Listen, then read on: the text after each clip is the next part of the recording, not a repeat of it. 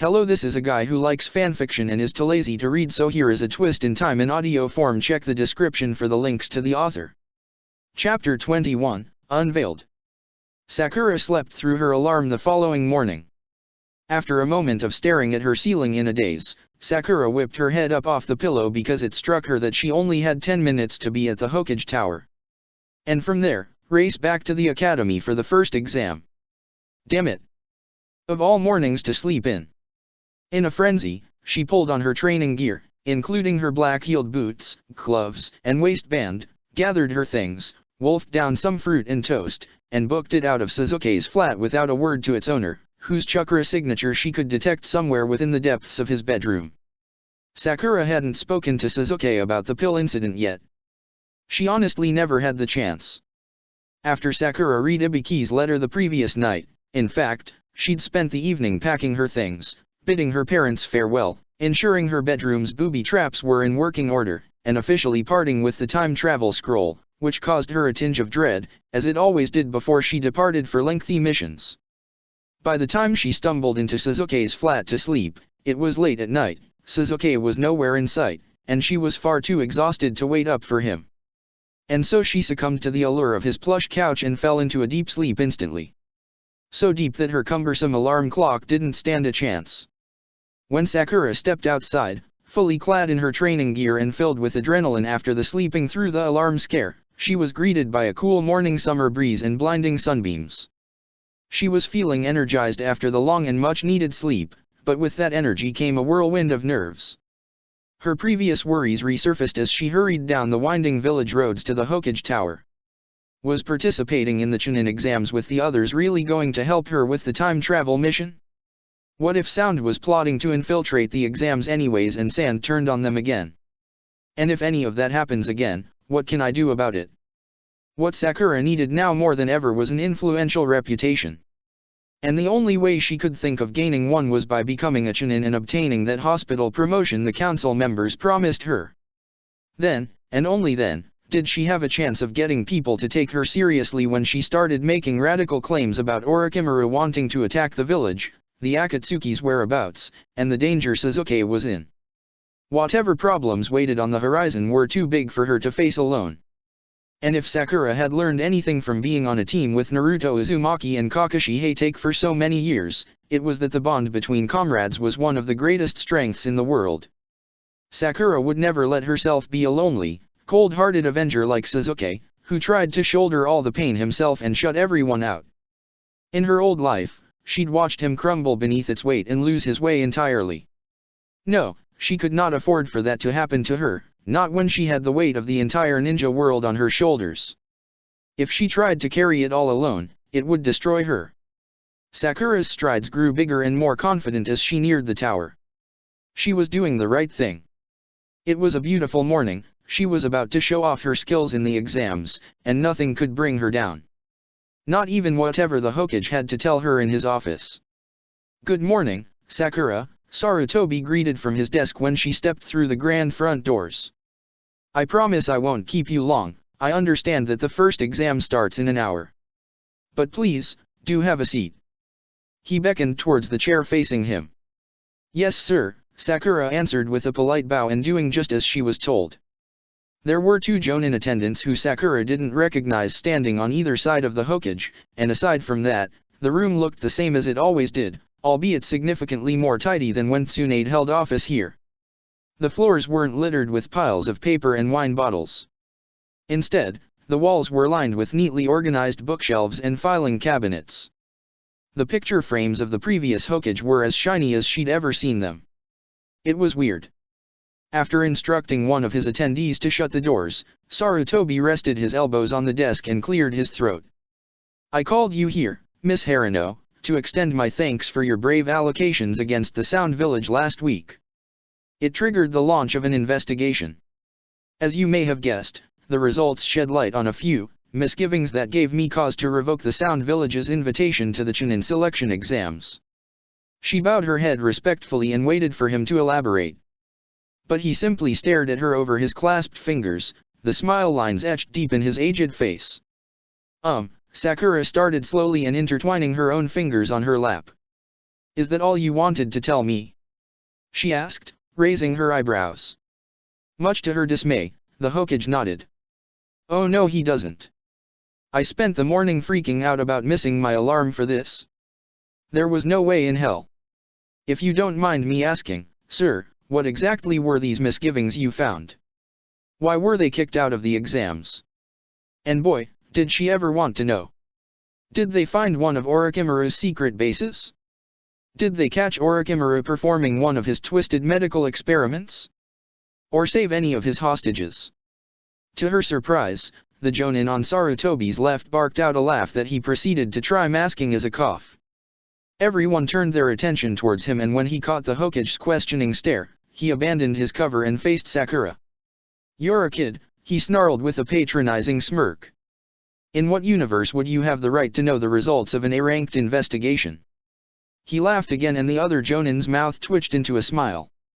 Sakura's temper flared, but she somehow managed to bite her tongue. He has no idea. Now, Sarutobi dismissed. Sakura is a very bright, young girl. Although, Sakura, I'm afraid they are right.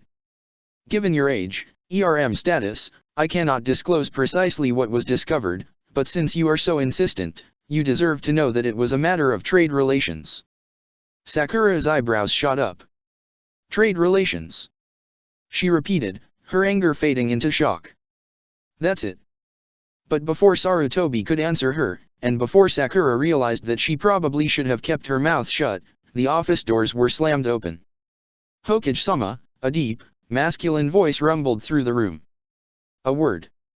Sakura spun around to find Ibiki, Konoha's lead interrogator and the proctor of the first Chunin exam, standing in the entrance with a scowl on his face. His hands were folded under his long, black cloak and his sturdy, scarred jaw was clenched. The Jonin attendees flocked to the door and Sarutobi rose to his feet. Now, Ibiki? Don't you have an exam to oversee in only half an hour? He asked.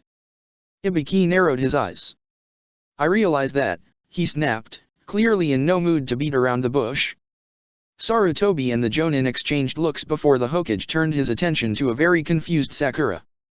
Well, Sakura, I'm afraid we'll have to cut our conversation short for today.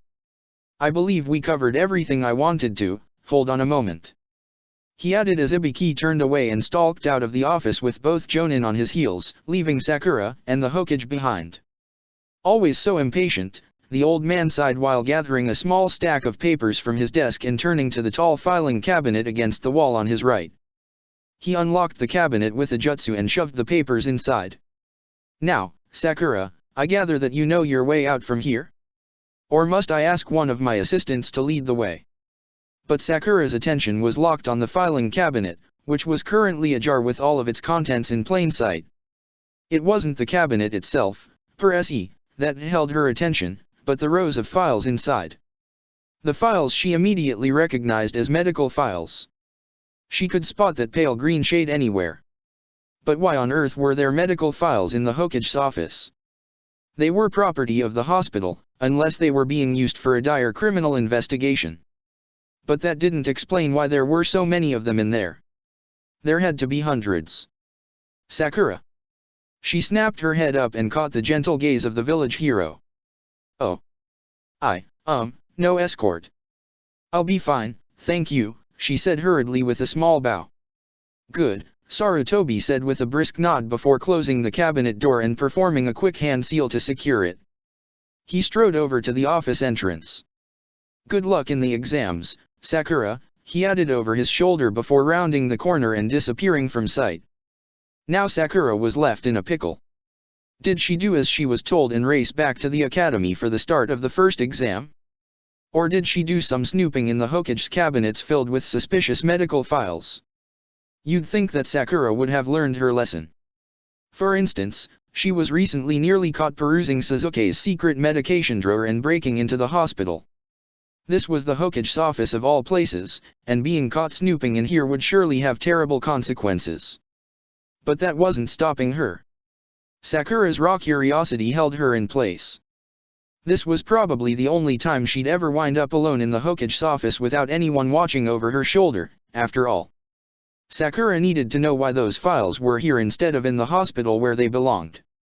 And, perhaps the most intriguing matter of all was whether this discovery would provide some indication of where the Uchiha clan's missing medical files were. Are they here? And if they are, why? She couldn't wait a second longer. In a heartbeat, Sakura was across the room where the Hokage had been standing moments prior. Right, he sealed the cabinet with a jutsu. Sakura was familiar with this very cabinet in her old life. Tsunade had made good use of it by cramming in sweaters, important files, and emergency wine bottles. As her apprentice, Sakura had often retrieved items from various places in this office. Could it be that the third Hokage used the very same jutsus to seal his files away? Well, there was one way to find out.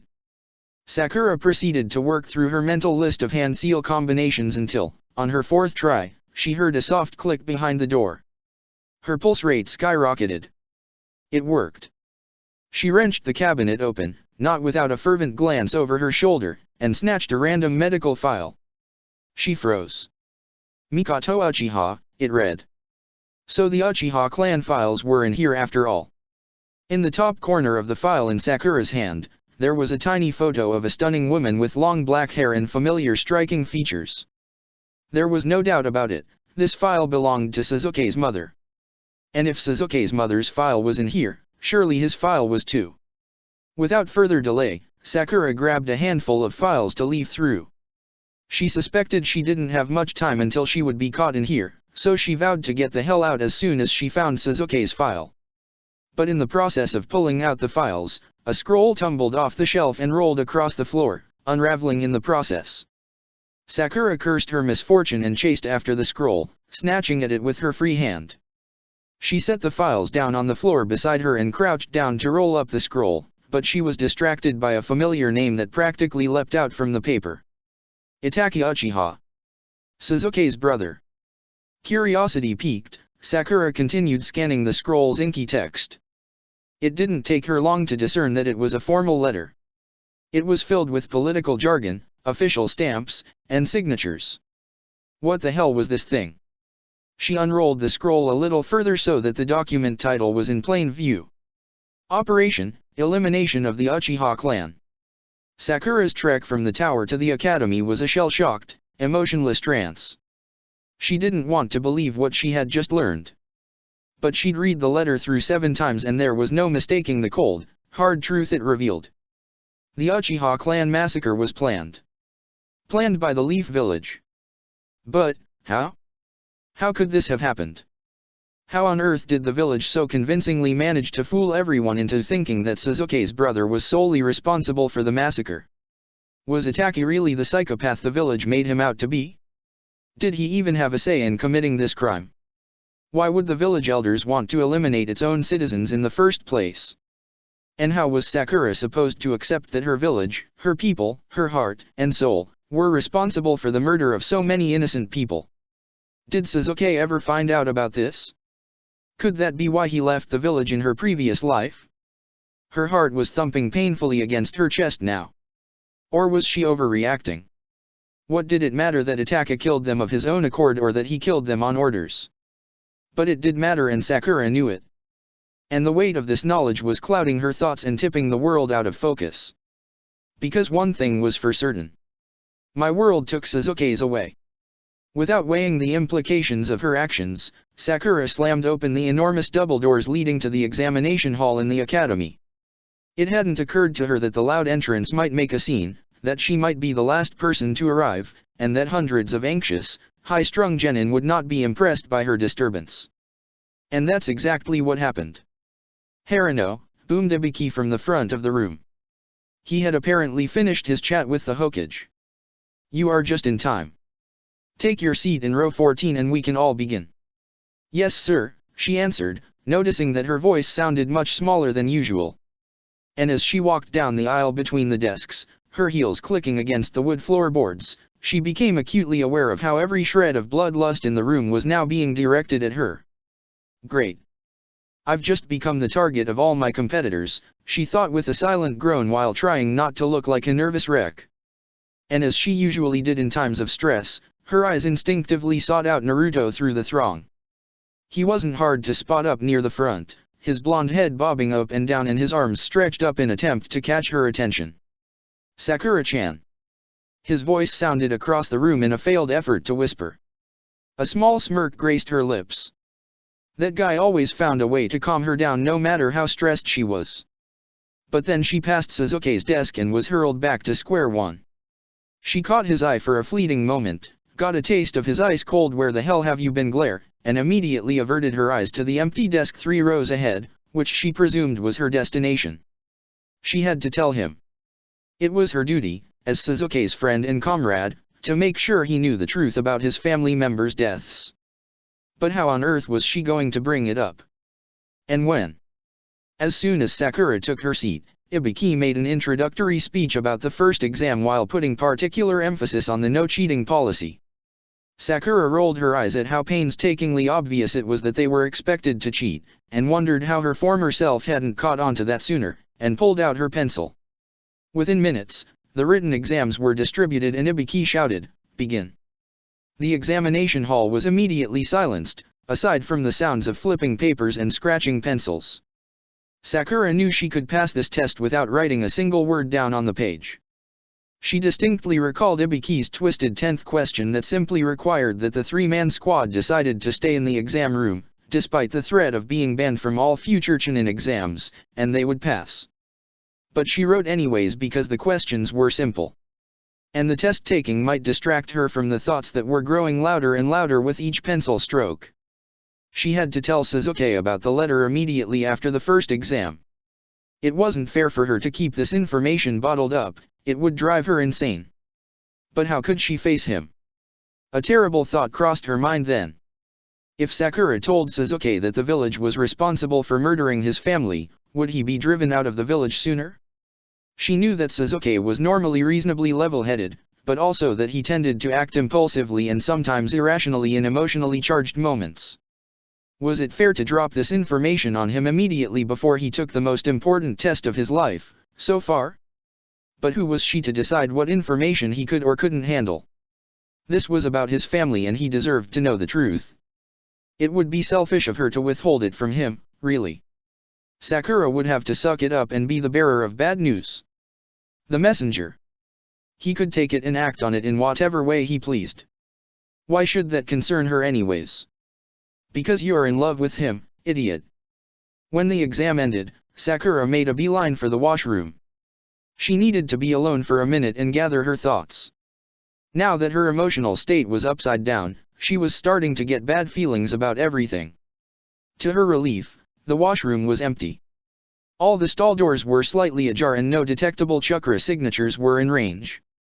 She went over to the sink and gazed at her reflection.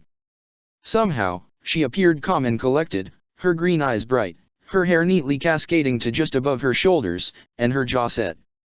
But her mind was a mess. Something felt wrong but Sakura couldn't put her finger on it.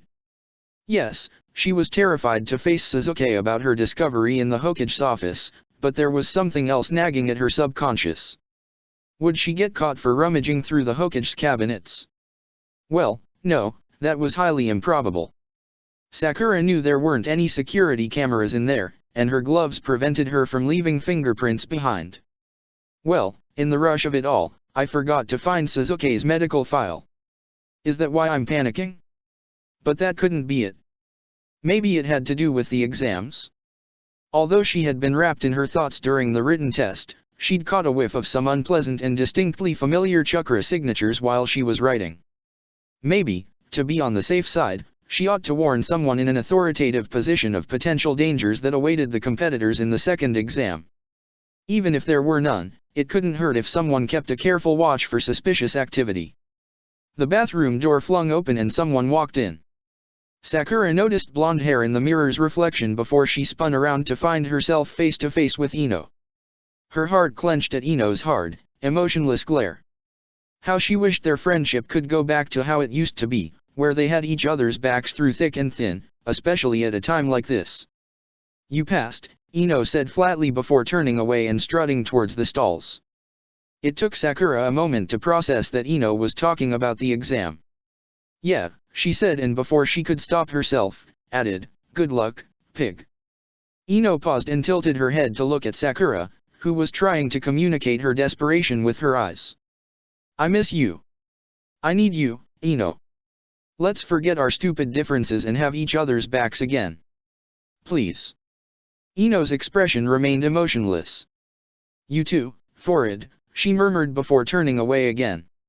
When Sakura emerged from the bathroom, the examination hall was empty. She figured everyone had been ushered outside to the entrance of the enormous Forest of Death arena where the second exam would be held. Sakura pursed her lips, pumped chakra to her feet, and set out for the arena. It took her about 10 minutes to arrive at the arena, which was located deep in the forest on the village's outskirts. The vast clearing outside the area was packed with ninjas scrambling to find their teammates and their gates. It was a chaotic mess of bodies, voices, and chakra flares. How was she supposed to find Anko through all this? Sakura reasoned that alerting Anko, the proctor of the second exam, of the potential ensuing danger would be the most logical course of action. If anything terrible did happen in the exam, Anko would be far more likely to staunch it if she was already on the lookout. Sakura shouldered her way through crowd, keeping her eyes and ears peeled for someone familiar through the hum of chatter and chakra. And, much to her relief, not 2 minutes later, she did find someone she knew. Kakashi-sensei. She called in, approaching her sensei at a brisk jog. He wasn't Anko, but he was probably the second best option. Kakashi had been standing on the outskirts of the throng, his silver hair glinting in the sunlight and his free hand resting in his pocket. He lazily glanced up from his book. There you are, he said. You'd better go find the boys. They were looking for you. I know, she gasped and skidding to a halt as she neared him, her boots sliding along the slick dirt ground. I just need to talk to you for a second. You'd better make it quick, he answered and snapping his book shut. I'll be out of the village in 10 minutes. Sakura blanched, her heart sinking. What, why? A mission, he said with a nonchalant shrug. I can't tell you the details, but I expect I'll be gone for up to 2 weeks. Sakura felt her jaw hang open. Seriously? Why the hell was he being sent on a mission now of all times? She certainly didn't remember this happening in her old life. Now there was no way he could look out for them during the exams. Kakashi seemed to sense her surprise and he smiled reassuringly. Don't worry. I know you three will do just fine. I gave you all invitations for a reason. That's not it, Sakura stammered, but she never got a chance to elaborate because that was when a pair of orange-clad arms wrapped around her from behind. Sakura-chan. A voice trumpeted in her ear, nearly causing her to jump right out of her skin.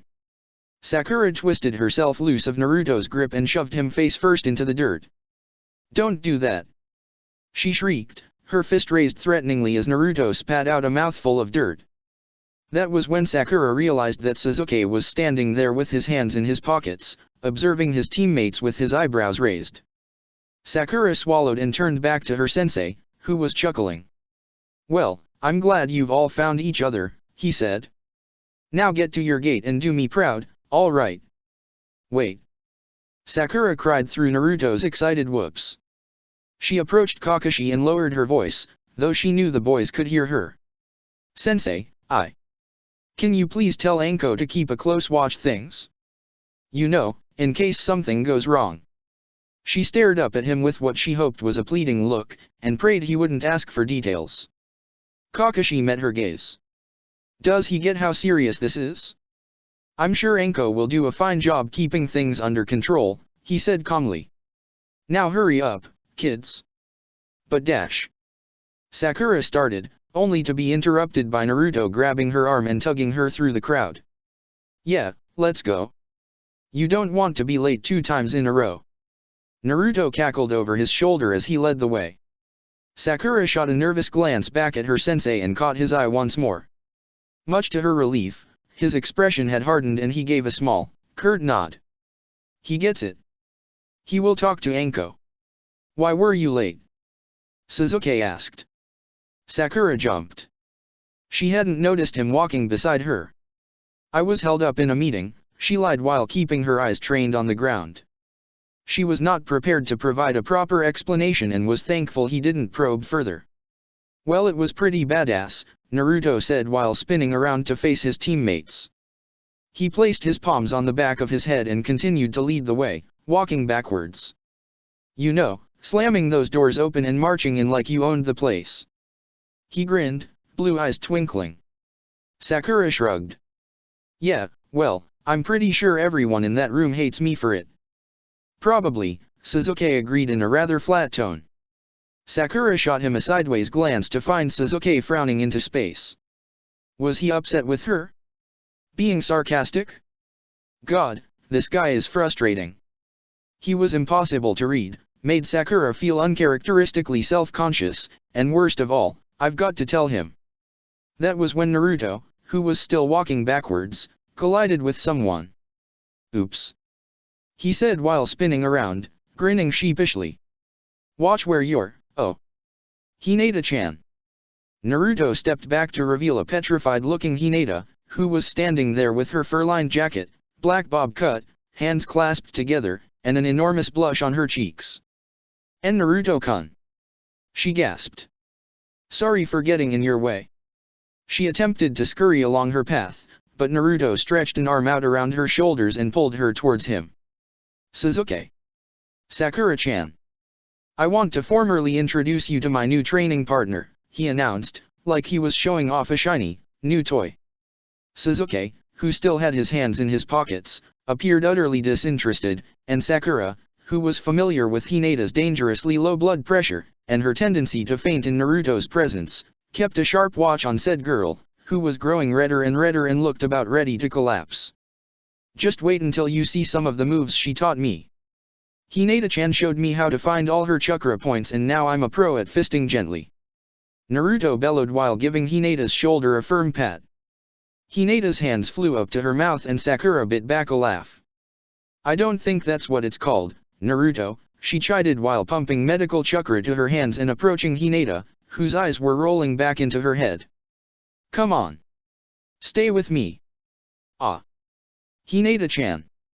Naruto gasped, finally cluing in that she was losing consciousness in his arms. Hey.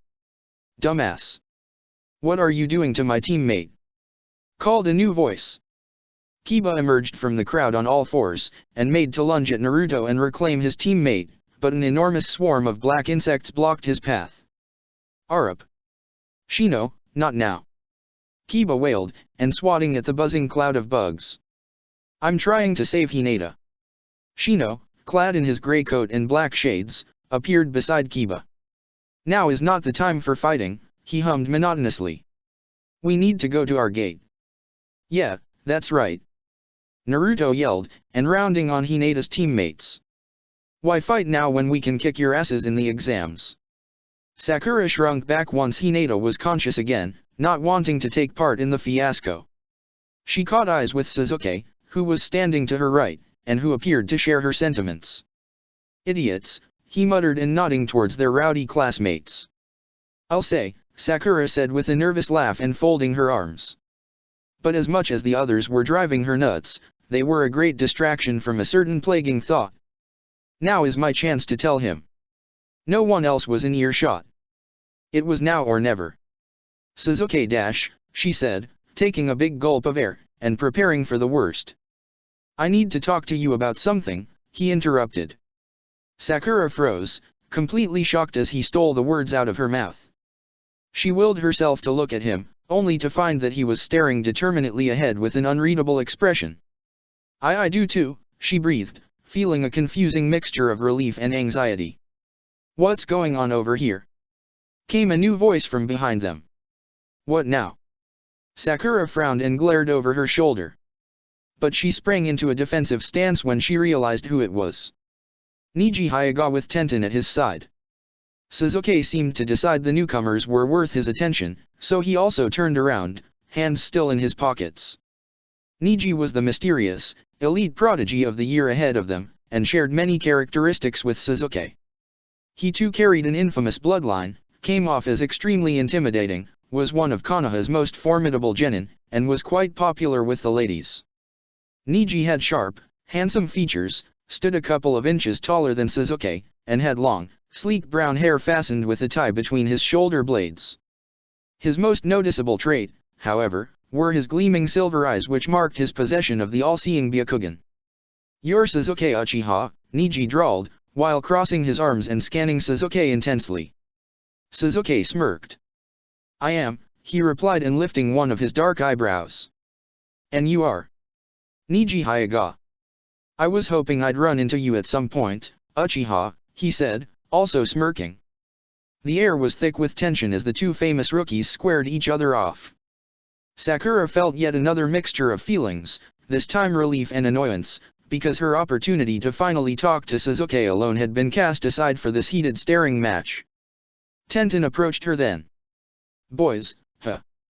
she said while rolling her chestnut brown eyes, and standing at Sakura's side to watch the standoff. Sakura chuckled. "I know," she huffed. It was quite nice to see Tenten, the tall, level-headed brunette from Rock Lee and Neji's team. She was wearing a sleeveless, pink shirt and her hair tied up in two buns. Tenten giggled.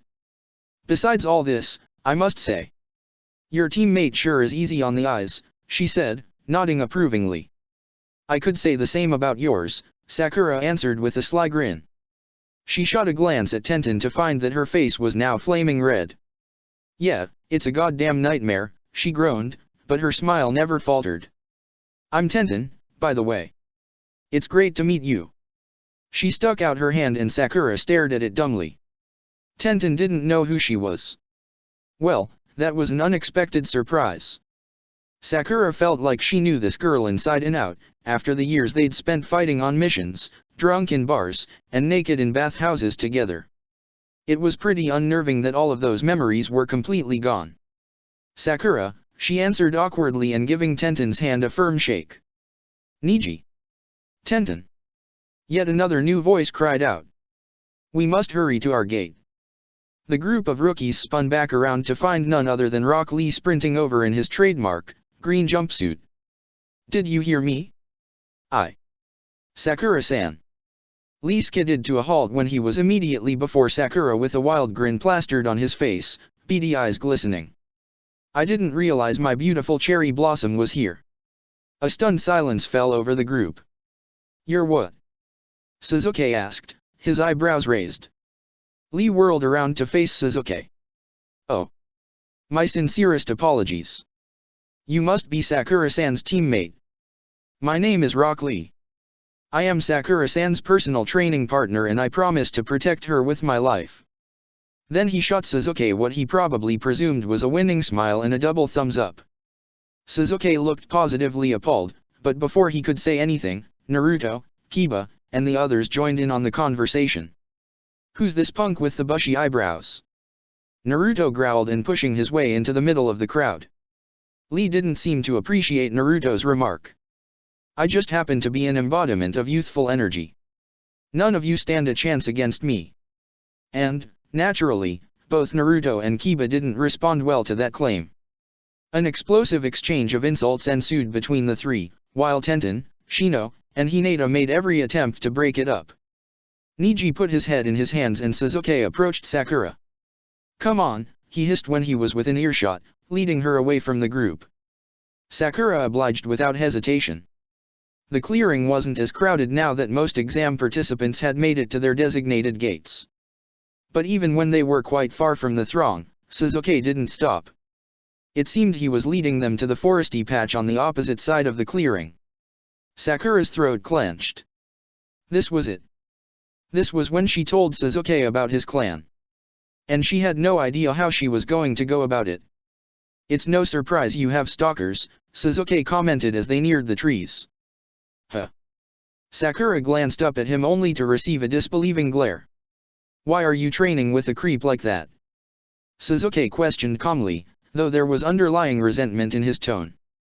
Sakura felt defensive. Sure, Lee was odd, especially at this age, but he was a good person and a skilled ninja. Also, Sakura's emotions were out of whack and she desperately needed somewhere to channel them. "Lee is an excellent training partner," she snapped. "He might not look strong, and he might be a bit forward, but he's talented. And his heart is in the right place." Sasuke's eyes flashed dangerously. "Right," he seethed. Sakura frowned. So is that all you want to talk to me about then? My choice of training partners. No, he answered as they arrived in the forest. Sasuke paused and glanced over his shoulder before grabbing Sakura's arm and pulling her behind a tree so that they were shielded from view. That's not it. You have something to tell me too, right? Sakura really couldn't have asked for a more private location. Her back was now pressed against a tree trunk, and besides Sasuke, no other ninjas were within detectable range, except for the crowd hovering around the arena. Sakura would be an idiot not to bring up his clan now, especially because as soon as they entered that arena, their chances of having a private moment like this was very slim. She stared up at his face, because she had nowhere else to look really, and noted how he was watching her expectantly. You first, she said quickly in hope that she could buy herself just a little more time. Sasuke shrugged. All right, he said, before lowering his gaze to the ground. And then, he fell silent. Sakura watched him, perplexed. What did he want to tell her, anyways? Because whatever it was, it appeared to be eating him up. His eyebrows were furrowed and he wasn't looking anywhere near her. Sakura opened her mouth to prompt him to talk, but he beat her to it. Look, he said, and nodding towards the ground. But Sakura didn't even have to look to realize what this was about. A familiar chirping and hum of electricity signaled that Sasuke's eyes weren't fixed on the ground at all, but on his hand.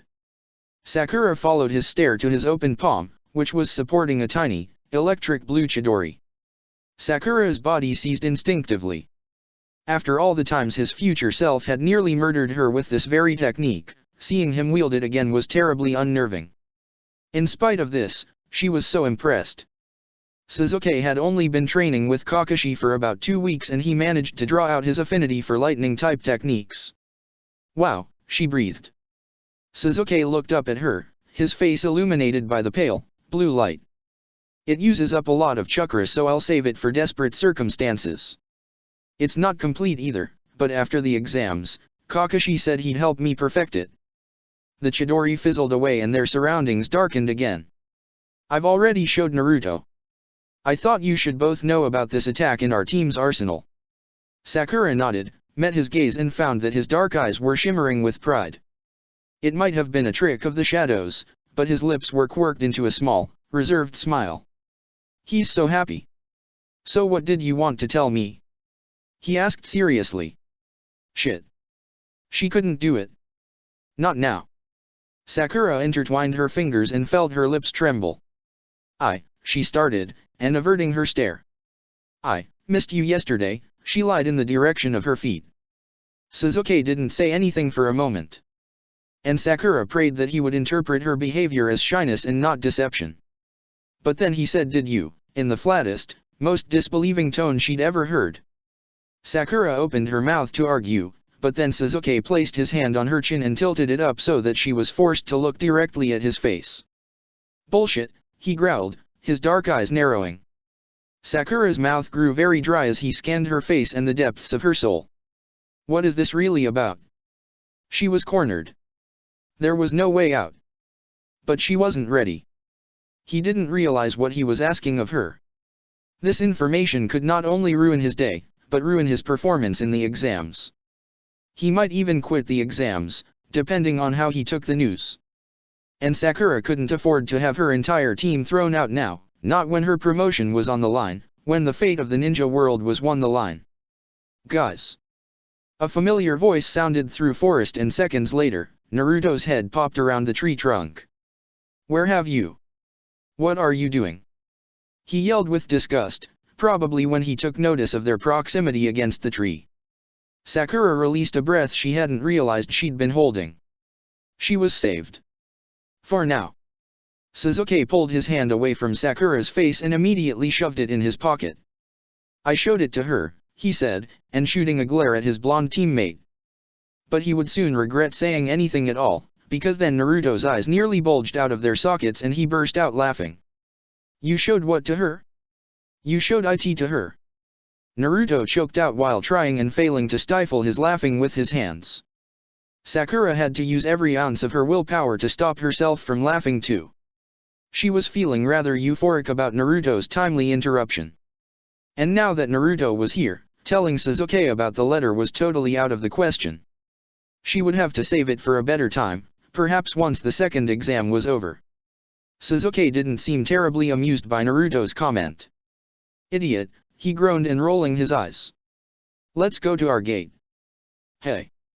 That's what I was trying to get you guys to do," Naruto shouted as the three of them emerged from the trees. "How are we going to kick everybody's ass if we get disqualified, huh? Let's go." Naruto spun on his heel and made for the clearing, but not before Sasuke stuck out his foot and tripped him, causing Naruto to stumble around aimlessly while Sasuke sprinted ahead. "Bastard!" Naruto cried before tearing after him. Sakura smiled at the familiarity of the scene before her. Here we go. Chapter 22, Reconnected.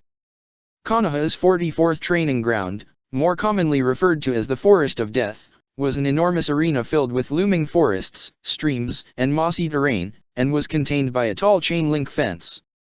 Along the fence was a series of gates, one for each participating team, which served as one-way tickets into the second exam. Once you passed through the gate there was no getting out, unless you made it to the tower in the middle of the arena with 2 scrolls, one Heaven Scroll and one Earth Scroll. Team 7 was entering the exam with a Heaven Scroll, which meant that in order to pass the exam, they needed to steal an Earth Scroll from another team and make it to the tower in one piece. The teams were likely to keep their scrolls close on their persons, so the most feasible way to steal them was by force, either to snatch it from an opponent in close combat or to pummel them until they forfeited or died. "I'll hold it," Sasuke said under his breath when they were handed a scroll while standing by their designated gate. Sakura and Naruto agreed, reluctantly, on Naruto's part, and Sasuke slipped it into his weapon holster. Then a final message sounded over the intercom system, followed by a blaring siren indicating the start of the exam. Sakura's heart pounded in her chest as the gate opened with a series of accelerating clicks, and as soon as they had enough space to fit through, Team 7 raced into the arena without a backwards glance. Sheer adrenaline took hold then. Sakura's legs pumped her through the trees at full speed. Her surroundings were a huge blur of green and brown, and the further they pushed on, the darker the blur became. Sakura needed to ensure that her team passed with flying colors if she was going to secure that hospital promotion. Team 7 didn't need to put on a show, they simply had to be strategic and efficient. It was in the third exam, during the one-on-one matches, that she'd focus on making an impression for the spectators. But for now, they just needed to find an Earth Scroll and get the hell out of this forest. Naruto was currently in the lead, his orange jacket flapping behind him. He was running determinedly forwards, but after about 2 minutes of aimless sprinting, Sakura, who was close on his tail, started wondering where exactly he was leading them. She wasn't feeling tired yet, but she knew a thing or two about energy conservation and wasn't keen to expend so much of it if they didn't have to. Sakura opened her mouth to call out to her teammate, but then, out of nowhere, he skidded to a halt. This triggered a chain of events. Sakura, who hadn't been far behind Naruto, slammed into his back, and Sasuke, who hadn't been far behind Sakura, slammed into her back. Though Sakura had been working on her physique over the last few months, Sasuke was still quite a bit bigger and quite a bit heavier than she was, so the impact caused her to slam into Naruto again, which sent him flying face first into the dirt with a loud oof. Sakura too would have toppled forward if Sasuke hadn't caught her by the fabric at her back. "Hey!" Naruto spluttered through a mouthful of dirt. "Watch where you're going." "Watch where I'm going." Sakura shot back as she regained balance. "Why did you stop like that?" She pulled out a knife and whirled around. "Did he spot an enemy?" I've gotta take a leak," Naruto whined as he sprang to his feet and hopped around with his legs squeezed together. "Are you serious?" Sasuke groaned, rubbing his temples. "Well, hurry up. We can't stand around here." Yeah, Naruto said, enrolling his eyes. He hobbled to a nearby bush and unzipped his pants. Sakura covered her face with her hands. "Naruto, please," she sighed. "Not in front of." But then a thought occurred to her. This scene felt awfully familiar. And if her memory served her correctly, if they let Naruto wander off on his own in this very spot. "Stay here," she whispered to her teammates as she crept past Naruto and into the thick brush. Naruto shrugged and proceeded to unzip his pants as originally planned. What? Sasuke asked, looking utterly perplexed by her sudden change in demeanor. Cover me. She hissed and creeping forwards, her kunai poised. Yes, this spot looked familiar indeed. This was the very place where Naruto was ambushed when they took the exams in her previous life. By a ninja from the Hidden Rain village. She continued her stealthy trek, pushing branches aside and treading softly on the leaves and twigs beneath her feet. If the Rain Ninja was planning to attack like last time, he had to be right around here somewhere. Then something gripped her ankle. Sakura gasped and glanced down to find a hand emerging directly from the ground, its fingers tightly curled around the base of her leg. Sakura cursed that she had totally forgotten about these Rain Ninjas' unusual earth release abilities. They were able to pass through and hide within solid objects, including the ground, trees, and rocks, without disrupting the surrounding area. Pairing this technique with masking his chakra signature could make a hiding ninja nearly impossible to find. And impossible to anticipate an attack from. Sakura pumped chakra to her foot in attempt to blast the hand off her, but then a kunai pierced clean through the wrist with a spurt of blood, forcing the hand to let her go. Sasuke leaped down from the tree he'd been watching from and pulled out another kunai as Naruto barreled through the trees while zipping up his pants. Hey! What's going on? He yelled when he reached his teammates. The Rain Ninja made his appearance by fully emerging from the ground, snarling and cradling his injured arm. He looked exactly how Sakura remembered him, in a pale, yellow jumpsuit with stitching down the middle, a forehead protector that covered his entire head, a white sash wrapped around his face with slits for eye holes, and a rebreather mask. Naruto took a swing at the Rain Ninja, but he rolled out of reach just in time, clutching his bleeding wrist. Who the hell are you? Naruto growled fiercely while coiling his body to strike again. Sasuke and Sakura stood on either side of their teammate, withdrawing fistfuls of weapons in preparation for a fight. But none came. The Rain Ninja soundlessly sprang into the trees and disappeared from view, apparently retreating. Smart guy, Sakura thought. He wouldn't stand against the three of us in close quarters combat, especially now that he's injured. Memories were flooding back to her now. Team 7 had fought this very ninja and his team at the end of the second exam in her previous life.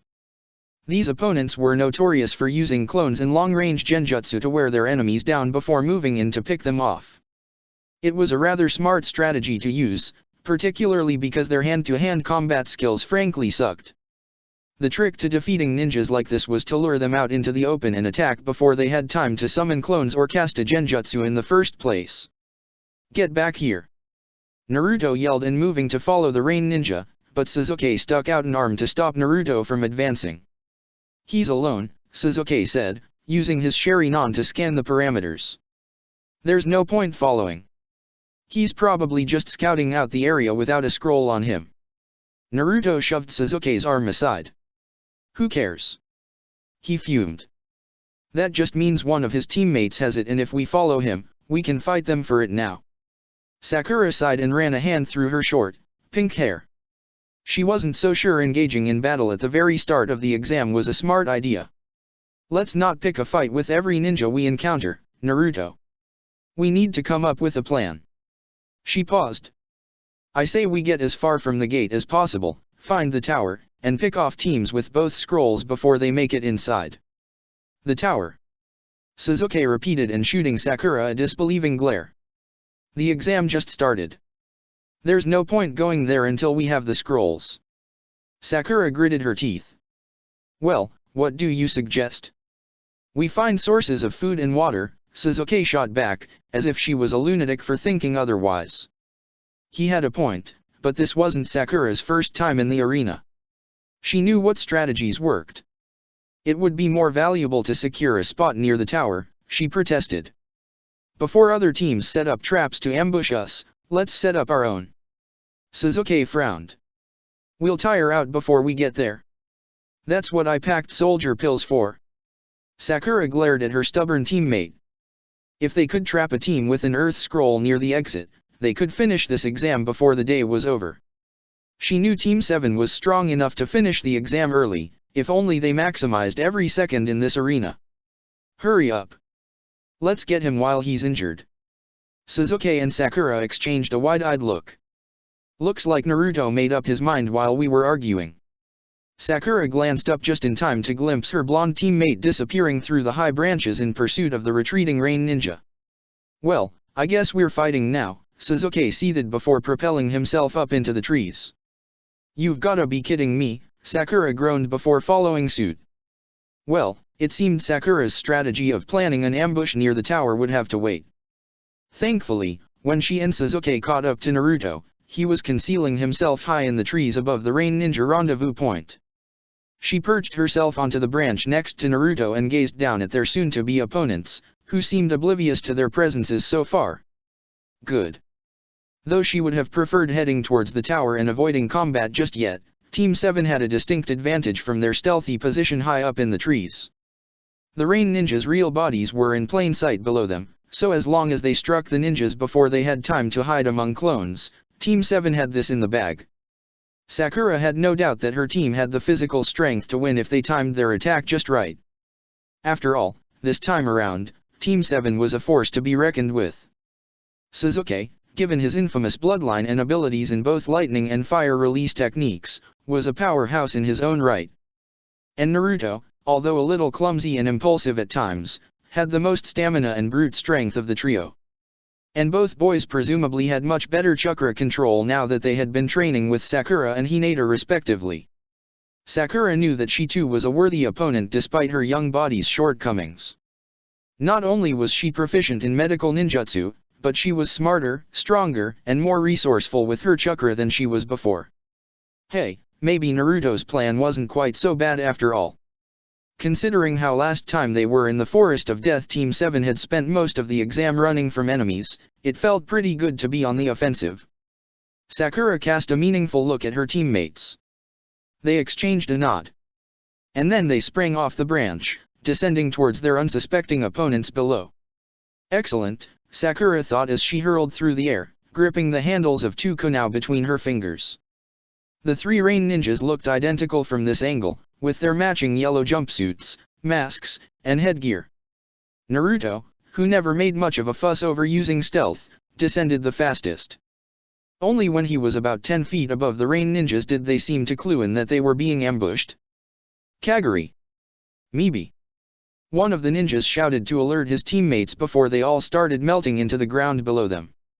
Sakura cursed. They're getting away! She yelled. It was that damn earth release technique again. They were planning to hide their bodies in the solid earth and out of reach. Not if I can help it.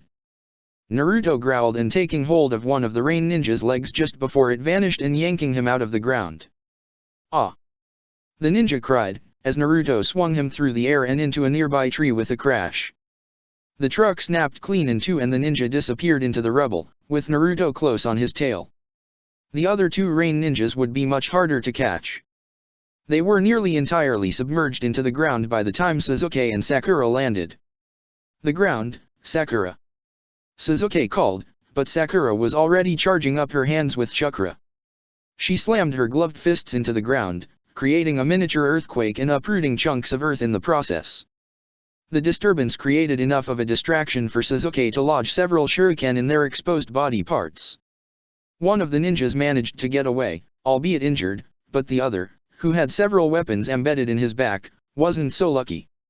He'd frozen with shock when he was hit, and in that moment, Sasuke managed to get a hold of his jumpsuit collar and wind up to deliver the finishing blow. But then Naruto reappeared and slammed his palm into the ninja's chest, sending him down, back first, into the hard earth. The ninja let out a cry of pain when the shuriken were pushed deeper into his flesh on impact. Sakura took a moment to observe the scene. Naruto had used his palm to take out an enemy. His palm. Not a shadow clone, not a recklessly powerful punch, but a deliberate, calculated strike right to a vital point on his enemy's body. So he has been working on the gentle fist technique with Hinata after all, Sakura thought with a smirk. Surely this new skill would change the nature of his fighting for the better. And also, improve his confidence. Naruto looked positively thrilled that the blow had been so effective. Not only had he taken out one enemy, but two of them, in less than a minute. Naruto, where is the other guy? Sakura asked when it dawned on her that the first ninja Naruto attacked was nowhere in sight. Unconscious, he replied and looking quite pleased with himself. His mask knocked off when I slammed him into the tree and he didn't wake up after that. Nice, Sasuke said, nodding with approval, which only made Naruto glow with pride even more. Go search him for the scroll. I'll search this guy, he said, beckoning towards the newly fallen victim on the ground. Sakura, cover us in case the third one attacks. Got it. She answered as Naruto disappeared into the brush once again and Sasuke lowered himself over the other enemy, who was cowering in pain. The third guy could be anywhere now, in a rock, a tree, the ground, thanks to his earth release technique. But he was sustaining injuries from Sasuke's weapons, putting the ninja at a huge disadvantage. He'd be an idiot to attack us from a close range, Sakura thought, carefully scanning the area for any sign of movement. He's outnumbered. Unless he uses clones. Right on cue, Sakura heard a gentle rustling from somewhere behind her. She peered over her shoulder just in time to catch sight of two dark, gruesome bodies apparently growing right out of a tree trunk. Sakura's breath caught in her throat as she whirled around, drawing weapons and preparing to strike the eerie intruders. But upon careful examination, Sakura realized that these weren't normal clones. That was when a fiery projectile blasted a hole in one of the body's arms. Sakura turned to find that Sasuke was now on his feet with his eyes trained on the clones. Watch out! He yelled and making the hand seals to send more fireballs in their direction. Hold on! She called back and raising a warning hand. Don't attack them. It'll just dash. But Sakura needn't say anything more because that was when the clone Sasuke had just attacked started contorting. Out of the gaping hole in its shoulder, a new growth of dark, muddy flesh emerged. He's multiplying, Sasuke finally noticed, his nose twitching with disgust as the growth sprouted arms and detached itself from the original body in a slimy, dripping mess. Yeah, Sakura said, balling her fists with frustration. This is called Mist Servant technique. Those clones are dead weights that multiply each time we attack them. There's no use fighting or we'll just tire out. Damn it, Sasuke cursed. And the guy I searched didn't have the scroll on him. No scroll here either. Naruto's voice rang out before he emerged from the bushes. Ew, what the hell are those? He added when he caught sight of the disfigured mud clones and crouching into a defensive position. Don't touch them, Sakura scolded as the clones started advancing in a zombie-like stupor. They'll just keep dividing. The real body isn't here. Well, what are we supposed to do, just let them attack us? Naruto whined and sizing up the clones. For now, yes, Sasuke decided, which earned him surprised looks from both of his teammates. Naruto, entertain them. Sakura, follow me. Sakura didn't have a chance to question his thinking because then Sasuke disappeared into the forest behind them. What? She heard Naruto roar as she followed suit, trusting that Sasuke had some sort of plan. She met him high in the trees, overlooking the battle, where Naruto was fending off the growing army of mud clones with several of his own doppelgangers. Don't move, he hissed under his breath when Sakura landed. His Sharingan were activated and scanning the area determinedly. Can he see the missing ninja controlling the clones? There, he breathed a short while later. The tree at 2 o'clock. Sakura followed her teammate's gaze to the tree he was indicating. The rain ninja was nowhere in sight. But Sasuke's eyes must have detected his chakra signature near or within that tree. I'll lure him out. Destroy the tree. And with that, Sasuke sprang down to join Naruto and his shadow clones. Finally. It's about time you helped me out, bastard. She heard Naruto groan from below. As instructed, Sakura crept along the outskirts of the battle, carefully masking herself in the branches. Although Sasuke appeared to be joining Naruto in the fight, he was inching towards the tree he'd pointed out to Sakura. Ah, I see what he's doing. Sasuke was trying to look like he had his guard down in hope that he could draw the opponent out into the open. And it worked. Shortly after Sasuke landed, Sakura spied a hand gripping a kunai emerge near the base of the tree trunk. Bingo! The hand pulled back, preparing to lodge the knife between Sasuke's shoulder blades, but that was when Sakura enacted her part of the plan. Shanero! She launched herself at the trunk, feet first, and shattered it to pieces on impact, sending the upper portion of the tree plummeting into the forest. The rain ninja dropped the kunai and froze just long enough for Sasuke to spin around and pull him out of the hunk of wood in a shower of splinters. Sasuke gripped the rain ninja by the throat and thrust him against a neighboring tree trunk. The scroll. Take it. The ninja choked through his rebreather mask. Sasuke cast Sakura a meaningful look and she nodded, approaching the ninja to take his scroll away while Sasuke pinned him down firmly. But as she neared the incapacitated enemy, something strange happened. Instead of scanning his body for the scroll, she found herself visualizing charging her fists with all the chakra she could muster and slamming them straight into his chest. It was like she had too much chakra all of a sudden and that it needed to be released. And the very idea of doing so, of unleashing the full extent of her power, felt intoxicating. But why? Was this just the post-battle rush talking? Was this an instinct to declare the fight over once and for all? But the fight was over. The last standing rain ninja was now totally helpless and surrounded, and had even surrendered his team's scroll. This battle was as good as won. So what was going on? Why was she feeling this euphoric, boiling urge to harm this man for no good reason? She was a healer, for goodness sake. An urge like this was totally illogical and counterproductive. Sakura, Sasuke's voice cut through her thoughts. Sakura's head snapped up to find that Sasuke was watching her with his eyebrows furrowed, clearly having detected that something was off. Take the scroll, he repeated. Right, she said, and ignoring the pull of her uncharacteristically violent desires. She searched the ninja's weapon pouch and jumpsuit and found the scroll in a concealed zippered pocket in the fabric's lining. The clone freaks are gone. Naruto trumpeted as he raced over to join his teammates, punching a celebratory fist into the air. Good job, team. Yeah, Sasuke agreed once Sakura had the scroll in her grasp. He released the rain ninja, who collapsed to the ground in a heap. Sasuke turned his attention to their defeated enemy. Go tend to your teammates, he ordered. They're alive but need care. Why yes. The ninja responded before scrambling to his feet and retreating through trees. Ha! You're so soft, Naruto laughed and clapping Sasuke on the back. Shut up, Sasuke growled before turning to Sakura. So, which scroll is it? She pursed her lips. Heaven, Sakura answered quietly before tucking the scroll into her weapon holster. Crap, Naruto grumbled. Well, that's bad luck. Now we've got two of them. Sakura opened her mouth to explain how possessing an extra heaven scroll was still handy for bargaining purposes, but that was when she heard a discernible rustling in the branches above. All three of their heads snapped up. Let's get out of here, Sasuke hissed, his eyes narrowed. Wordlessly, Team 7 turned away and booked it towards the shelter of the forest. Damn, how didn't I think of this before? Sakura thought, cursing her stupidity. She knew battling so near the start of the exam was unwise for energy conservation purposes, but she hadn't thought of the unwanted attention it might draw.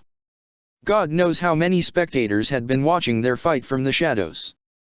And now that Team 7 was quite obviously victorious in the fight, they'd just made themselves targets of any team in need of scrolls. Which, at this point in the exam, was everybody. Ack! Naruto suddenly cried and stumbling face first into the mossy ground. Naruto! Sakura gasped and skidding to a halt. She spun around to inspect her fallen teammate. What happened? Got hit. He spluttered while lifting his head and wincing. Sakura's trained eye scanned her teammate for injuries. It didn't take long to spot the needles protruding from his arms and back. Senbon. But that was all Sakura had time to process of the situation before Sasuke yelled get down. And threw himself flat onto her back, knocking the breath out of her and pressing her firmly to the ground beside Naruto. A new barrage of Senbon word passed. Shit. Looks like we're being pursued. Regardless of how strong this new enemy was, they'd all depleted enough chakra against the rain ninjas to put them at a disadvantage in a fresh battle. Right now, more than anything, they needed to take shelter, to hide and recover, before even thinking of engaging in a fight with anyone else. And not only was she low on chakra, but Sakura was starting to feel lightheaded.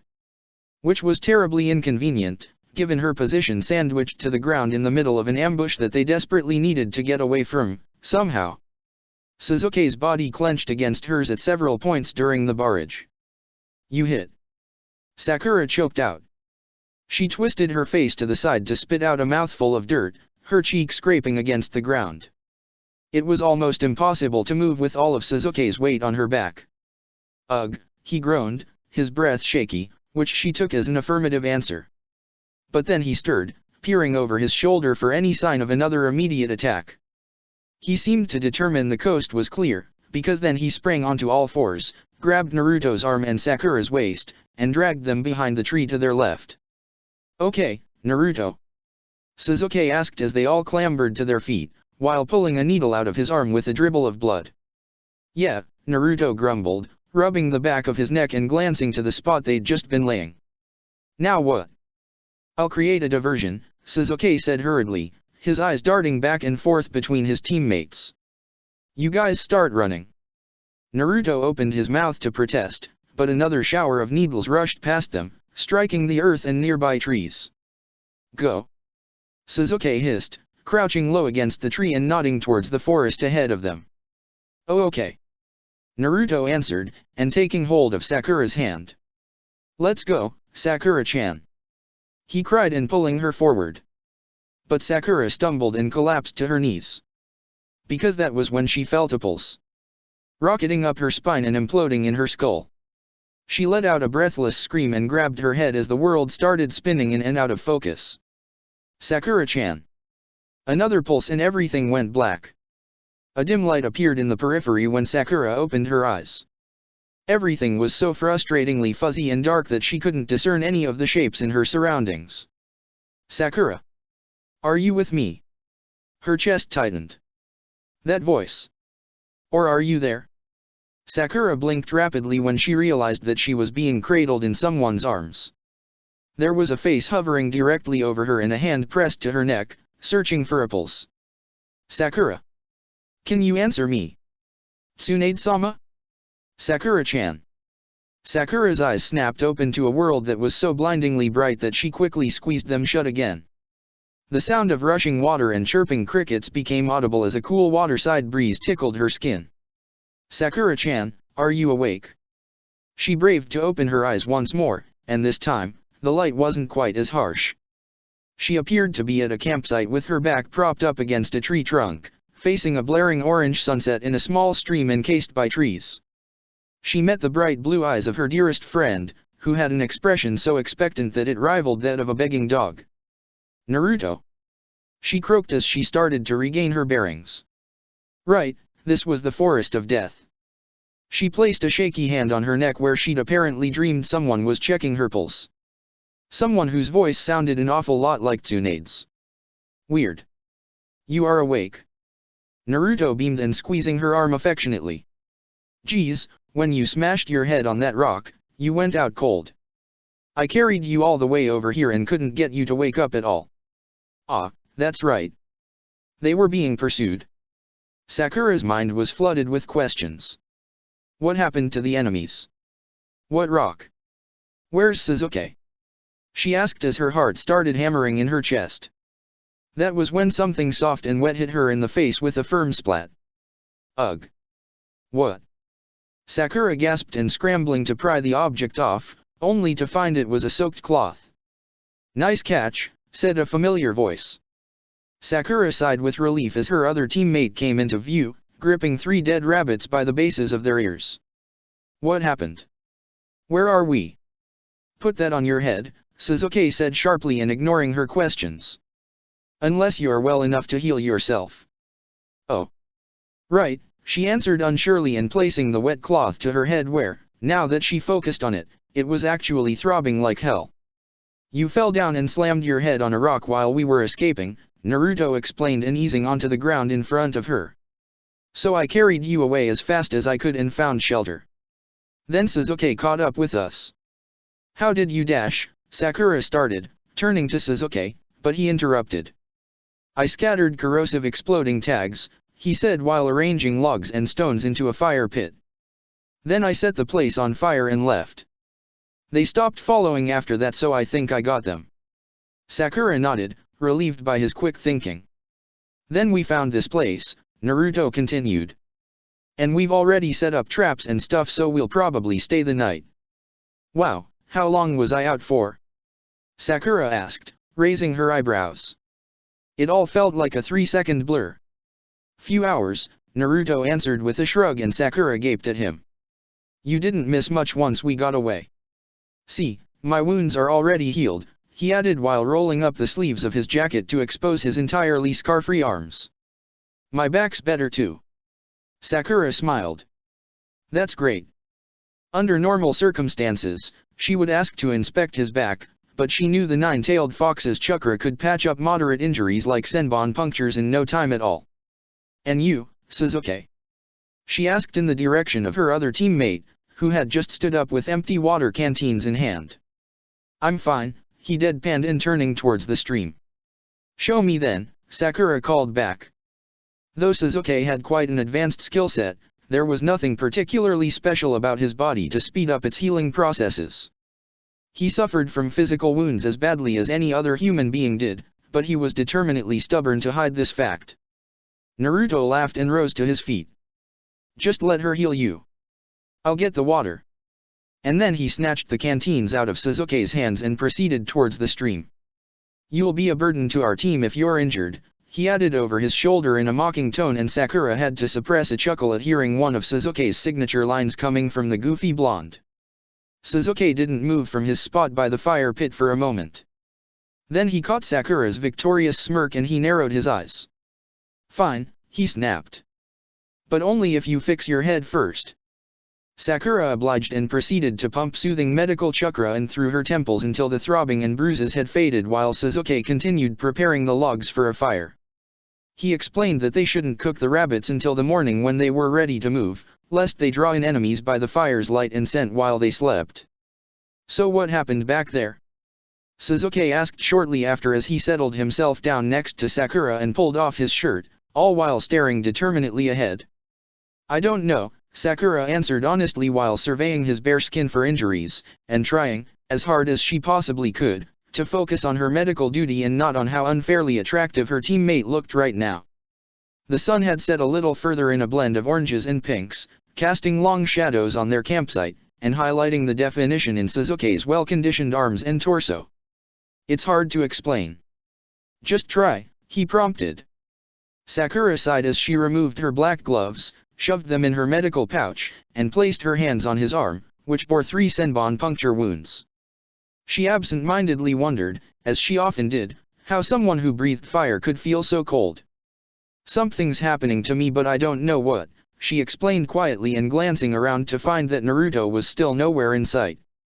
For Sakura, there was an inherent feeling of vulnerability that came with disclosing personal information. Particularly when the one she was disclosing information to tended to read her better than she was comfortable with. He raised his eyebrows, encouraging her to continue, just as the first hole in his arm closed. When you were holding that rain ninja against the tree, I wanted to finish him off, she mumbled. For some reason, it felt like she was revealing something embarrassing. Sasuke took pause. That's it? He asked slowly. That's what you're trained to do. I know that. But, why did you let him get away so easily, huh? If we're trained to finish our enemies off? She asked, her voice raising slightly as she shifted their positions so she could work on his back. Thankfully, it was in much better shape than it could have been. There weren't any punctures too close to his spine, which spared him of central nervous system damage. There were only 2 holes near his right shoulder blade and another in his lower back. That enemy must be a horrible shot for not hitting any vital parts on either of her teammates. Either that or he wasn't intending to hurt them in the first place. Sasuke spoke then, so quietly that his voice was barely audible. I hate killing, he said. His face wasn't visible from Sakura's position behind him, but she noticed the muscles in his back tense, briefly, but enough to signal that what he'd just revealed to her was causing him discomfort. Unless I have to, he added, shaking his head slightly. And don't you dare tell Naruto. Sakura lowered her hands. Now this was news to her. Sasuke Uchiha, the world-renowned, deadly villain, hated killing. She wanted to laugh and cry all at once. But of course he hated killing. Regardless of whether Itaka killed them of his own free will or on orders, he'd forced Sasuke to witness more death than most ninjas would see in a lifetime when he was only child, and not just any deaths, but the deaths of his family members. Did this have anything to do with the sleeping pills he was taking? Did the ninja lifestyle take a greater toll on him than he let on? Before she knew quite what she was doing, Sakura wrapped her arms around her teammate's shoulders and pressed herself against his back. She'd apparently caught Sasuke off guard because he nearly fell forward and instinctively grabbed onto her arms. "You're supposed to be healing me," he grumbled. "This is part of your treatment," she answered, smiling against the base of his neck. She could practically feel Sasuke roll his eyes at her comment. He was silent for a moment. And then he said, "So, what else happened before you fainted?" In an obvious attempt to change the subject, which she couldn't really blame him for. But Sakura did regrettably notice how quickly his heart was beating against her forearms and how he hadn't let go of them yet. That certainly wasn't doing her own heart rate any good. "I don't know," she admitted, and shifting to rest her chin on her arm, parallel with his shoulder. "I got really dizzy. And I don't remember anything after that." Sakura opted to leave out the part about hearing Tsunade's voice. It might be a little hard to explain and she still wasn't sure if she'd dreamed it. "TCH, Sasuke said, shaking his head again. "You worry too much." "What?" she snapped, temper flaring slightly. But, to her surprise, he flicked her forehead. She jumped and pulled back slightly. "Think, Sakura," he said, and finally turning to meet her gaze from only a few inches away. Sakura watched him blankly, noting the rims around his pupils, the contours of his lips, and a fading blood smear on his cheek. What was he saying? Why was he looking at her like that? He jabbed her forehead again with 2 fingers, right between her furrowed eyebrows. "Is he referencing my forehead? But what does it? Oh." And then it clicked. "You mean," she breathed and raising her own hand to her face. "The strength of 100 seal." Could the reason for her fainting spell have to do with her proximity to unlocking it? It was feasible and could explain her inexplicable urge to unleash her powers on an undeserving enemy. Her body might have known that she was only a few punches away from tapping into that enormous reserve of power. But what about the voice she had heard? That part just didn't add up. A loud cry cut through her musings. "Guys! Come here!" Sakura sprang to her feet at the sound of her teammate's voice and Sasuke followed suit. "Keep it down, Naruto," Sasuke called towards the stream, his angry tone drastically quieter than the blonde's. "I'm serious. Hurry." Sasuke and Sakura exchanged a wide-eyed look before they raced in the direction of their teammate's voice, Sasuke pulling his shirt over his not quite healed body in the process. They found Naruto sitting near the edge of the current and as white as a ghost. "There's something in the water," he practically yelped and scurrying backwards to join his teammates. "What?" Sakura asked as Naruto threw his arms around her and peered back towards the water like a cowering animal. I don't know," he choked out. "It grabbed me." Sakura froze. What the hell? Could it be that there were more Muddy Rain ninja clones around here? "All right then," Sasuke said, and pulling out a weapon. "Let's see what it is." He fired a kunao at the stream. A hand emerged from the water and caught the kunao effortlessly by its handle. All 3 of them jumped back with shock. The hand was ghostly white with tiny black marks twisting along its wrist. Chapter 23, The Breach. The ground trembled along the shoreline and Sakura felt Naruto's grip on her tighten. See? See? I told you something was in there," he cried, peering at the water over her shoulder with beady eyes. "What is it?" I don't know," Sakura answered as she attempted to regain balance on the reverberating ground beneath her feet. She was getting a bad feeling about this. And not only because Naruto was acting uncharacteristically frightened, but because there was a new energy swelling from the stream that made her blood run cold. Then, as quickly as it emerged, the ghostly hand retreated beneath the murky water's surface, pulling Sasuke's kunao in with it, leaving a barely discernible trace of ripples behind. But the ground was still shaking and the threat was far from over. "We'll draw it out," Sasuke decided and taking a brave step ahead of Naruto and Sakura, forming the hand seals for a fire release technique. Stop! Sakura snatched at her teammate's wrist, which earned her an irritated glare, but she sure as hell didn't care. There was something familiar about that hand. Unsettlingly so. We need to retreat, she hissed, and giving Sasuke's wrist a sharp tug. But it was too late. Because that was when chakra erupted from the lake in a cyclone of water and wind. Sakura pumped her own chakra down her legs just in time to brace herself in place. Her arms shot up to cut the shower of dirt and water droplets, made razor sharp from the blast. Naruto and Sasuke were thrown backwards several feet before they managed to plant themselves down. Moments later, when the wind calmed, Team 7 had their weapons poised. "Who's there?" Naruto growled, regaining his usual spunk, though he didn't dare venture any closer to the stream. There was no response or trace of movement. Sakura exchanged a nervous glance with the boys, who looked as baffled as she felt. What's its next move? Two pale hands slapped down onto the rocky shoreline. Sakura's breath caught in her throat as Sasuke's hand shot out in front of her defensively and Naruto latched onto her shoulders again. Its fingers dug into the muddy earth, hoisting its pale body out of the water in a slow, jerky crawl, nearer and nearer to where Team 7 was huddled together. Now Sakura should have been utterly terrified by the mysterious person's nearing proximity, and perhaps even consider making a break for it, but she was fixated on something else. Those marks. There were ink-black marks twisting along the body's exposed forearms. They were splotchy, some spots darker than others. Then its face broke the surface. "Come no closer," Sasuke commanded and firing a kunai into the ground, barely a centimeter ahead of the person's nearest hand. But it paid no notice, it didn't even flinch. Instead, its dark eyes locked on Sakura's and it inched forward in a sluggish stupor, its soaked body dragging along the ground. What kind of jutsu was this? The only attack Sakura had ever seen that remotely resembled this was Sasuke's curse seal. But it couldn't be. That was when the person, clinging to the ground like his life depended on it, opened his mouth and emitted a straggled gasp.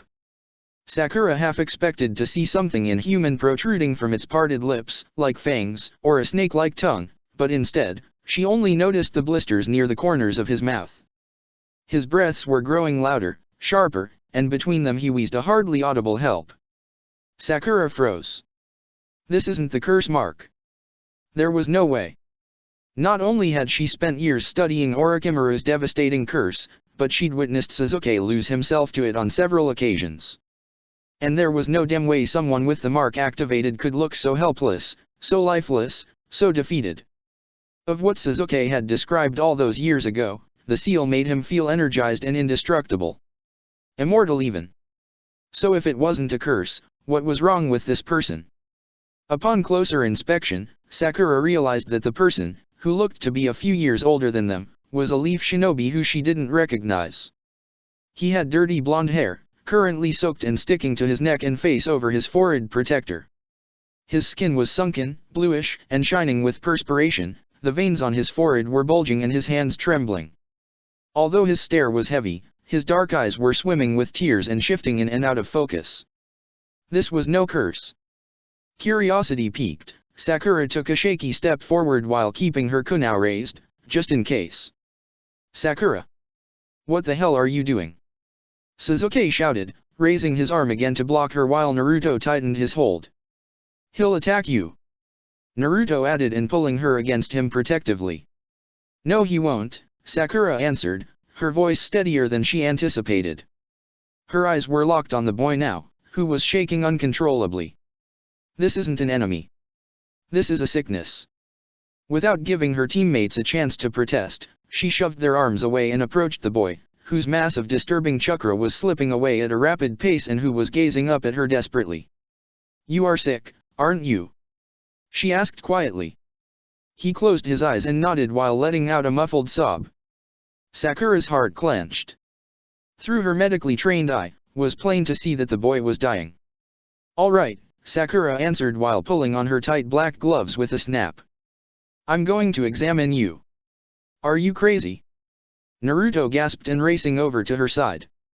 It could be a trap, said Sasuke as Sakura lowered herself over the boy and turned him so that he was lying on his back. She ignored both of her teammates and placed her glowing green hands on his chest. Taking a deep breath, she closed her eyes, allowing herself to feel his organs, the air passing through his airways, the electrical energy flowing through his spine, his heart pumping, his blood. His blood. There are under-oxygenated pockets of blood throughout his whole body. That's why his skin is discolored in certain spots. Her teammates stared at her blankly while she pulled her medical pouch off her waistband and unfastened the buckle. Ever heard of a Black Death? What? Naruto asked, and lowering his knife slightly. It's a famous plague, Sakura explained while rooting through the pouch. I've read about it. There are no known cases of it in this part of the world though. Sasuke crouched down next to her, giving up protesting, and gazed at the boy, whose breathing was becoming more bated by the second. Is that what he has then? He asked Sakura without averting his eyes. Maybe, she said a little distractedly while pulling out a small vial. His symptoms resemble it, at least. So I'll treat it the same way. She unscrewed the cap and tipped it until a small white pill landed on her open palm. Swallow this, she instructed, and pushing the pill against his lips. If I'm right about your condition, you have a parasitic disease that's sucking the oxygen out of your blood. That pill is a chakra-infused anti-parasitic drug that will help your immune system fight them. She pressed her hands on his chest again. It can take a few minutes to kick in, so in the meantime, I'll use my chakra to get a head start on destroying them. I don't have the resources or chakra supply to fully heal you here, but I'll limit the parasite's spread and get you talking. I want to find out how the hell you got a disease like this. Let's make this quick, Sasuke said, and peering over his shoulders. We should find a new place to set up camp and it's getting dark. And we haven't eaten dinner yet, Naruto added seriously. We aren't eating the rabbits now, Sasuke snapped, and rolling his eyes. If we light a fire, it'll be a death sentence. We'll do it in the morning. What? I can't wait that long. Just have a snack or something. What snack? I don't see any snacks. Sakura tuned out the rest. She'd managed to locate and kill 14 parasites near his left lung, but she knew there were many others, maybe hundreds. He'd better start talking soon because I can't waste too much chakra on him. And Sasuke was right, the sun had just about set and it was getting dark. They needed to move. Then the boy moaned softly and opened his eyes. What? Sakura prompted, leaning her body closer to the boy's face.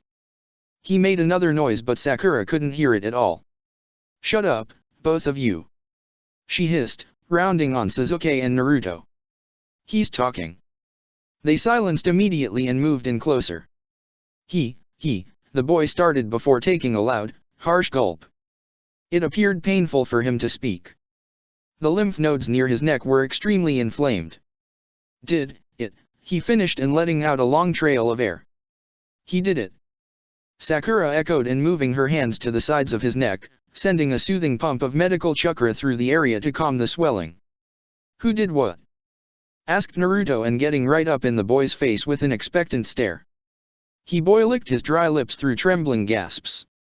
Eyes of a snake, he breathed. He did this. Sakura froze. Eyes of a snake? No, he can't mean. But her train of thought was interrupted when the boy snatched at her wrist, squeezing it tightly.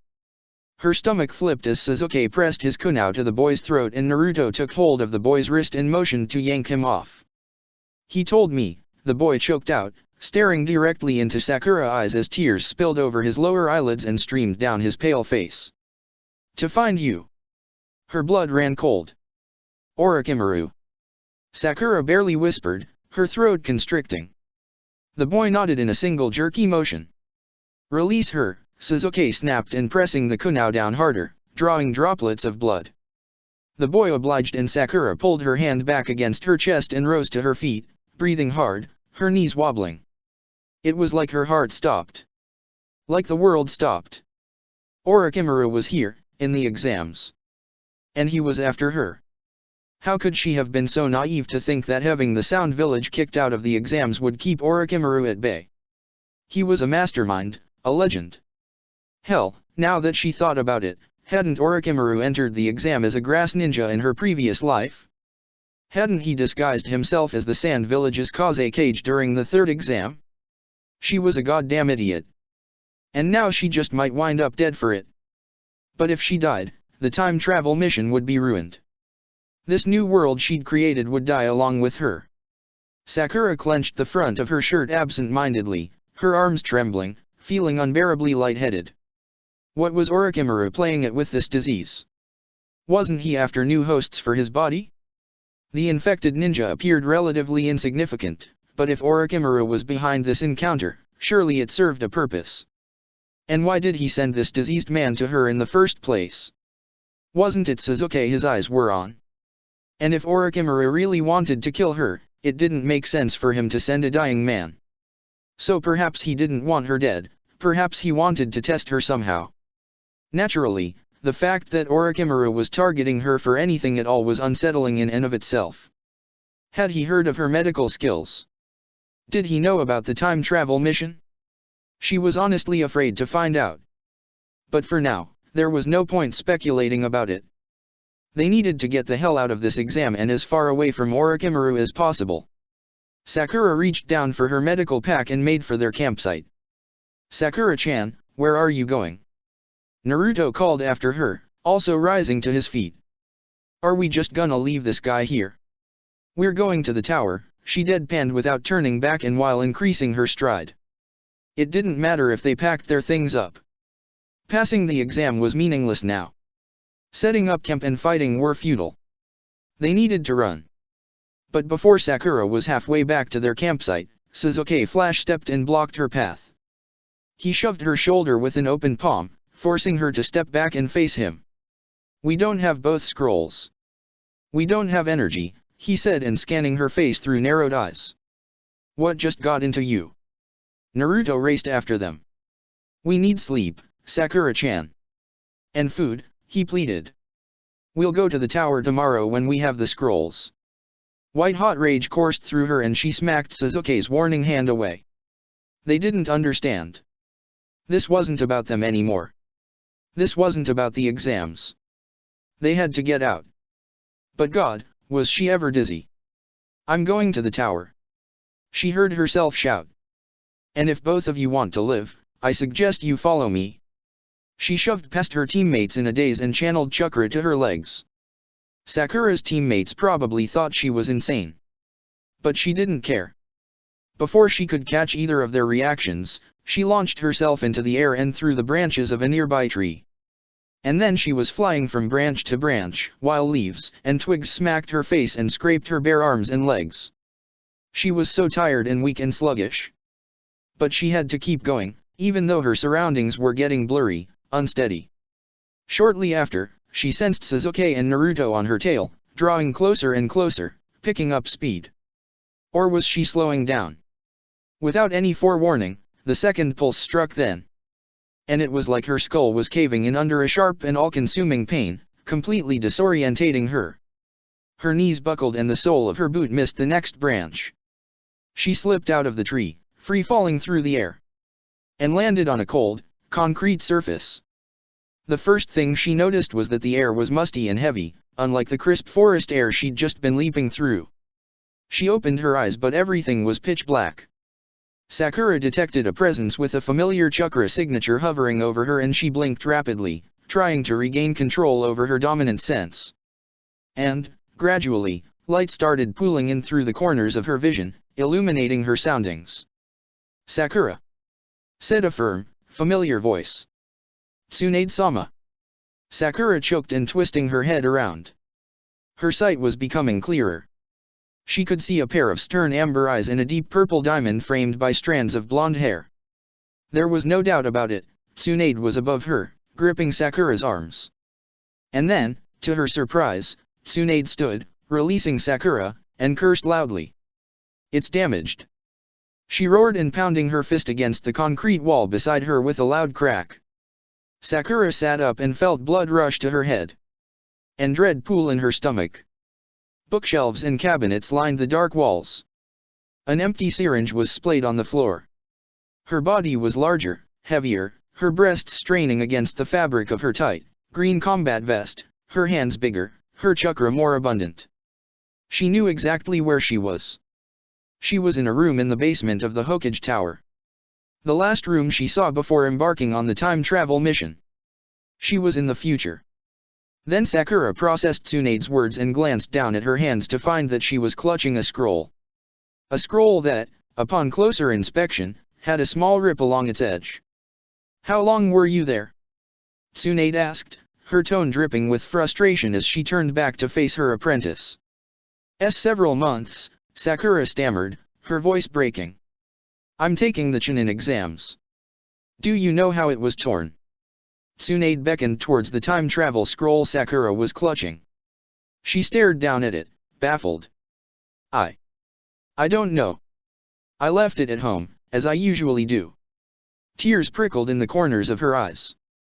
Someone must have broken into her bedroom and forged through the traps. There was no other explanation for how the scroll had become so unexpectedly battered. The ground shook violently then, tipping over shelves and nearly throwing Sakura back onto the hard ground. That's right. They were under attack. A war was starting. Tsunade offered Sakura a hand and gazed down at her expectantly.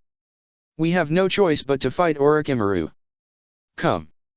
Sakura took a shaky breath between sobs, not remembering quite when she started crying. And when she reached to grasp Tsunade's hand, her arm was shaking uncontrollably. It felt strangely exhausting to move. "Can you stand on your own?" Tsunade asked as she pulled Sakura to her feet, a trace of tenderness in her voice. "I'm surprised you survived the trip back here without your seal unlocked." "What?" Sakura asked, and testing out her legs, and, thankfully, she discovered that she could stand by herself. Tsunade let out a long sigh and stared straight into Sakura's eyes, her eyebrows furrowed. "There was a specific reason I chose you for that mission, Sakura," she said slowly, and slipping a steadying arm around Sakura's shoulders. "I knew you were close to unlocking your strength of 100 seal. The regenerative properties of that seal would protect your body through the hard journey across dimensions. And frankly, I'm surprised to see you here alive without it." Sakura's mouth dried. That explained why she'd been feeling so dizzy and weak recently. Her body and mind were hurling back and forth through time. And that dream when she'd heard Tsunade's voice earlier, that wasn't a dream. That was a real journey to the future. A real breach in the link. "Am I?" Sakura started, breathing heavily, her heart beating hard against her chest. "Am I ever going back? Did I fail the mission?" Tsunade released Sakura's shoulders and turned towards the door, and to Sakura's relief, she was feeling a bit steadier now. This body was far sturdier than her body in the other world, despite the toll it had taken from the scroll, and had a larger reserve of chakra. "I don't know," Tsunade answered over her shoulder while pulling the door open. "But right now, this is the world that exists. This is the battle you must fight. Just pretend the time travel mission never happened." And then she departed with a blast of chakra, leaving Sakura alone in the dark room with the broken scroll in hand. In a trance, her legs carried her up the steps while she clutched the scroll, refusing to believe that the other world no longer existed. She could run just fine, except that the tower was reverberating continuously now, and the sounds of distant explosions were drawing closer and closer.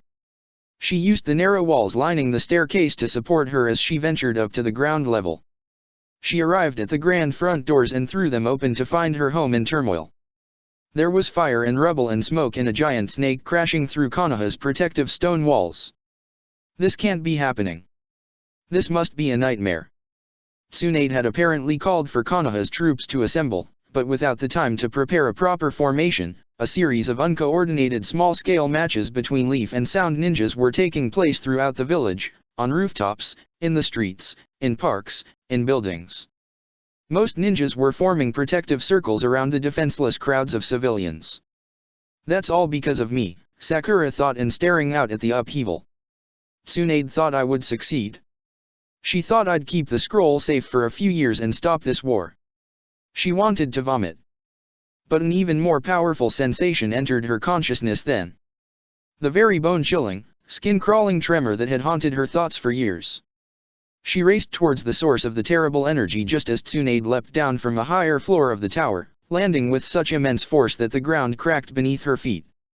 Sakura joined her mentor, stowing the scroll in her weapon pouch and arming herself with 3 poison-laced kunai. Orochimaru emerged straight out of the ground. He was as terrible as she remembered him, his gaunt, snake-like eyes scanning them with lustful desire, his angular face covered by nearly translucent, powder-white skin framed by sleek, black hair. He ran his long, narrow tongue along his lips, exposing pointed teeth. Once his body was in plain view, he folded his arms and took a slow step towards them. "Tsunade," he hissed in that high, drawling voice of his mouth twisting into a sneer. "Thought I'd pay you a visit, but it seems you weren't quite ready for me yet." The Hokage growled and charged up her fists with such a powerful mass of chakra that Sakura could feel waves of heat emitting from them. "There never is a good time for you to show up, Orochimaru," she spat. "What brings you here?" The cold, throaty laugh that escaped Orochimaru's lips made the hairs on Sakura's arms rise. It was a horrible, blood-churning sound. "You'll have to ask my apprentice," he answered, and slowly turning his gaze on Sakura. "He has business here and I merely came along for the ride." Sakura was certain her heart stopped. Orochimaru's apprentice. He planned the war. Sasuke made a timely appearance. Mere seconds later did the Uchiha survivor soundlessly enter the scene, landing beside his master in a small cloud of dust and rising to a standing position in a single, fluid motion. Dread, regret, resentment, pain, all of the feelings Sakura had fought to suppress for so long came slamming back like a punch in the gut. He was so tall now, he had at least a full foot on Sakura, even in her current, older body, and his aura was so sinister and overpowering that it nearly put Orochimaru's to shame. He was staring at Tsunade intently, but for a fleeting moment, he met Sakura's gaze. And it was terrifying. Not because of his physical demeanor, but because there was no familiarity, no emotion, no life in his dull, black eyes, as they passed over her. She no longer knew that boy. A boy who was once so admired, so handsome, so protective, who was now an empty void, driven into numbness by anger and hatred. "What do you want, Uchiha?" Tsunade snapped, and turning her attention to the newcomer. It was no surprise that Tsunade loathed Sasuke given how much trouble he'd caused not only her beloved student but her village. Sasuke looked at her with a disinterested facade.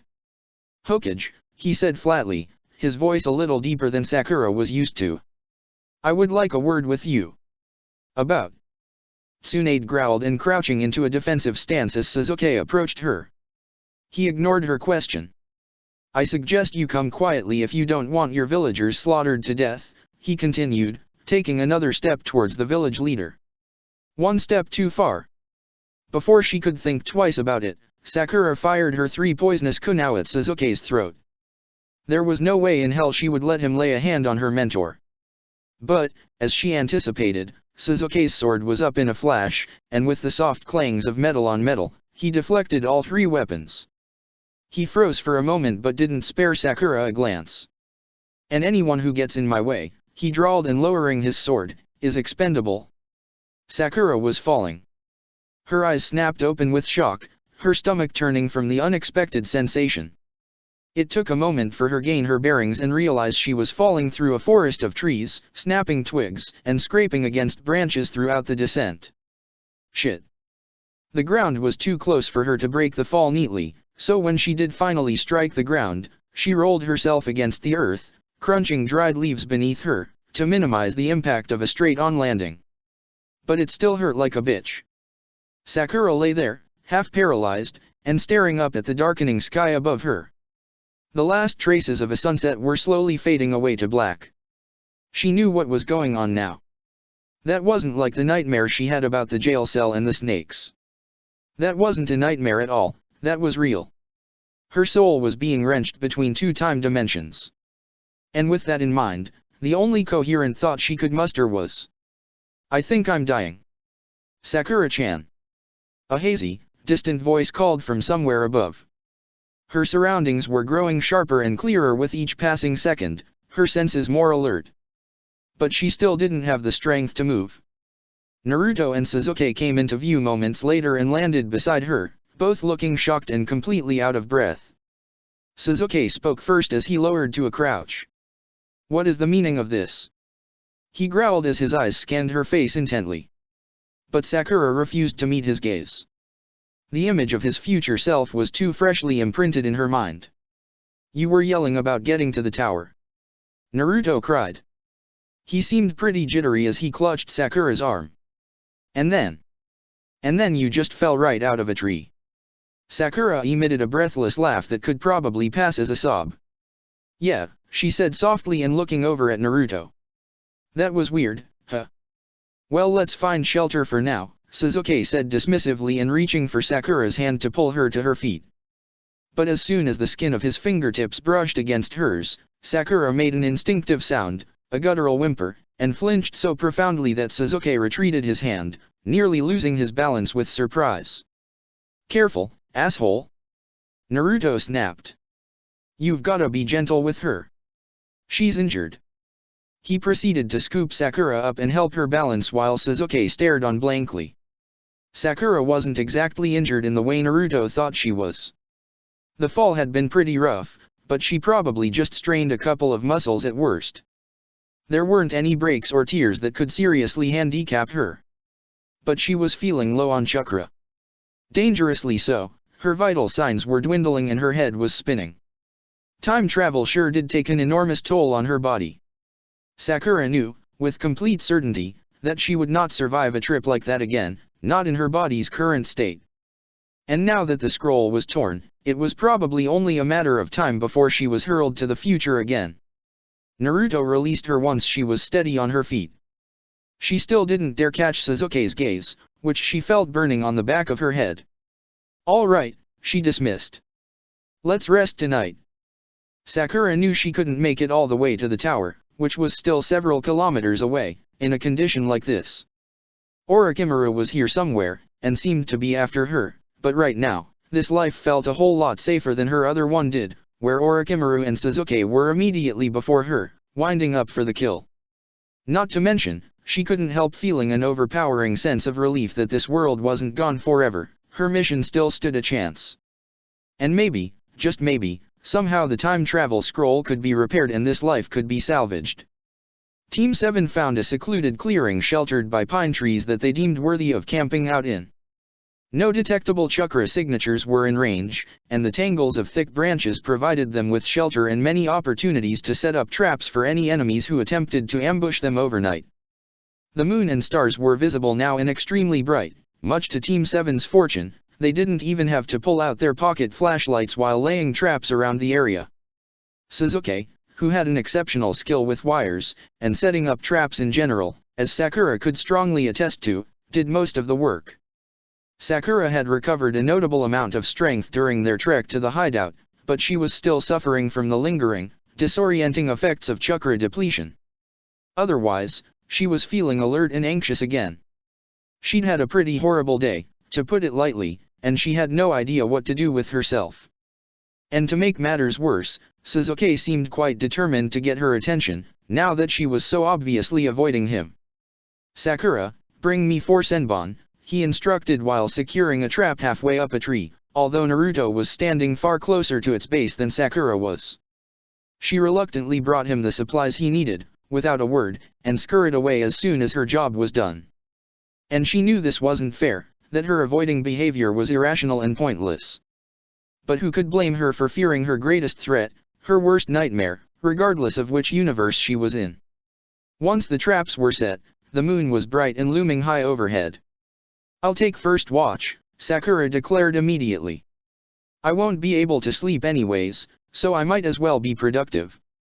Sakura had a lot of thinking to do, and there was no way in hell she could merely sleep on everything she'd experienced that day. "You sure, Sakura-chan?" Naruto asked while trying, and failing, to stifle a big yawn. Sakura smirked as he went ahead and curled up in the little spot Team 7 agreed would be most appropriate for sleeping, nestled in the shelter of the largest pine tree's thick branches. Naruto had even covered the space with leaves to cushion the ground while Sasuke had been laying the traps. Sasuke was already sitting next to Naruto with his back propped up against the only low part of the tree trunk without branches protruding from it. "Yes, I'm sure," she said with a soft chuckle. "I'll wake one of you up when I get tired." Naruto nodded against the leafy ground his face was pressed to and made an affirmative grunt. She turned back to face the forest, determinedly ignoring Sasuke's agonizing glare that was practically drilling holes through her skull and scanned the parameters for a good place to keep watch from. It would probably be best if she rotated positions throughout her shift, however long that ended up being. With the way her mind was buzzing now though, she doubted she'd end up waking either of the boys at all. She noticed a small dip, hidden by leaves and pine needles, in one of the branches of the tree beside theirs. Deciding that it was her lookout spot, Sakura prepared to climb and inspect it. But she detected Sasuke behind her. She froze and peered over her shoulder and found him standing there, a few feet away, with his arms folded and a scowl plastered on his face. Sakura softly cleared her throat. "I'm taking first watch," she repeated, putting deliberate emphasis on each syllable. But, as expected, he did not retreat.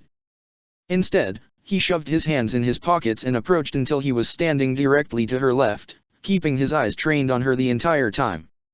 Sakura gulped and glanced at him nervously, but he wasn't saying anything, just watching her with a frustratingly blank expression. After an excruciatingly long number of silent seconds, aside from the chirping crickets and rustling branches, Sakura couldn't stand it anymore. "What do you want?" she asked, keeping her voice as steady as she possibly could, her eyes glued to the trees ahead. But instead of answering, he positioned himself in front of her, giving Sakura nowhere else to look. She hesitantly met his stare and did everything she could not to cower beneath it. He finally spoke. "Are you injured?" he asked quietly once he had her attention. "No," she answered, and clasping her hands against her stomach out of nervousness. "Are you sick?" he asked next. Sakura's heart clenched. He knew something was wrong with her. She opened her mouth in protest but found herself closing it again. Was she sick? Was that an appropriate word for the effects of being wrenched across time? Sasuke started pacing then, circling her, and Sakura watched his every move.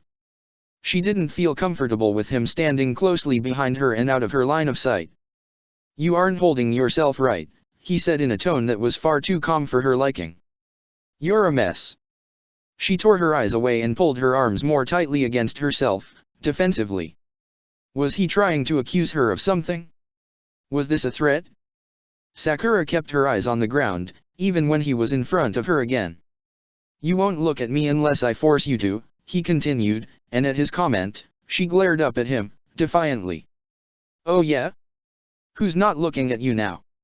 And then, to her horror and bittersweet delight, he placed his hand on her shoulder, sending unnerving chills across her exposed skin. Her muscles tensed. "And," he said, while sliding his hand down the length of her arm, "you don't want me anywhere near you." A perceptive one, you are, she thought, although somewhere deep down, she knew he was wrong. It wasn't that she didn't like him, it was that she was acutely aware of the man he would become. A man who she was afraid of. Yet, at the same time, her heart was fluttering because of a different kind of nervousness. The tips of his fingers lingered near her elbow. "I'm not a medical ninja," he said slowly and surveying her with a penetrating gaze that she found hard to pull away from. His mouth twitched, only slightly, but enough to indicate that he was hesitating. "But I know your chakra like the back of my hand. And it's disturbed. I feel it." Sakura was at a complete loss for words. He knew, didn't he? Not necessarily about the time travel, but that her life was in danger. And something about that made her feel inexplicably relieved. That someone knew she was being torn apart, that she was suffering. Though at the same time, his perceptiveness brought feelings of unease and vulnerability. Sasuke frowned and released her arm, stepping back. He probably interpreted her silence as a confirmation. Then he peered to where Naruto was currently fast asleep at the base of the grand tree. "Do you really want to take first watch?" he asked just as one of Naruto's throaty snores sounded. Sakura made a mental note to find a way to stifle those so they didn't get detected and ambushed. "I won't be able to sleep either." "Why not?" she blurted out before she could think better of it. Idiot. She knew about his sleeping difficulties, the pills hidden in his forbidden drawer. But Sasuke didn't seem offended. He sighed. "Because," he said, and glancing up, apparently searching for the right words. "You're frustrating." "I'm frustrating," she shot back, her voice raising slightly. He nodded. "And annoying," he added, as if that would clarify things. "Are you serious?" There was something about that damn word that made her blood boil. And Sakura knew that it was trivial, but the words started pouring out before she could stop herself. "You drive me insane," she snarled, and jabbing an accusatory finger at his chest.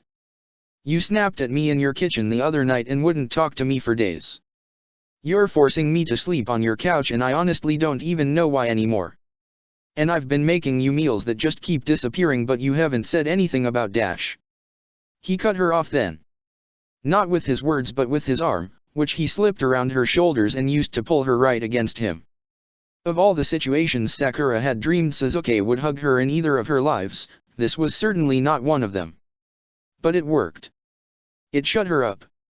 She let herself slump against his body in defeat as he pressed the side of his face to her forehead. They didn't say anything at all for a long moment, but they didn't really have to. Sakura felt his answer through his gentle touch, through his heartbeat, which was much faster than she thought it would be, and through how he was using his arm to hoist her up, to alleviate some of the burden on her tiring body. And this answer was a little breathtaking. He didn't loosen his grip at all when he spoke next. "I can't sleep because I don't know how to help you, Sakura," he said, his breaths warm against the side of her head. "It's frustrating." It took every fiber of her being to keep the tears from spilling then. Her well-being worried him, kept him from sleeping. And that was so thrilling, but it also stung. Because in another world, a world that was looming much closer than she previously thought, their connection was severed. And if, or when, she went back there again, she knew she would have to use all her strength to inflict pain on him, to kill him, and protect the village. Sasuke's grip on her was so tight, like she was about to slip away. And that was just how tightly she needed him to hold her. Because for all she knew, she would. Chapter 24, Time and Again. It was common practice for ninjas to lay low while out on lengthy missions after dark. After all, aside from the few ninjas with special ocular abilities, darkness was innately disadvantageous in combat. So instead, most ninjas used this time to catch up on sleep and replenish their chakra. But other ninjas saw it as the perfect opportunity to strike.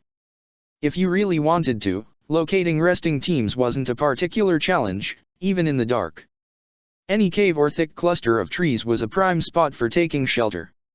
So with practice, a ninja could familiarize himself with cues for tracking vulnerable targets. Yes, there. Locating the target was the hard part.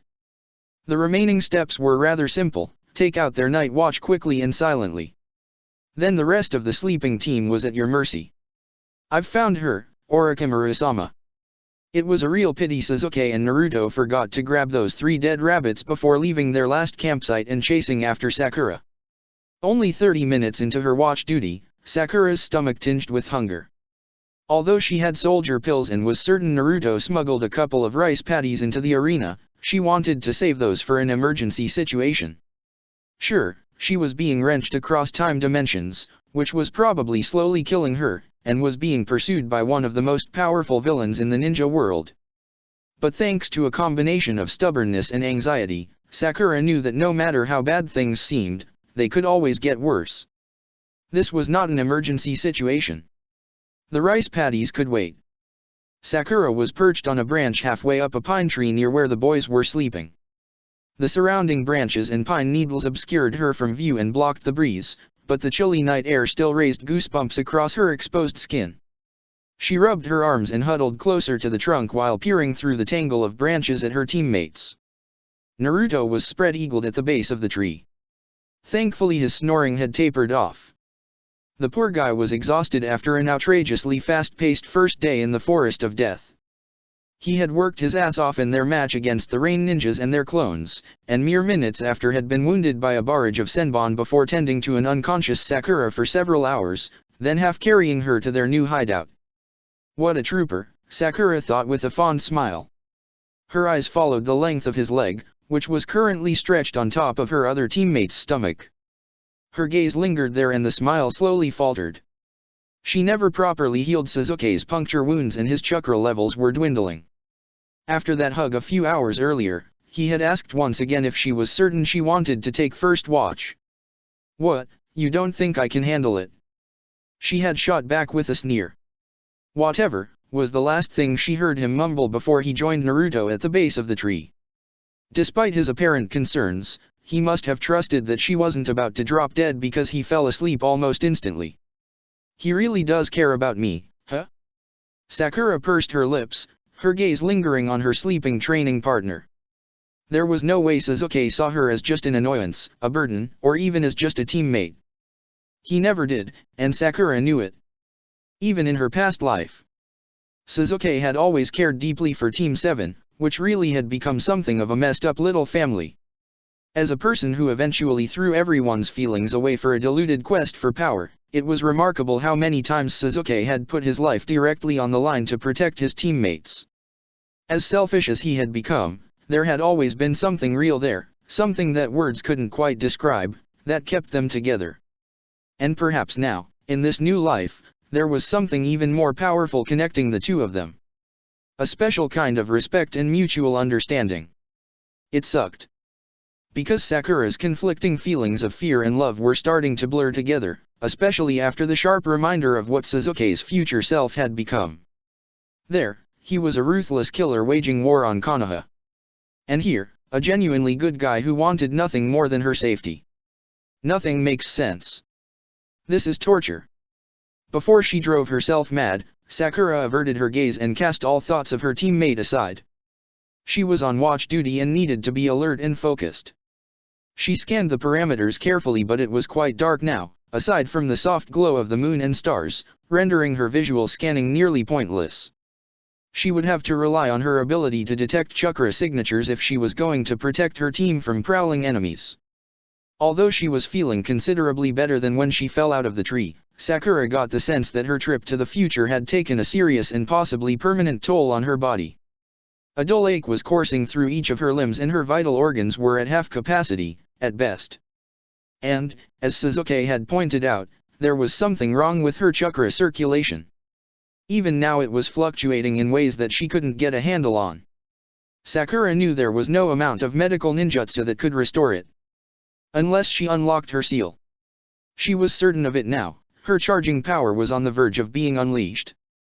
The strength of 100 seal leached a bit of Sakura's power every time she used it. But then, like an investment, it grew that leached chakra to exponential levels. It was an intoxicating yet frustrating sensation. Sakura knew there was unfathomable strength somewhere within her, but she couldn't touch it, yet. But perhaps Sasuke was right about her former violent urges towards an undeserving enemy. Maybe it was her seal's cue that it only needed a little bit more chakra to unlock. If she wasn't having issues with her chakra to begin with, and if she wasn't in the middle of trying to keep a low profile, Sakura would have given it a go right then and there.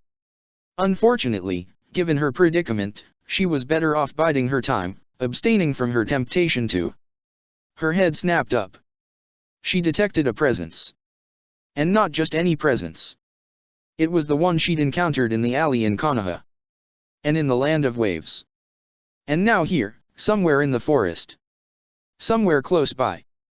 Sakura's skin crawled at the dreadfully familiar energy as she reached into her weapon holster for a kunai. Sakura could feel it drawing nearer but couldn't determine from which direction. Something firmly struck a pressure point at the base of her neck and she collapsed. Sakura knew from the beginning of her time travel mission that she would have to sacrifice her old world for her new one.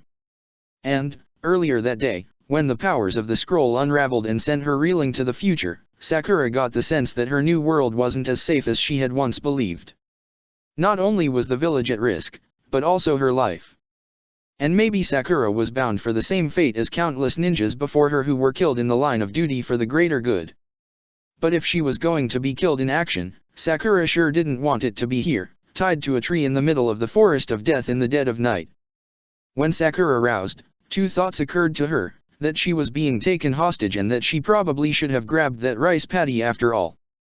And next she tried to gain her bearings. It appeared she was somewhere in the heart of the forest, tied to an enormous oak tree on the outskirts of a clearing about 50 meters wide.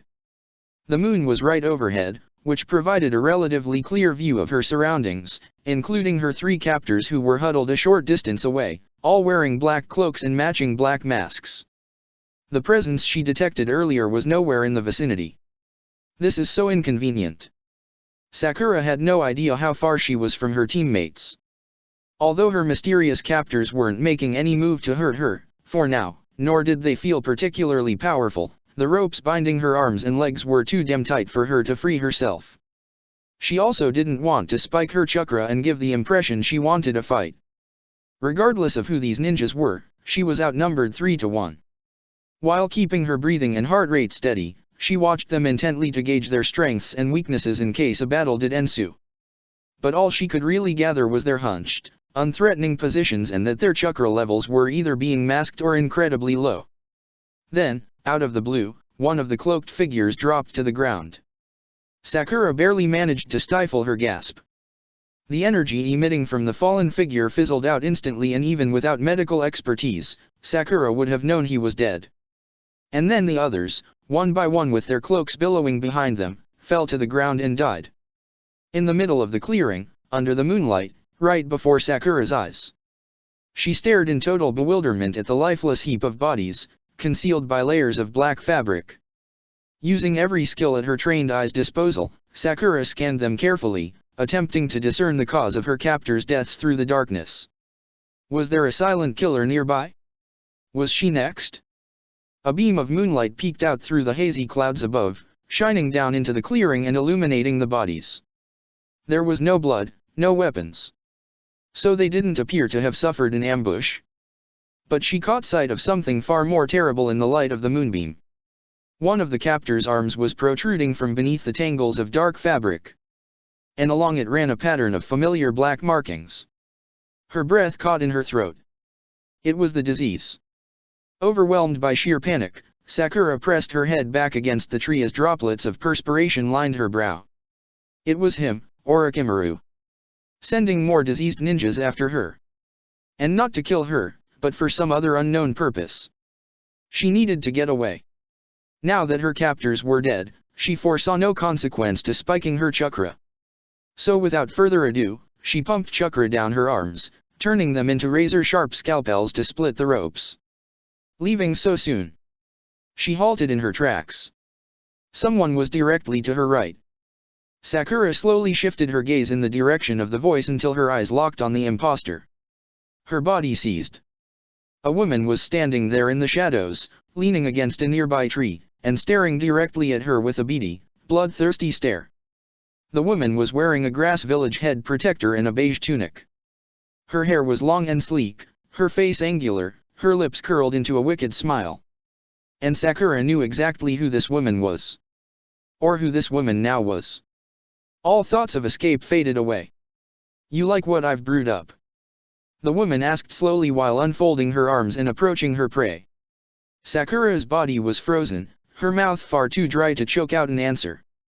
This can't be happening.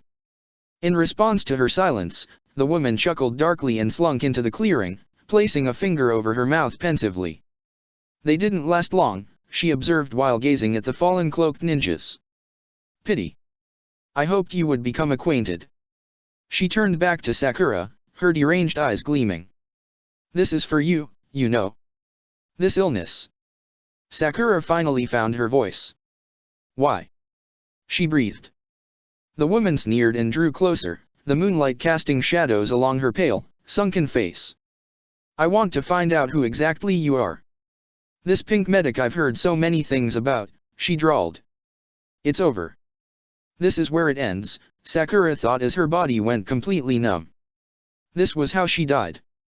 By the hand of her greatest fear, her worst enemy, totally helpless and alone in the middle of the forest of death. This was where the mission ended. And somehow, in that moment, Sakura felt a manic surge of defiance. If we're really going to introduce ourselves like this, why don't you cut the disguise and show your real face? She growled. The woman paused, a flicker of surprise crossing her features. I know who you are, Sakura continued bravely and clenching her fists. Orochimaru. The woman acknowledged Sakura's remark by raising her bony, powder-white hand to her own face. What happened next didn't come as a surprise to Sakura, but that didn't make it any less disturbing and gruesome. The woman clawed at her forehead with long fingernails, peeling away the skin. Orochimaru disposed of his disguise like a shedding snake and the jutsu broke, his body resuming its original form and his blood-churning chakra whirling to life. Sakura trembled. His energy was so sinister and so great that she knew this was an enemy she could never defeat. Not ever in this world, or even in the other. He was now in plain sight, under the light of the moon on the edge of the clearing.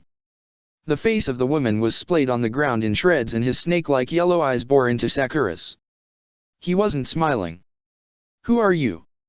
he hissed in that terrible icy tone of his. But Sakura didn't answer. She was panic-stricken and afraid to say anything that would hasten her impending death.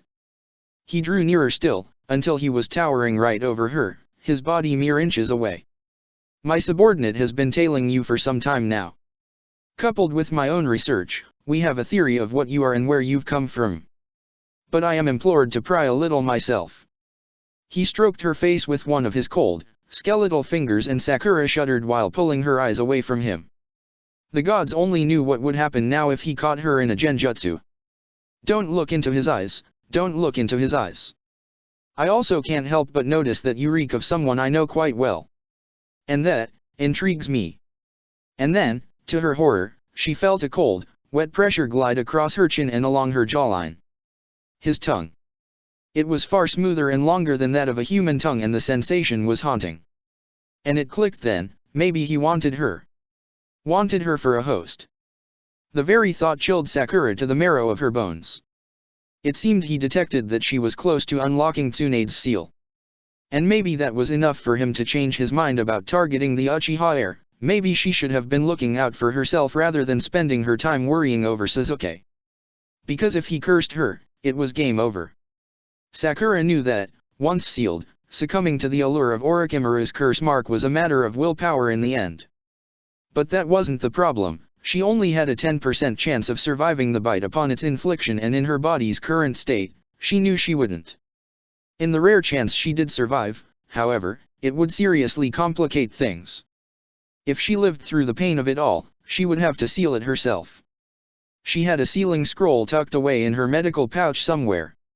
Although sealing wasn't her area of expertise, she had a general background in suppressing disease-like curses similar to Orochimaru's. Assuming they ever found her, she would have to teach Sasuke or Naruto to form a makeshift seal and eventually, she'd have Kakashi seal it properly whenever he returned from that goddamn untimely mission of his. And, of course, these thoughts were premised on the wishful notion that Orochimaru didn't just kill her on the spot. Orochimaru retreated his tongue, all while Sakura's heart hammered in her chest. What was his next move? Her urge to strike him was overwhelming but her efforts would be futile. Sakura felt the ropes move against her arms and legs. When she looked down, she realized with a rush of dread that they were no longer ropes. They were snakes. Orochimaru smiled at her wasted effort to free herself and bent his face closer, much too close, until she could feel his musty breath on her skin and see every contour of his bony face. She felt all color drain from her own as he gripped a strand of her hair and ran his thumb and forefinger along it. Her body tensed in anticipation for him to sink his sharp teeth into the exposed flesh near her neck. "I know how to break you," he said softly as his smile broadened. Sakura's blood ran cold but her boundless hatred outweighed her fear. "I wouldn't doubt it," she spat without meeting his gaze, a spark of resistance rising in her voice. "What do you want from me?" And yes, both figuratively and literally, she knew Orochimaru could break her, could destroy her. Her body was in its weakest state and she had a hunch that he saw right through her. Aside from that, she was totally vulnerable to a genjutsu right now, or worse, his curse. She was rendered helpless. But that didn't mean she would go down without a fight. If she was going to die here anyways, she might as well go down with some dignity. Orochimaru laughed and it was a cold, humorless sound. "I'm glad we're on the same page," he droned. And then the ground rumbled beneath their feet. Sakura was certain her heart stopped when she detected a new, gigantic presence looming just ahead, obscured by the darkness of the trees. The head of a mammoth snake slithered into the clearing, crushing the small trees in its wake, its large yellow eyes gleaming in the moonlight, its jowls stretching open to reveal meter-long fangs. "Now let's sit back and enjoy the show, shall we?" Orochimaru hissed before stepping away and licking his lips. Show. She choked back. What was he playing at? Was he going to have her fight the snake while he sat back and watched? Was he planning to have her body torn limb from limb by this monster? I need my seal. Oh God, I need my seal. They're here, Orochimaru said, smirking. Let's begin. They.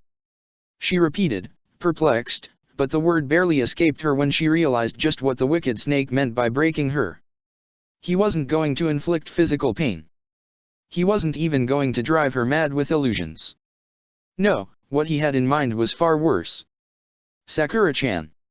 She watched in horror as Naruto and Sasuke sprang down from the tree branches and into the clearing. Sakura heard a rush of air and the sickening sound of severing flesh as Sasuke's shuriken found their targets in the rope snakes' bodies. Their long forms split into pieces, spraying Sakura with their blood, but freeing her from their holds as their broken bodies dropped at her feet. Meanwhile, Naruto took a swing at the giant snake, which dodged at the last second. Orochimaru vanished. You all right? Sasuke asked with his back to her and a kunai pointed towards the giant opponent before them as she untangled herself from the remains of the dead snakes. But she promptly ignored him and gripped at the fabric of his sleeve. He turned back to her with alarm, his crimson eyes widening. We need to run, she pleaded. Please. We'll die here. Naruto landed on her other side. I think it's too late for that, he snarled and squaring up the giant serpent, which was coiling up to strike the three of them. Naruto's right, Sasuke said and pulling his arm out of Sakura's grip. We take out the snake first. And then he started making the seal for a fire release attack. Sakura gritted her teeth and whirled around to locate Orochimaru, but he was nowhere in sight and his chakra was undetectable. But she didn't doubt he was nearby, watching silently from the shadows. He clearly wanted them to fight the snake. Even though she hated playing into his schemes, at this rate, they didn't have much choice. It was beyond doubt that this snake could kill them if they didn't defend themselves. Fine. They would fight. At the very least, Sakura would do everything she possibly could to unlock her seal in the process. Team 7, let's go. Naruto cried and conjuring 3 shadow clones. And then the snake propelled forward, forcing the 3 of them to scatter, and slammed its face into the ground where they'd just been standing with a riveting force. Naruto, Sasuke, and Sakura all seemed to be of the same mind, attack in the brief moment it was down. Sasuke twisted around in midair, aiming a series of fireballs along its spine, while Naruto's clones fired knives at its neck from different angles. Sakura loaded her fists with chakra and prepared to drive them into the base of its skull with all the force she could amass. But something took hold of her ankle and pulled backwards, causing her to lose her footing and drag along the ground. She clawed into the dirt and pumped chakra down her calf in attempt to break free, but the bind was withering and coiling up the length of her leg. Sakura grimaced and reached into her weapon holster. It was a Dem snake again. After a brief struggle on the ground, she lodged a senbon through its head. With a shrill scream, the snake released her and collapsed to the ground. She scrambled to her feet and turned back to where her teammates were battling the monster snake. They appeared to have noticed that Sakura had been held back. Sasuke and Naruto landed on the ground and started running in her direction, but the tail of the mighty beast smashed into the ground in front of them, blocking their path.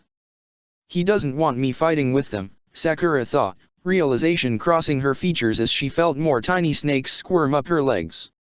She turned to her left, and there was Orochimaru, leaning against a tree with his arms folded, an amused smile dancing on his lips. He knows about my seal. And he doesn't want me unlocking it. She cursed and wrestled with the snakes, but new ones continued materializing out of the ground to replace the ones she defeated. She stamped her feet and sent small shockwaves of chakra out of her arms to blast them away. But there was no end to them and Sakura eventually yielded to their holds for a brief moment to look out at the battle ahead. Many of the surrounding trees were on fire, and flares of blue indicated that Naruto's clones were hurling towards the monster with chakra-enhanced fists. The boys seemed to have an upper hand because the snake was whipping around and snapping at the air disorientedly, uprooting trees and creating a series of craters throughout the clearing. Now! She heard Naruto yell from somewhere among the rubble. And then about 30 Naruto clones sprang up into the air, all gripping onto wires. The wires were gleaming in the moonlight and Sakura could tell that they were part of an interconnected system attached to nearby trees. The clones yanked the wires up, which sent the snake slamming down into the ground, completely restrained. And then a distinct chirping of electricity met Sakura's ears and she barely caught a glimpse of Sasuke thrusting his Chidori-riddled hand between the snake's eyes since it was all over so fast. The snake emitted a screeching howl before it ceased all movement.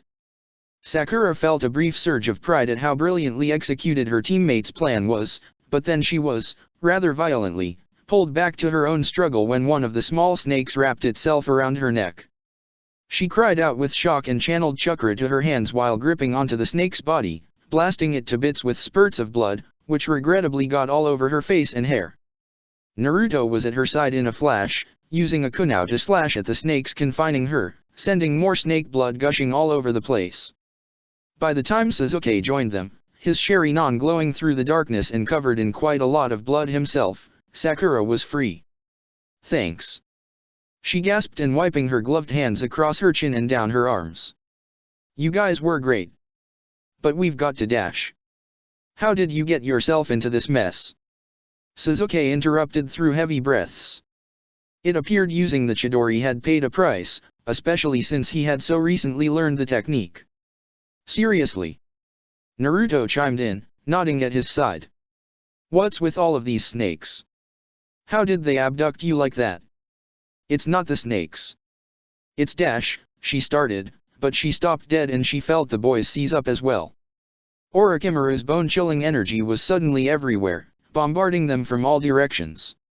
Instinctively, the three of them turned so that their backs faced each other. What is that? Naruto whispered and stepping so far backwards that Sakura felt the sleeve of his jacket against her arm. And then, in a swirl of leaves, he reappeared, in all of his terrible glory, at the base of his fallen snake. They all craned their necks in his direction. And Sakura's heart was a frantic drum. What was going to happen now? Was he going to kill them all? Curse her? Catch them in a genjutsu and torture their minds? Don't look directly in his eyes. She cried while averting her own gaze to the snake corpse. Who are you? Sasuke commanded and moving closer to his teammates protectively, a fistful of shuriken in hand. But Orochimaru only laughed and shook his head. Why don't you ask your teammate, Uchiha? He hissed. She seems to know quite a lot about me. Sasuke fell silent and Sakura felt her teammates' gazes on her. But she refused to respond. Did Orochimaru actually know how she knew him? That she'd already spent a lifetime despising him? We've got to go. Now, she breathed and inching even closer to the boys. She was getting a horrible feeling about this. You are an impressive trio, Orochimaru continued calmly, neglecting to acknowledge her pleas. This certainly won't be our last encounter. He disappeared. Sakura's breath caught in her throat. She, Sasuke, and Naruto had moved back so far that their spines were pressed together. Was Orochimaru gone? His chakra was still in range, so probably not. Then what was his next move? But before Sakura could think up how he might re-enter the scene, Sasuke gasped. Shocked, Sakura and Naruto whipped around as Sasuke's body clenched and gave way against theirs. And Sakura realized what was happening before her eyes confirmed it. No. Something long, scaly, and white was protruding from the ground at Sasuke's feet, coiling around his body, clinging tightly to his torso and neck in what appeared to be a chokehold. What Sakura wanted to believe was that this was just another snake. But upon closer inspection and with a stab of dismay, she spotted Orochimaru's demonic face, his eyes rolled back in his skull, hovering near Sasuke's shoulder. This isn't real. Sasuke! Naruto screamed and taking a vengeful swipe at Orochimaru's inhumanly elongated body, though not at full force as not to come in contact with his teammate, who was now withering in pain. Naruto's clawed hands left scratch marks along the pale, ghostly skin. As quickly as he emerged, Orochimaru released his grasp on Sasuke and shot back into the ground before Naruto could land another strike. As soon as his body was freed, Sasuke crippled to his knees, clutching his neck and shaking violently. Sakura extended a trembling hand to touch his shoulder just as he emitted his first cry. And the unbearable sound, the guttural moan that erupted from somewhere deep in his throat, ripped Sakura's heart apart. She faltered and stared at him in sheer terror. She was too late. There were several occasions in Sakura's life when she had convinced herself that she wanted Sasuke Uchiha dead. And not only dead, but dead by her hand. A lifetime ago, the tip of her own knife had hovered just above the Uchiha crest on Sasuke's back. Right between his shoulder blades, she had nearly run him through. And put them both out of their miseries. But if, in this unjust world, Sakura ever did get her way, Sasuke would never hurt. Deep down, it was the very last thing she wanted. Because his pain was hers. Sakura-chan, what's happening? Naruto cried in fighting back tears while he gripped onto Sasuke's shoulders, attempting to steady him. Past her teammate's hands and the edge of Sasuke's collar, she glimpsed the black mark materializing. It was an out-of-body experience when she answered, because she hadn't yet processed it. He's cursed. Naruto's eyes locked on Sasuke's neck in horror as he caught sight of the 3-ink black tomo beside the puncture wound. He might not have known what this curse signified, but it was no question that Sasuke's life force was draining. He was convulsing and losing consciousness. Not again. Sakura could not let this play out like last time. Suddenly, her terror morphed into a burning rage. Aggression and anger surfaced like she'd never experienced before. She would not let this happen again. Suddenly the only thing she was aware of was that he was escaping. Sakura leaped away from Sasuke with a newfound fire and need. Next, she was slamming her fists into the ground and blowing up the clearing to pieces, forcing Naruto to hoist Sasuke up and spring backwards. It worked too. It forced Orochimaru to the surface before he made it to the outskirts and into the mass of trees surrounding them. And it unlocked her seal. As soon as her fists met the ground, a strange sensation reverberated through every fiber in her body, followed by a dull stinging in the center of her forehead. The sensation transformed into a rush that began in her core and ebbed down to her fingertips and toes. The feeling was pure ecstasy. Sakura released a low sigh and rolled her head back, her lips curling into a smile as her entire being was consumed by a stunning new power. Not only was she feeling renewed and revitalized, but her muscles felt coarser, her skin firmer, her heart stronger. Her body was armor. And she was a loose cannon. She locked eyes on her target and in that moment, nothing else existed. Orochimaru seemed to read her intentions and detect her bloodthirst, because in a flash of white, he was on her, his long, skeletal hands wrapping tightly around her throat. Sakura's own hands were loaded with chakra at a greater speed and quantity than she'd ever been capable of before, and she placed them on his arms. Upon the slight contact, with a soft hiss, his arms began to disintegrate from the sheer strength of her chakra. Orochimaru emitted a growl and lunged his face towards Sakura, his teeth bared. But he failed to meet his target because Naruto intercepted, cloaked in bubbling red chakra, by tearing the man away from Sakura and slamming him straight into the solid earth with a mighty roar. Naruto sprang back to Sakura's side and exchanged a look with her, his pupils slits, his small, sharp fangs protruding past his lips, and his fingers bearing thick talons. His energy was a whirlwind of blinding force, far greater than her own, but Sakura held his gaze without fear. They exchanged a nod. And then Sakura and her seal and Naruto and the fox attacked together. From all fours, Naruto propelled himself forward, driving his clawed hand directly through Orochimaru's abdomen, impaling him. But the body started melting on impact, oozing towards the ground in a puddle of mud. A mud clone. Then a white arm shot out from behind a nearby bush and grabbed Naruto by the collar, pulling him against a tree. In a flash, Orochimaru was directly before him, raising an open hand and loading chakra to each individual fingertip. Sakura instantly recognized Orochimaru's intentions with Naruto. He was going to seal away the fox like he did last time. Not on my watch. Orochimaru was too slow to react when Sakura leaped through the air, her heeled boots, blazing with chakra, colliding with his head with a loud crack. The impact drove Orochimaru back and away from Naruto, clutching his head. Sakura emitted a snarl, pulling out a fistful of senbon and spreading her arms protectively. She was certain the Orochimaru she'd just struck was the real body when she felt a slight flicker in his huge reserve of chakra, one that indicated he was experiencing pain. He hissed and produced a series of clones. And when the small army of Orochimarus raced towards the pair of them, Sakura remained fearless and determined. The fight that ensued was bloody, muddy, and ruthless. Together, Naruto and Sakura managed to slice limbs from, impale, and decapitate all of the mud clones. But no matter how hard they tried, they couldn't reach Orochimaru's real body again. By the time the clones were gone, a significant amount of their chakra was also depleted. As a result, Naruto started losing control to the fox. Right as Sakura snapped the neck of the last clone, Naruto, who no longer had any enemies within reach, took a violent swing at her. She managed to dodge him at the last second, but the action sobered her from the high of unlocking her seal. Naruto was dangerously low on his own supply of chakra and was relying on the fox's power in exchange for control over his body. "Naruto!"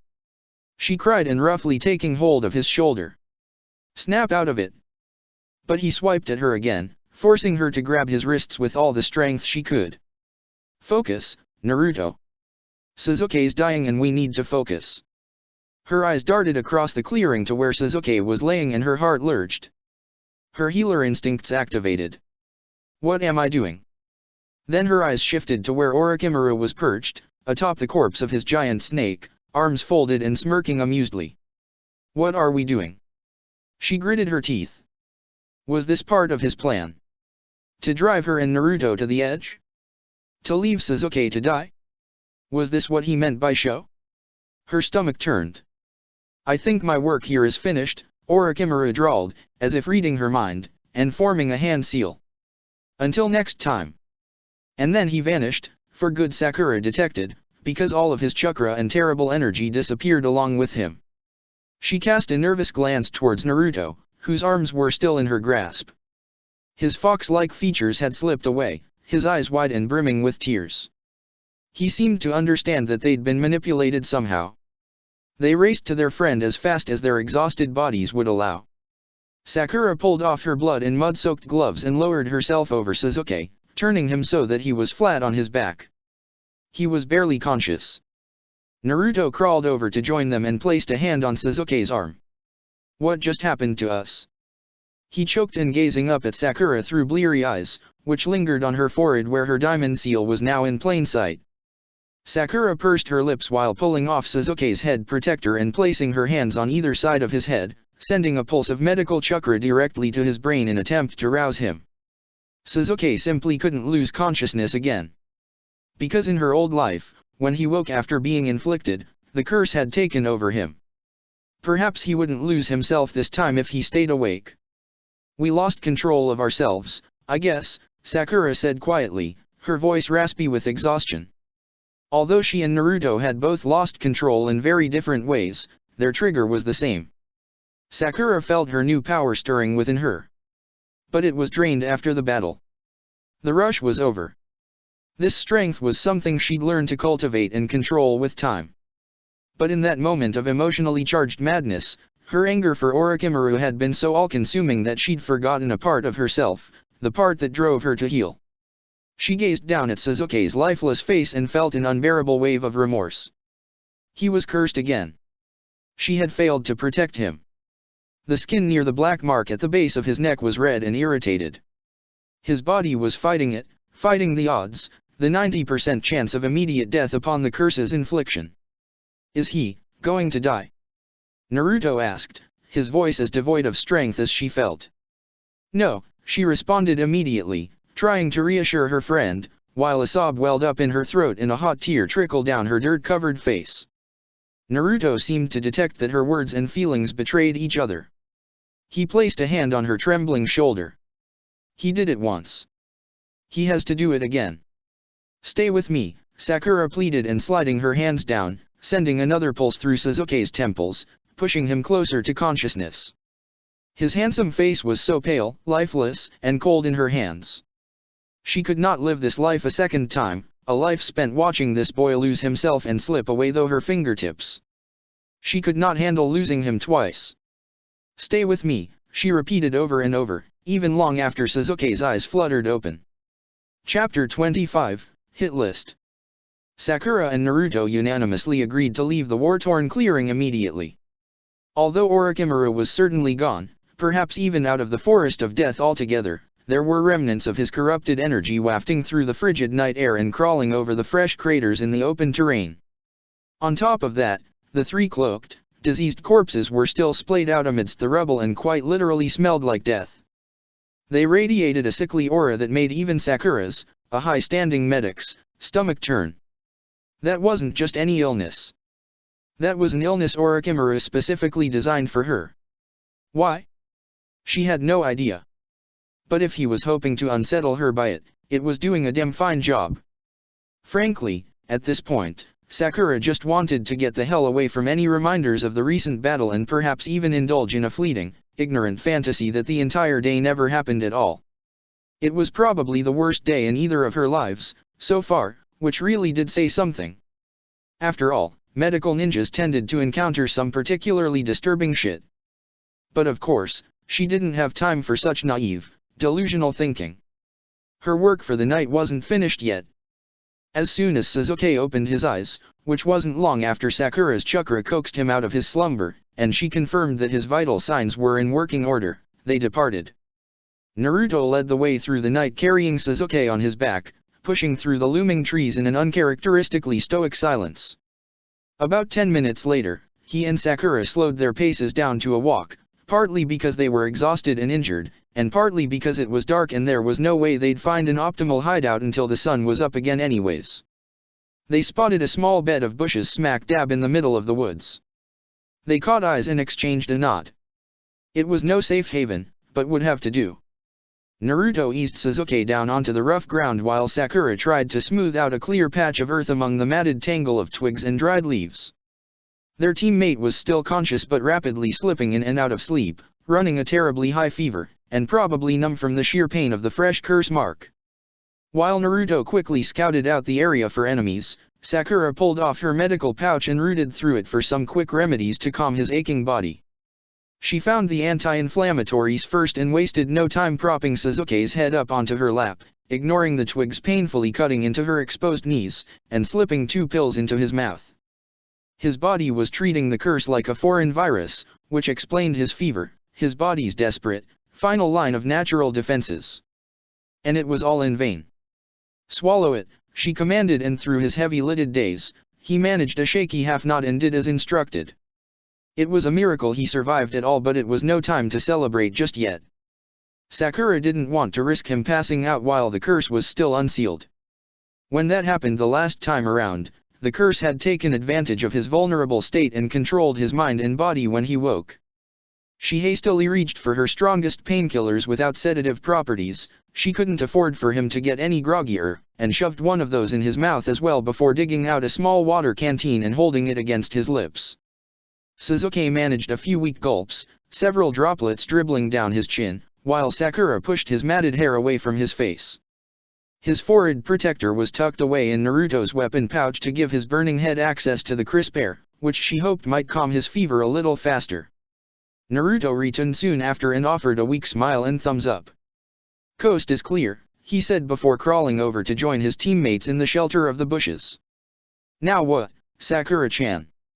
His gaze drifted to Sasuke, who was obviously still completely out of it. Sakura considered Naruto's question for a moment. "I'll seal the curse," she said slowly, her eyes flickering up to meet his. "But not here.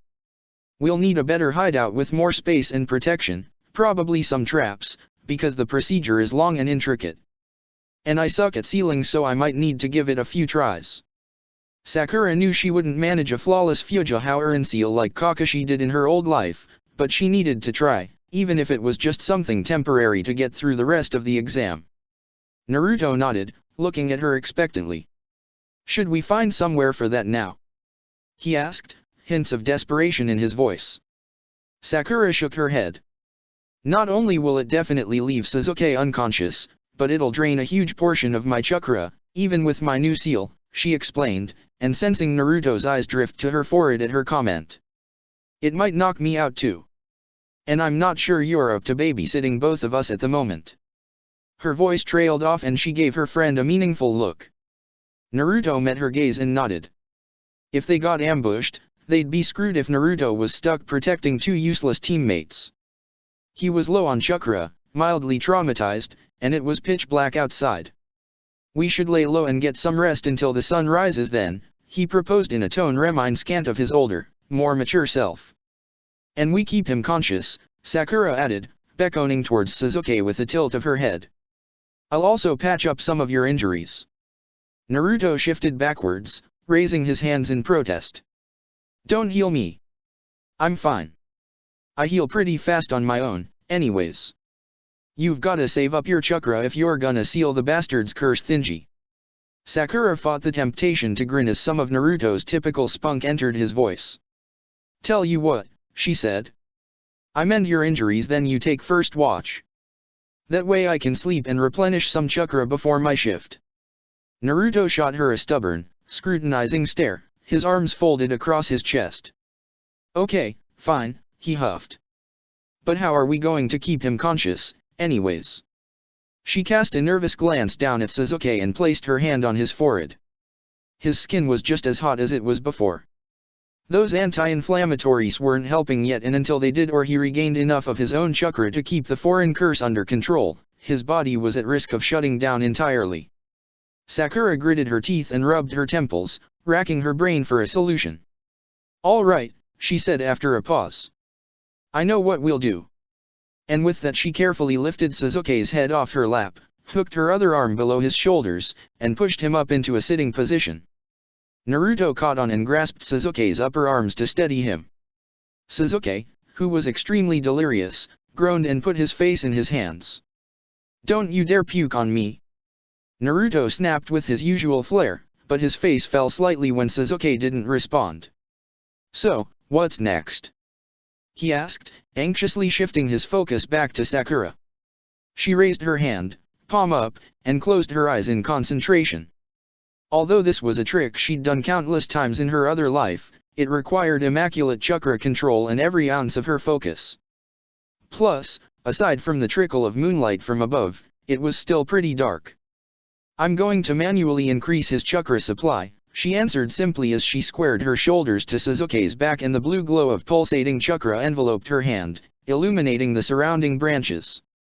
Naruto watched in fascination as the blue ball of lethal energy in her hand was cloaked in yet another layer of chakra, this one a soft green. She lifted Sasuke's shirt and placed her glowing hand onto his bare back while Naruto stared on, entranced and visibly confused. Sakura decided to walk Naruto through the procedure since he was paying such close attention anyways. I'm taking some of my own chakra and pumping it straight into his chakra circulation, she explained as the blue and green chakra started seeping into his skin. My medical chakra is coding and guiding my regular chakra to one of his chakra points and protecting his organs from damage while it moves through his body. She sensed her chakra latch onto a point in Sasuke's back. Having another ninja's chakra in you feels pretty weird. Weird enough to keep you awake for a while, I think. And weird was an understatement. Pumping your chakra into someone's body was no blood transfusion. Chakra had a life of its own and reeked of its owner's signature. You're amazing, Sakura-chan. Naruto cheered with a goofy, admiring grin on his face. Sakura rolled her eyes. He doesn't understand what I'm saying at all, she thought, though unsurprised. Smart conversation wasn't what made Naruto's company so refreshing anyways. No, it was that boundless supply of positive energy that he radiated everywhere he went. Even in the most terrible, unforgiving of circumstances, there was something about Naruto that made you feel absurd things like hope. And that was probably why the two of them had become such a spectacular team over the years. She too had a raging fighting spirit, and Naruto knew just how to keep it blazing. She smiled to herself. Boy was she ever glad she stopped Orochimaru from getting to Naruto this time around. Not only did the snake fail to inflict a 5 elements seal, meaning Naruto still had full access to the unique, ceaseless powers of the nine-tailed fox, but Naruto's presence reminded her to keep her chin up enough to function. When all the chakra she expelled was in Sasuke's system, Sakura kept her hand on his back to steady herself through the dizzying rush of chakra loss. Then, to her relief, Sasuke shuddered and his head jerked up. Ah! It's about time! Naruto exclaimed and patting Sasuke firmly on the shoulder. Sakura quickly rounded on him so she could see his face, crouching next to her orange-clad teammate. Sasuke's eyes were wide and trained on Naruto, apparently just realizing he was there, and his skin was ghostly pale. Sakura's heart fluttered over seeing him up like this, still pretty out of it, but a million times better than he had been before. She instinctively touched his forehead to test his temperature, and it was receding slightly, perhaps thanks to his increased chakra levels or the medication kicking in. He turned in her direction upon the contact. "What did you do?" he growled, his voice deep and slightly cracked, while looking her dead in the eye. I gave you some of my chakra for an energy boost," she explained, struggling not to trip over her words under his penetrating stare. "Yup. He's feeling uncomfortable as hell right now. It's coated in medical chakra so your body won't reject it." Sasuke was watching her through the moonlight. "You're inside of me," he stated. Sakura couldn't help but smirk as he looked at her with what appeared to be a combination of terror and amazement. "She's inside you? I thought it was supposed to be dash," Naruto cackled, not missing a beat, but he was quite abruptly interrupted by Sakura's elbow colliding with his head, sending him face first into the dirt. Ignoring Naruto's comment and keeping her eyes trained intently on the ground, she continued. "This doesn't give you access to any of my powers or anything. My chakra will blend with the rest of yours eventually. But that process can feel a little unnatural." "Right," he answered flatly, also determinedly ignoring the chuckling blonde between them, though one of his eyebrows was twitching. Next, Sakura examined them both for injuries that hastened immediate medical attention. Sasuke was fine, aside from some unattended senbon puncture wounds from earlier that day, and Naruto wasn't in terribly rough shape either, except for 2 fractured ribs and several cuts, but nearly healed, thanks to the 9-tailed fox's chakra. Overall, their statuses were pretty impressive considering the monstrosity of an enemy they'd just faced. Once the boys were patched up to her liking, Naruto stood and claimed that he desperately needed to take a leak, before he rolled out of the alcove of bushes and creeped away into the darkness. Sakura regrettably let her gaze wander to Sasuke, specifically, to the slope of his neck where Orochimaru's foreboding black curse mark was in plain sight, popping out against his pale skin. Her own skin prickled uncomfortably and she averted her eyes, desperately blocking out the impending feelings of dread. "How are you feeling?" she asked, both because she was genuinely curious and to distract herself from her thoughts. "Terrible," he deadpanned while glaring into space. "Can you sleep?" He ran his hands over his face and through his unruly hair, evidently frustrated. "Probably not." Sakura nodded briskly, feeling a surge of satisfaction. As much as she wanted him to feel rested and well again, she knew he'd have to experience some short-term discomfort first. It was certainly better than risking the alternative, which was a murderous, curse-driven rampage. "Good. Don't," she quipped before stretching her arms above her head and yawning. She promptly pushed aside the mess of leaves and twigs on Sasuke's left and plopped herself down onto the now cleared spot, facing away from him. Sasuke pulled his hands from his face and gaped at her, clearly surprised by her response. As she nuzzled herself more comfortably against ground she mumbled, "Naruto's taking first watch. Wake me up in a couple of hours." "Why can't I take first watch?" He shot back stubbornly, but he already seemed to predict her answer because he went ahead and eased himself back down onto the ground. She felt him fold his hands over his stomach, the side of his arm resting against her back, but his attempts to get comfortable were futile. Sakura could feel his chakra rolling beneath his skin in a manner that would keep even Shikamaru awake. "You're too tired and sore to take watch," she chided, but her voice was softening as the exhaustion settled in. Sakura swore she'd never experienced anything so cozy and inviting as the rough, flat ground below her. It felt like weights were attached to each of her limbs, pinning them in place. "Then why can't I sleep?" Sasuke asked quietly after a short pause. Sakura clenched her fists and frowned. She had a feeling he already knew what this was about. And she really didn't want to get into the gritty details right now that she'd finally managed to calm herself down enough for a decent rest. "I'm going to seal up that mark on your neck in the morning.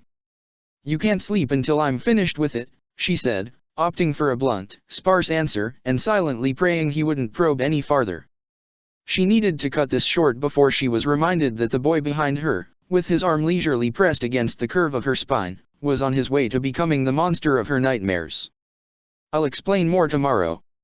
I need to recharge first," she added, her words slurring together. Her dry eyes were aching, so she squeezed them shut and curled her arms and legs into herself more tightly. Her body was craving sleep. Unlike the boys, who'd at least managed to get a short rest during her original watch duty at the other hideout, she had been running on pure adrenaline this entire time. "I told you," Sasuke grumbled, cutting through her slumber. His tone was accusatory. She opened her eyes again, feeling a little agitated but also surprised that he was initiating conversation. "Told me what?" she asked without the slightest idea what he was getting at. "That you'd unlock your seal." She blinked into the darkness. "Oh. Yeah, I did," she answered quietly. "You worried for nothing," he added, and he sounded smug, so she nudged him with her elbow. "Quit acting like I'm the only one who worries," she shot back, only realizing after the words were out of her mouth that she was indirectly taking a jab at his confession while he was hugging her earlier that evening. "I can't sleep because I don't know how to help you, Sakura." "Shit. The one time Sasuke decides to show real concern for me, I throw it right back in his face." "Well played, Sakura," she thought with a grimace, her face flooding with color. "Tisk," Sasuke huffed in response before lightly shoving her with the side of his arm. "Hey." Sakura groaned, though she was relieved that he didn't seem offended, but rather, vengeful, which was pretty typical for Sasuke. "Good night," she hissed over her shoulder because she really did need to sleep. Thankfully she managed to soon after with her lips curved into a smile. And, if she had the energy to twist her head around, she would have seen that, despite his bruises and tired eyes, Sasuke wore a small smile of his own. 2 days later, Sakura woke to a gentle waterside breeze tickling the bare skin of her arms and face and the sound of rushing water nearby. She creaked her eyes open to a high afternoon sun and gauged her surroundings. She was sitting on a rocky ground, propped up against a wall of protruding stone. The sparkling blue of a rushing stream was just visible through the sheltering trees ahead.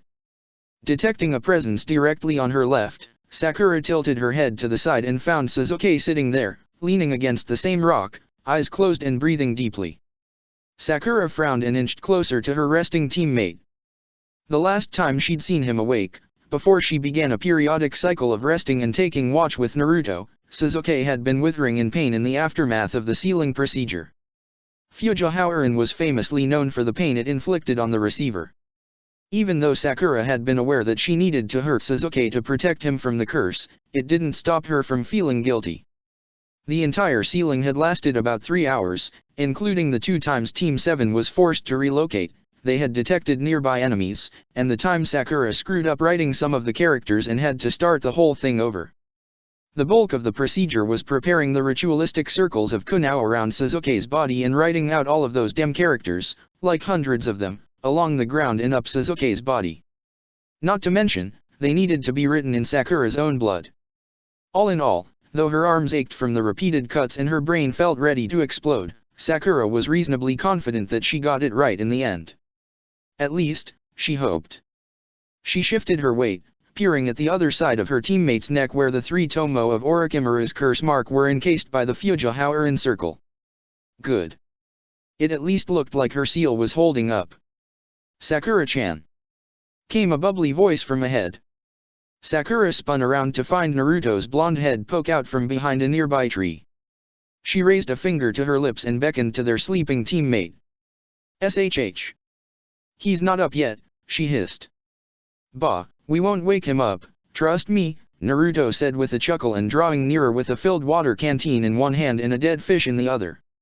Sakura caught sight of the nearby stack of branches assembled into a miniature fire pit and 5 other dead fish piled next to it. "Those new drugs you gave him really work. I tried to get him up before but he wouldn't budge." "Oh yeah," Sakura answered and turning back to Sasuke.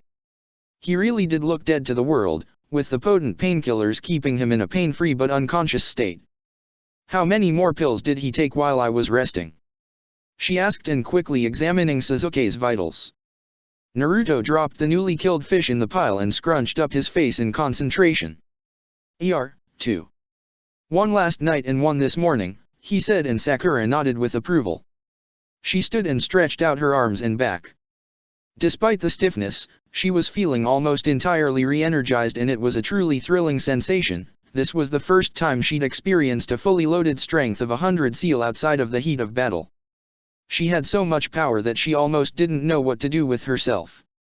That certainly didn't stop the distinct hunger pains from pulsing through her abdomen. No matter how much chakra a ninja had, basic human needs trumped all. "I'll help you cook the fish," Sakura offered in approaching Naruto, who was crouched on the ground and sizing up the fish, undoubtedly trying to pick himself the biggest one. His hair was matted and he still had dried mud and snake blood caked on his face and clothing, and now that she thought about it, she did too. Gross, but despite that, his bright, blue eyes were filled with energy and determination. Sakura smiled and folded her arms. Any normal person would be exhausted after tending to his dead-weight teammates for 2 straight days, but Naruto's stamina was second to none. "And thanks for taking care of us," she added sincerely because she really meant it. Naruto met her gaze with a cheeky grin. "Anything for you, Sakura-chan." He beamed and motioning for her to sit by him. "Glad you're finally awake. I was getting tired of watching over my useless team," he added and instinctively ducking, anticipating Sakura to hit him for the comment. But she laughed instead. "Got any matches to light the fire?" she asked. His face fell. "No," he said slowly. "Do you?" Sakura nodded, pulling out a pack from her weapon pouch and starting the fire. Meanwhile, Naruto's eyes drifted to where the third member of their party was dozing. "You know, I hate to admit it, but he's pretty useful to have around." Being able to breathe fire and all, Naruto muttered, his face puckered in thought. Sakura opened her mouth to agree, but Naruto continued. "This isn't about the exams anymore, is it?" She froze. One of the branches caught fire and the flame began to spread, shriveling leaves and bark in its wake. "What do you mean?" she asked quietly and watching Naruto intently. He looked extremely troubled. "Is Sasuke going to end up like that blonde kid in the lake?" he asked, turning back to the burning logs. Sakura grabbed a fish and skewered it on one of the nearby sticks. "No," she answered. It was perceptive of Naruto to connect the disease to Sasuke's curse. It appeared they both reeked of Orochimaru, even to an outsider who didn't know him well. "Sasuke isn't sick. But, what he's got is worse." Naruto started at her. "Can you cure it?" he asked, and there was a nervous edge in his voice. Despite the moody front he put on around Sasuke, a brotherhood was destined to grow between them. He cared deeply for Sasuke's safety. She shook her head. "No, but I can suppress it for a while," she answered honestly, deciding that Naruto should know what he was up against.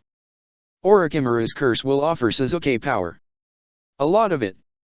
The catch is, if he chooses to use it, he could lose a part of himself. "Oh, he won't use it," Naruto concluded, his expression perking up a little. "He's already strong, so why would he want extra power, anyways?" Sakura pursed her lips and extended the stick over the flames to cook the fish. He might," she said, her voice catching. "I hear the power it offers is pretty tempting." She clenched her teeth and fought against the swell of agonizing memories from resurfacing. "Shit," Naruto muttered and poking at the fire with another nearby stick. He frowned. "But I know he won't. If you don't want him to, at least." Sakura looked up and raised her eyebrows. "What?" Naruto rolled his eyes and snatched at a fish to roast. "He's crazy about you. I've seen the way he watches you and follows you around," he grumbled. "I know he's not a bad guy. So there's no reason for me to stop you guys from dating or whatever, as much as I want to. I dunno. He's still an asshole, but he's mellowed out a lot too. Maybe you're helping him." Sakura's face flushed as she stared determinedly at the fire, which was now fully ablaze. "Maybe," she said. Naruto was totally suckered into their fake dating scheme. And he was clearly reading too far into everything. Because surely he was misinterpreting Sasuke's behavior. But what about that hug? Sakura's heart beat a little faster at the thought. She'd acknowledged it herself that Sasuke clearly felt something for her. Something beyond a typical teammate-level bond. And, mellowing out? Perhaps he was. As the primary target of Sasuke's angry outbursts these days, Naruto would know better than anyone. Sasuke had rarely ever been outwardly aggressive towards her, so she wouldn't know the difference. Also, Naruto always had a special way of understanding people, including Sasuke, better than she did. So was he actually onto something? No. He's not. Relax. Sakura shook her head. Now was not the time to succumb to childish daydreams. Naruto had a knack for instilling hope in everyone around him, but sometimes that hope was blinding. Like how he promised to bring Sasuke home to her a lifetime ago. And we all know how well that turned out, don't we? Yeah, exactly. It didn't. They cooked all 6 fish over the next half hour and chatted light-naturedly about what their next course of action should be to complete the exam. It was hard to say how many teams were left in the forest, duking it out over the remaining scrolls. Although Team 7 was still 1 scroll away from passing, having the extra heaven scroll gave them bargaining power. However, gunning to pass the exam was losing its zeal for Sakura now that she had so many other problems to deal with. Sure, getting promoted to Chunin and gaining that hospital promotion would give her a huge advantage in hunting Orochimaru, but what about the broken time travel scroll at home? Regardless of how powerful and influential she became in the village, what good would any of it be if she was destroyed from the inside out? Naturally, since unlocking her seal, she was feeling loads better, but, as Tsunade had explained, the seal would merely keep her alive in her travels across dimensions, not necessarily stop them from happening. You okay, Sakura-chan? Naruto asked then, cutting through her thoughts. He'd already wolfed down his first fish and was flicking the bones into the fire pit. Sakura, on the other hand, had barely touched hers. I'm fine, she mumbled, managing a weak smile and biting into the warm, juicy flesh of the cooked fish in her hand. And gosh, was it ever marvelous to eat something hot and filling again, let alone anything at all. Next, Sakura suggested Naruto try to wake Sasuke and feed him one of the fish while she washed up in the stream. Because, God forbid, if she had to stand around covered in dried mud and snake blood for a minute longer, someone would undeservedly face the wrath of her brand new strength of 100 seal. She grabbed 2 washcloths and a travel-sized container of liquid soap, which she always kept on her for cleaning out wounds, and trekked over to the rushing body of water just beyond the trees. Once she was safely out of sight, Sakura stripped off her clothes and lowered herself into the cool, rushing current. She wasted no time scrubbing her body down with soap and combing her lathered fingers through the gnarled strands of her short hair until they were smooth and slick in the water. Once her body was entirely free of dirt and blood, she paused to scan the area for chakra signatures because the last thing she needed was to get abducted again, and this time naked. That would certainly be a traumatizing rescue for both herself and her poor male teammates. But there weren't any ninjas in range, so Sakura stayed submerged in the refreshing stream for a little bit longer while she teased some stains out of her clothing with the soap. She finished up soon after, patting herself down with an unused washcloth, and basking in the heat of the high afternoon sun. She'd dry off in no time at this rate. When she returned to the clearing a short while later, Sasuke was up and about, just taking the last bite of his roasted fish. Hey! She called, struggling to contain the warm glow she felt over seeing him in a relatively pain-free state. How are you feeling? Fine, he answered shortly and turning in her direction, his eyes lingering on her dripping hair. I just washed up, she explained. And you guys would probably really benefit from doing the same. And that was no exaggeration. Naruto sprang to his feet and punched the air, a little too enthusiastically. You heard her, bastard. Bath time! He exclaimed, and reaching for Sasuke, who all of a sudden looked like he was about to lose his recently consumed fish. But Naruto ignored Sasuke's reluctance and proceeded to drag him ahead towards the stream, swiping the liquid soap and washcloths out of Sakura's hands as he passed her. Feel free to join us, Sakura-chan, he added with a flirtatious wink while Sasuke mumbled something about wishing he was still unconscious. While the boys washed, Sakura packed up the 3 remaining fish. Surprisingly, Naruto hadn't devoured them yet, stamped out the fire, and picked berries and edible greens from nearby bushes and shrubs. Together with the leftover fish, they had enough for dinner and to last the night. Once they were clean and their belongings were packed, Team 7 set out in pursuit of a new hideout. They agreed that one more restful, combat-free night would serve them well and that they'd hunt down an Earth Scroll the following morning. But healing itself was only half the challenge. If they truly wanted to avoid fighting for another night, they'd have to find a really good campout spot to avoid another late-night ambush. They spent the next few hours laying low, avoiding potential opponents, and scouting out new hideouts. Finally, just as the sun began to set, they found a shallow cave in the side of a rocky mound obscured by a tightly knit pattern of trees. There were remnants of a fire pit and leaf piles used for pillows splayed on the ground, so clearly this spot had been occupied before. Team 7 searched the area from top to bottom until they were certain it was vacant before declaring it their hideout for the night. They wasted no time setting intricate traps along the perimeters using an array of weapons, explosive tags, and metal wires, until their cave was as ninja-proofed as it was going to get. By the time they finished eating, night had fallen. This time, the moon was partially concealed behind wisps of gray clouds. Sasuke volunteered to take the first watch and neither Naruto nor Sakura had the will to protest. He woke Sakura for the next shift, which she willingly agreed to. Naruto deserved a long sleep after the hell he must have endured caring for the both of them. Thankfully, this night was drastically less eventful than 2 nights prior. Sakura's biggest cause of alarm during either of her watch duties, in fact, was when a rabbit ventured just a tad too close to one of her kunai-laced traps, and so she chased it away to safety. When her second shift came to an end in the wee hours of the morning, the sun was poking over the treetops and casting a soft glow across the dew-laden greenery. She returned to the cave to wake Naruto for the last shift, but, to her surprise, when she got there, both boys were sitting side by side with their backs propped up against the cave wall, apparently engrossed in conversation.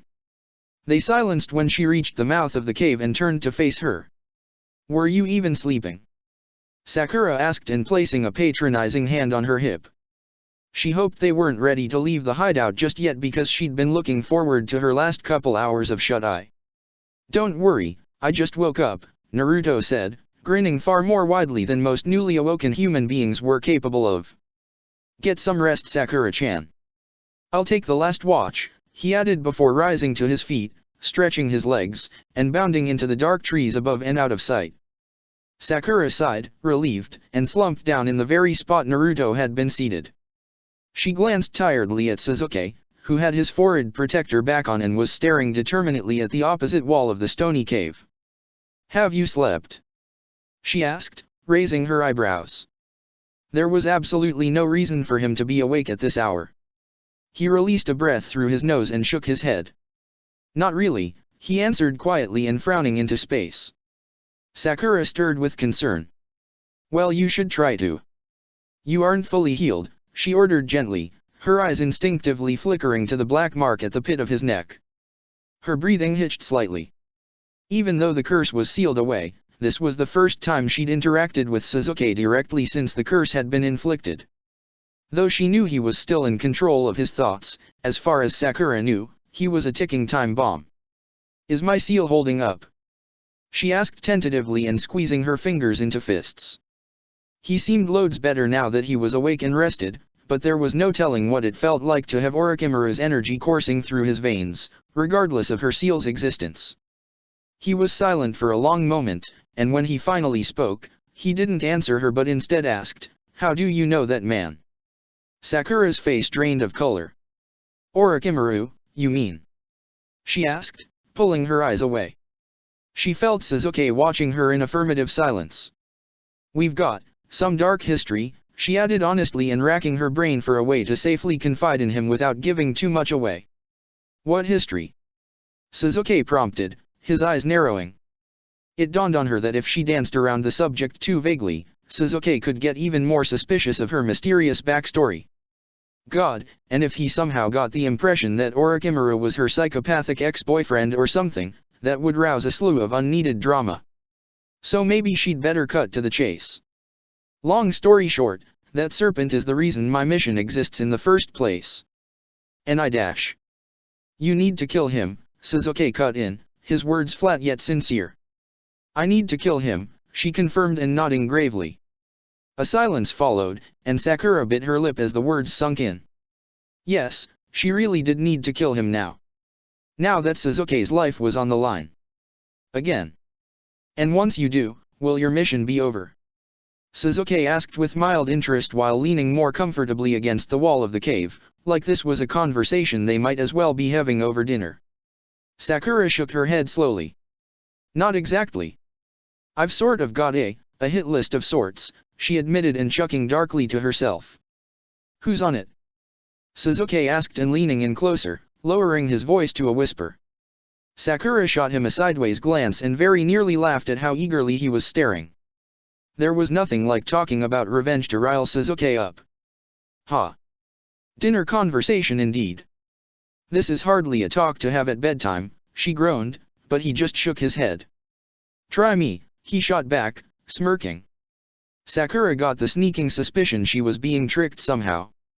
She had known that, for quite some time now, Sasuke had been itching to learn the finer details of her revenge mission and that he had a dangerously effective skill in getting her talking. But even then, despite her concerns, and before she could really process what she was doing, Sakura was suddenly laying it all out for him, nestled in a cave in the early hours of the fourth day in the Forest of Death. She told him about the Akatsuki, about the hideouts she knew of, and of several members she was more familiar with, Kisame, Deidara, Sasori, who, she disgruntledly realized, would have to be killed again in this life, and Pain. Sasuke listened gingerly, offering encouraging questions throughout her explanations. Aside from a few rather significant details, including that she was from the future, she openly described several monsters who lurked beyond Konoha's borders. Hold your tongue, Sakura, a voice nagged at the back of her head, but for some reason, she didn't care. Finally putting her disjointed plans out in the open for someone else to hear felt like some of the heavy burden was being lifted off her aching shoulders. And Sasuke was a particularly keen audience. So who would you go after first? He asked with genuine curiosity. She could practically feel his autonomic responses heightening. The asshole was having fun listening to stories of her messed up life and impossible goals. She paused and realized she'd never gotten that far in her scheming. Which Akatsuki member would be best to target first? Or maybe she would be better off chasing down Orochimaru. Not that she was in any of their leagues, but, hypothetically, assuming she was. She mused, her eyes drifting to the low ceiling of the cave. Well, it depends on where they are when I set out to kill them, I guess, she said, shrugging. There have been times when members were lured right to Konoha, so maybe I could just lie in wait. I mean, Pain, Kisame, and Itaki have all been right inside the village before. She hummed to herself for a few quiet moments afterwards, lost in her thoughts, hardly noticing the newfound stony silence enveloping her teammate. She caught on soon after and shot him a questioning look, only to find he was staring at her with such a stoic expression that her heart skipped a couple of beats. She opened her mouth to ask what just got into him when he interrupted her with a single, gut-wrenching word. Itaki. Oh. Shit. She'd said his name, hadn't she? During her absent-minded rambles? And Sasuke, who was clearly as attentive as ever, was not going to let it slide. You want to kill my brother, he said quietly, his voice laden with emotion. You. She bravely turned in his direction, feeling very much like a dog with its tail between its legs, and offered him a shaky smile. There was no sense lying now. He was far too perceptive for that. And not necessarily, she said defensively, but her voice came out squeakier than anticipated. It's just a hit list. Wishful thinking, you know. Sasuke was looking at her like he'd never seen her before, his intense, calculating eyes scanning and taking in every inch of her face. Sakura shivered under his stare, not quite sure what to make of his reaction. The type of emotion he was feeling was difficult to decipher. But whatever it was intense. He could be on the verge of screaming at, punching, or even kissing her, for all she knew. The silence was so treacherously painful that Sakura wanted to run and hide, perhaps even pretend this conversation never happened in the first place. Oh, but it was far too late for that kind of thinking now. The words were hanging in the air and there was nowhere to run, or even budge given her cramped position in this tiny, secluded cave. We could do it together. Sakura's green eyes widened and her breath caught in her throat. What? She gasped, her thoughts hazy from the whirl of nerves. Does he mean? He averted his gaze to the ground and took a breath. You and me.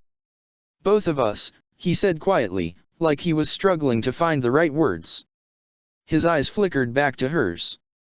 We'll keep training together for a few more years, come up with some clear plans and then, we'll take care of them ourselves. Orochimaru, Itachi, the Akatsuki. All of them. She blinked rapidly, crystal clear realization filling her mind. You mean that we, defect the village?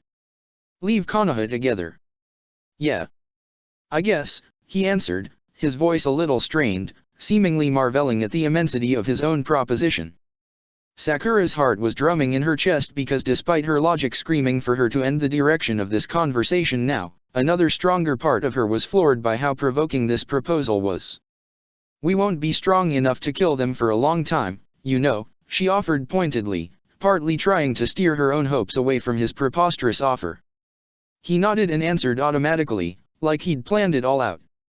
Then we go in a few years when we're defect while we're out on a mission.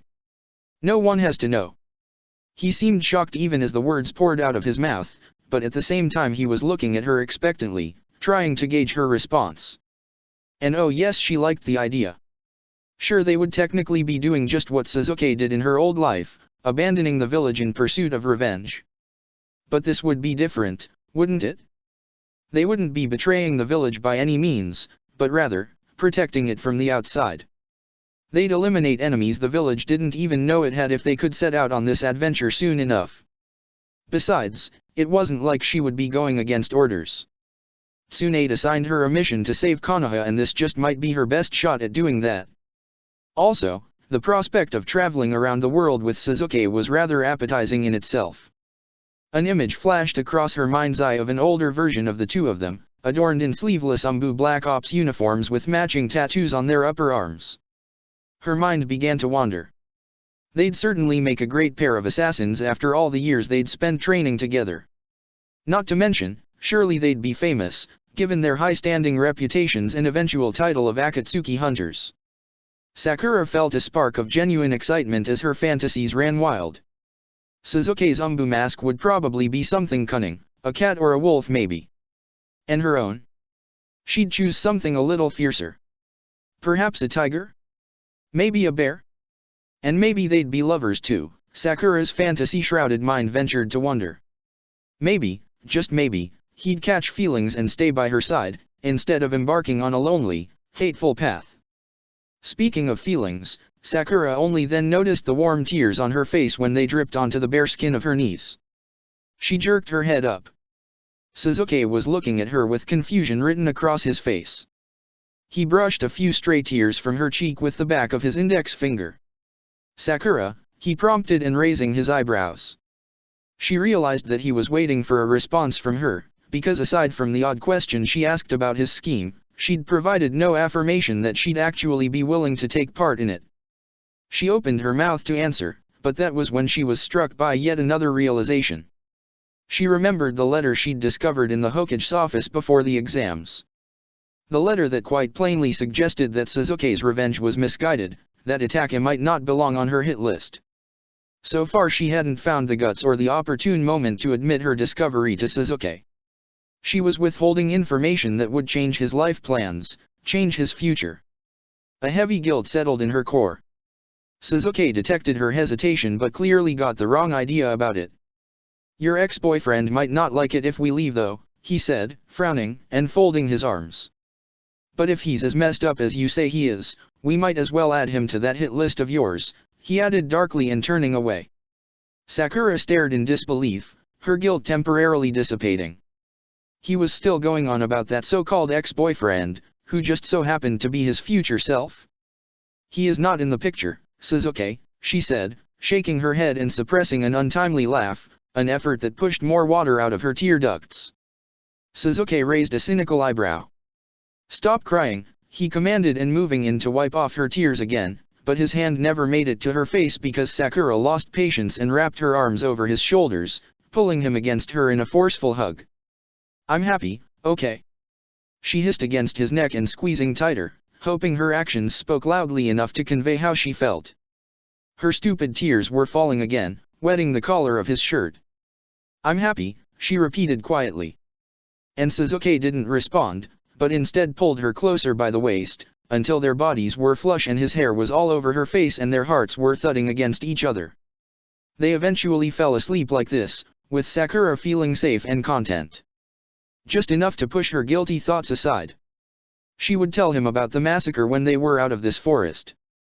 For now, she would take a moment to enjoy the feeling of bliss and completedness in knowing she had someone to share her burdens with. Someone who, despite the impending lure of the curse on his neck, wanted to help her navigate her challenges as much as she wanted to help him. Nothing in the world could take this feeling away from her. Not even what Naruto would make of it when they woke up like this in the morning. Chapter 26, Looming Threat. The fourth morning of the Chunin exams brought with it warm rays of sun, a crisp breeze, a crystal clear sky, and a rather distressed Sasuke Uchiha. First off, there were subtle pangs shooting through his neck and down his spine, which was currently pressed to the cold, rocky floor of the tiny cave his team chose to camp out in that night. The pangs weren't unbearable by any stretch, but they were quite unlike anything he'd ever felt, like there was a second source of energy, entirely separate from his chakra circulation, pulsing within the confines of the Fujihouden seal. The disturbing thing about these pangs was that he knew they originated from the fresh curse imprinted on the base of his neck. From that Orochimaru freak, or whatever Sakura said his name was. But aside from that, he didn't really know anything about it. And what's more, on that fine morning, and maybe worst of all, said Kunoichi was currently lying on top of him. At some point in the hour or so he actually managed to sleep. Sasuke, and inevitably Sakura, who had fallen asleep with her arms strewn around him, had fallen to the floor of the stony cave. He was now on his back with his arms secured tightly around his sleeping teammate's torso, who, in turn, was resting her head just below his collarbone and gripping the front of his shirt with a lazy fist. How they managed to get into this position without waking up was beyond him. Not that it really mattered. What did matter was what he was going to do about it. And so, as the cultured ninja he was, from Konoha's most esteemed clan, hardwired to treat life's challenges as missions, Sasuke began to strategize. Under normal circumstances, escaping would be a no-brainer, but he wasn't about to throw Sakura off of him and into the cave wall. He knew that would be a death wish. He'd learned his lesson about abruptly rousing this girl from sleep after getting his nose broken and multiple knives embedded in his leg. And there was another confounding variable: he didn't want her to move. And that was probably the most disturbing and nauseating part of his entire morning so far. He daringly shifted his eyes down, following her obnoxiously bright strands of hair, which stood out against his dark shirt, to her face, and found it was much too close to his and looked uncharacteristically peaceful. This had to be the first time he'd seen his little training partner's face free of frown lines, bruises, or dark circles. Instead, she was basking in the power of her newly unlocked seal with her slender limbs curled against his body and her slightly parted lips graced with the ghost of a smile. Sasuke wrenched his gaze away, almost too forcefully, as he was struck by an onslaught of terrible autonomic sensations. The skin along his neck prickled, his brow lined with perspiration, his lower belly clenched, and his face, rather abruptly, started burning up. And not only that, but his heart rate, which was usually quite slow at baseline due to his years of endurance training, was suddenly skyrocketing for no reason at all. And Sasuke was no idiot. He knew exactly what, or who, was the source of this terribly inconvenient physiological trauma. He knew this was Sakura's doing, his medic witch of a teammate who could somehow mess up his vital signs in her sleep. Without wasting another second, and with the grace of a trained ninja, Sasuke lifted himself up onto his forearms hoping that, maybe, she might roll off of him. But her tough fingers now had a vice grip on his shirt, so instead of tumbling to the ground, she merely slid a few inches further down his front, the lower half of her body settling between his legs. And he would be lying to himself if he said he didn't, enjoy the feeling of her clinging to him like this, with her deceivingly innocent demeanor, her frustratingly interesting chakra stirring just beneath her skin, mere inches away, her small warm body rubbing along his. That was when Naruto chose to make his appearance. Sasuke was still propped up on his arm with his back facing the mouth of the cave, and Sakura's head was nestled somewhere deceptively, and suggestively, low on his torso, her fingers clawing his shirt like her life depended on it. "Great. Are you guys you?" he heard Naruto start before spluttering and making prominent gagging sounds, clearly misinterpreting the position his teammates were arranged in. I just threw up in my mouth. Sasuke closed his eyes and rubbed his temples. He was in for a loud morning. Sakura was evidently angry once she was up and about, as indicated by the way she stomped about the campsite while casting seething glares at Naruto and avoiding Sasuke altogether. She'd apparently taken Naruto's vulgar accusations of her actions that morning quite poorly. And as soon as they were packed up, she demanded they find somewhere for her to wash. While he busied himself deactivating traps around the hideout and collecting the wires and weapons for future use, Sasuke heard Naruto comment, "But you just washed yesterday. Does that mean I can't wash today?" She snapped, her tone dripping with irritation. Sasuke smirked in spite of himself. Naruto was screwed. He was right, of course, particularly when they found a nearby freshwater stream and Naruto asked if he could join her in it. Sakura didn't even offer to heal his freshly blackened eye. "Sasuke," she added venomously over her shoulder before heading to the water, her bright, dangerous eyes meeting his. "Watch him." Sasuke knew what she really meant was kick Naruto's ass if he tries to peep. He shrugged, opting for an indifferent response because he honestly had no idea how to act around a moody woman, and in many circumstances, women in general, before sitting down against a large tree trunk. Once she was out of sight, Sasuke sent a soft pulse of chakra through his temples and optic nerves to activate his Sharingan and scan the grounds for enemies. When he was through making his rounds, his gaze lingered on Sakura's enormous chakra signature by the water, which was a vortex of entrancing energy invisible to the naked eye. Naruto, whose grumbling Sasuke had been promptly ignoring as he scanned the area, got to his feet while rubbing his black eye, which had to be throbbing now, the dumbass, and followed Sasuke's gaze to where Sakura was bathing. "Hey Sasuke, how about?" "No," Sasuke interrupted as his eyes faded back to black. He knew exactly where that train of thought was going.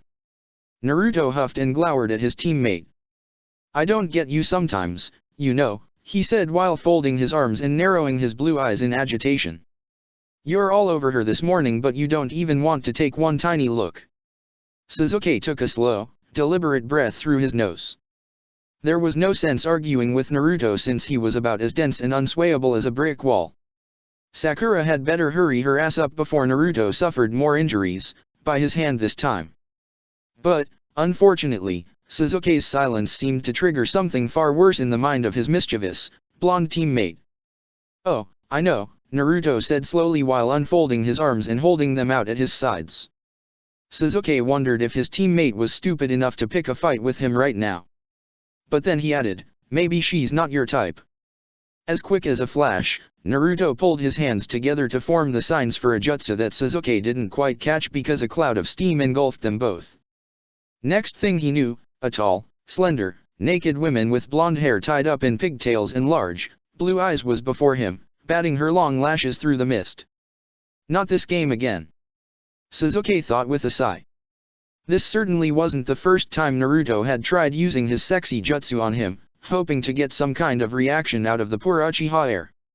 But if he thought Sasuke would enjoy the company of an older teenage female with one too many features in common with Naruto, then he really was even stupider than he looked. The disgust must have been written on Sasuke's face because the Naruto pouted in mock dissatisfaction. "All right then," he said, in a creepily feminine tone, "how the hell did Naruto do that? How about this?" With that he vanished in another swirl of steam, only to be replaced by a busty, exotic brunette with long wisps of hair flowing down along the curves of her body. Sasuke blinked at him, for half a second too long, probably, because the exotic Naruto's lips curved into a wicked smile. But what Sasuke was really wondering was when Naruto's transformation jutsu got so good. He'd never before shown Sasuke more than the one revolting blonde chick whenever he tried, and failed, to distract him while they sparred. Since when could he so accurately imitate multiple body types? God only knows what this guy does alone in his apartment. "Not my type," Sasuke grumbled, rolling his eyes and turning away, unable to bear looking at his teammates' ridiculous theatrics any longer. And he wasn't really into dark hair or eyes anyway. Reminded him too much of his family's ancient incestuous traditions, he figured.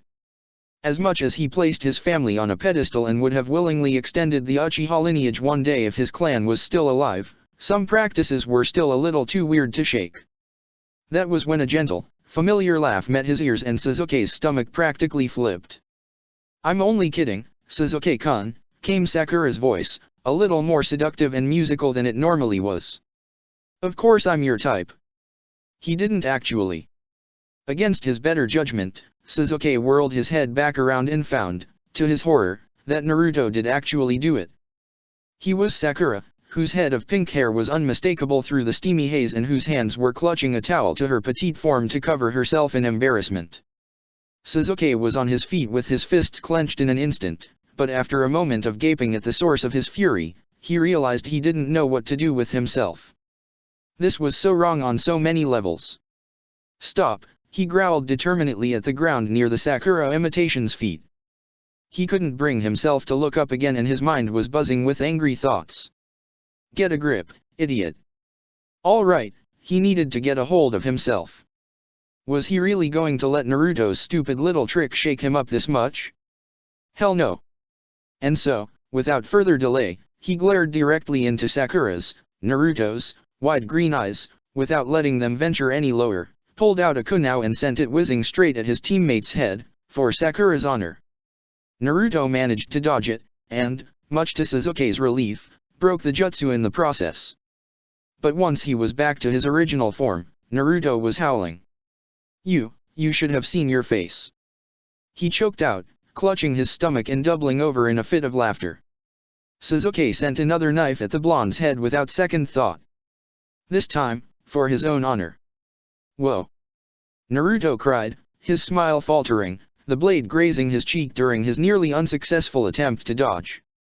"What was that one for?" He snarled, and rounding on his teammate, a wild spark in his eye. But Sasuke was pissed and he wasn't in the mood for talking, so when Naruto advanced with his fists flailing, he reciprocated the attack with just as much flair. And next thing he knew, the two of them were wrestling on the ground, throwing ruthless punches and kicks in all directions. "You cut my face, you bastard!" Naruto shouted while aiming a roundhouse kick at Sasuke's gut, catching the fabric of his shirt on the end of his sandal. "And you're disgusting, dumbass," Sasuke hissed, gripping the front of Naruto's jacket and slamming him up against a tree with a little more force than intended. "Ugh!" Naruto groaned, hunching over and breathing heavily before he raised his arms and clawed at Sasuke's collar. "Why I oughta dash," he started, but he was interrupted by a huge, riveting crack. Both boys froze with surprise and turned to gape at the very tree Sasuke had just thrown Naruto against, which was rather large, at least 25 feet high, just as it snapped clean down the middle vertically and began its descent to the ground. The boys watched on in dumbfounded silence as the demolished tree trunk smashed to the forest floor, loudly echoing upon contact, and causing a swarm of startled, squawking crows to launch themselves into the air in a flurry of black feathers. The boys exchanged a wide-eyed look. Okay, maybe they took that brawl a little too far. A noise like that would surely alert an enemy, or worse. What the hell? Sakura. Naruto visibly cringed in response to the shrill incoming voice before both boys daringly peered over their shoulders to where their female companion was now standing, bearing a fistful of washcloths and a dripping mop of pink hair. "I can't believe this. We're in an exam, you know. I leave you both alone for 5 minutes and you somehow manage to," she began lecturing, but that was when Sasuke's mind began wandering. Her lectures were always directed at Naruto, anyways. But his thoughts stayed on her, which was problematic because he still had fresh images of this very girl with far less clothing on dancing in his mind's eye, courtesy of his knucklehead teammate and his own unforgivable imagination. He felt his face flush and that dreadful feverish sensation return. You see, Sasuke was well aware that there was something terrifyingly gravitational about his female teammate. It wasn't because of her annoyingly pretty face, with those big, green eyes and small, sharp features, although it sure didn't help, but because of her unique strength and unwavering dedication to meet her goals, something that Sasuke could strongly relate to himself.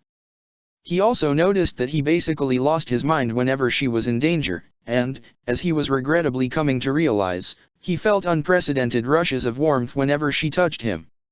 Also, now that she was finally sparing him glimpses of her dark, twisted past, he was beginning to experience an inexplicable closeness to her. The prospect of hunting down their demons together one day, as foolish as it sounded when he initially proposed it, was becoming more and more inviting by the second. It was in his nature as an Uchiha to pride loyalty and efficiency above all else after all, which was precisely why joining forces with Sakura was only logical. They had common goals and she had abilities like he'd never seen before, that even rivaled his own in some ways.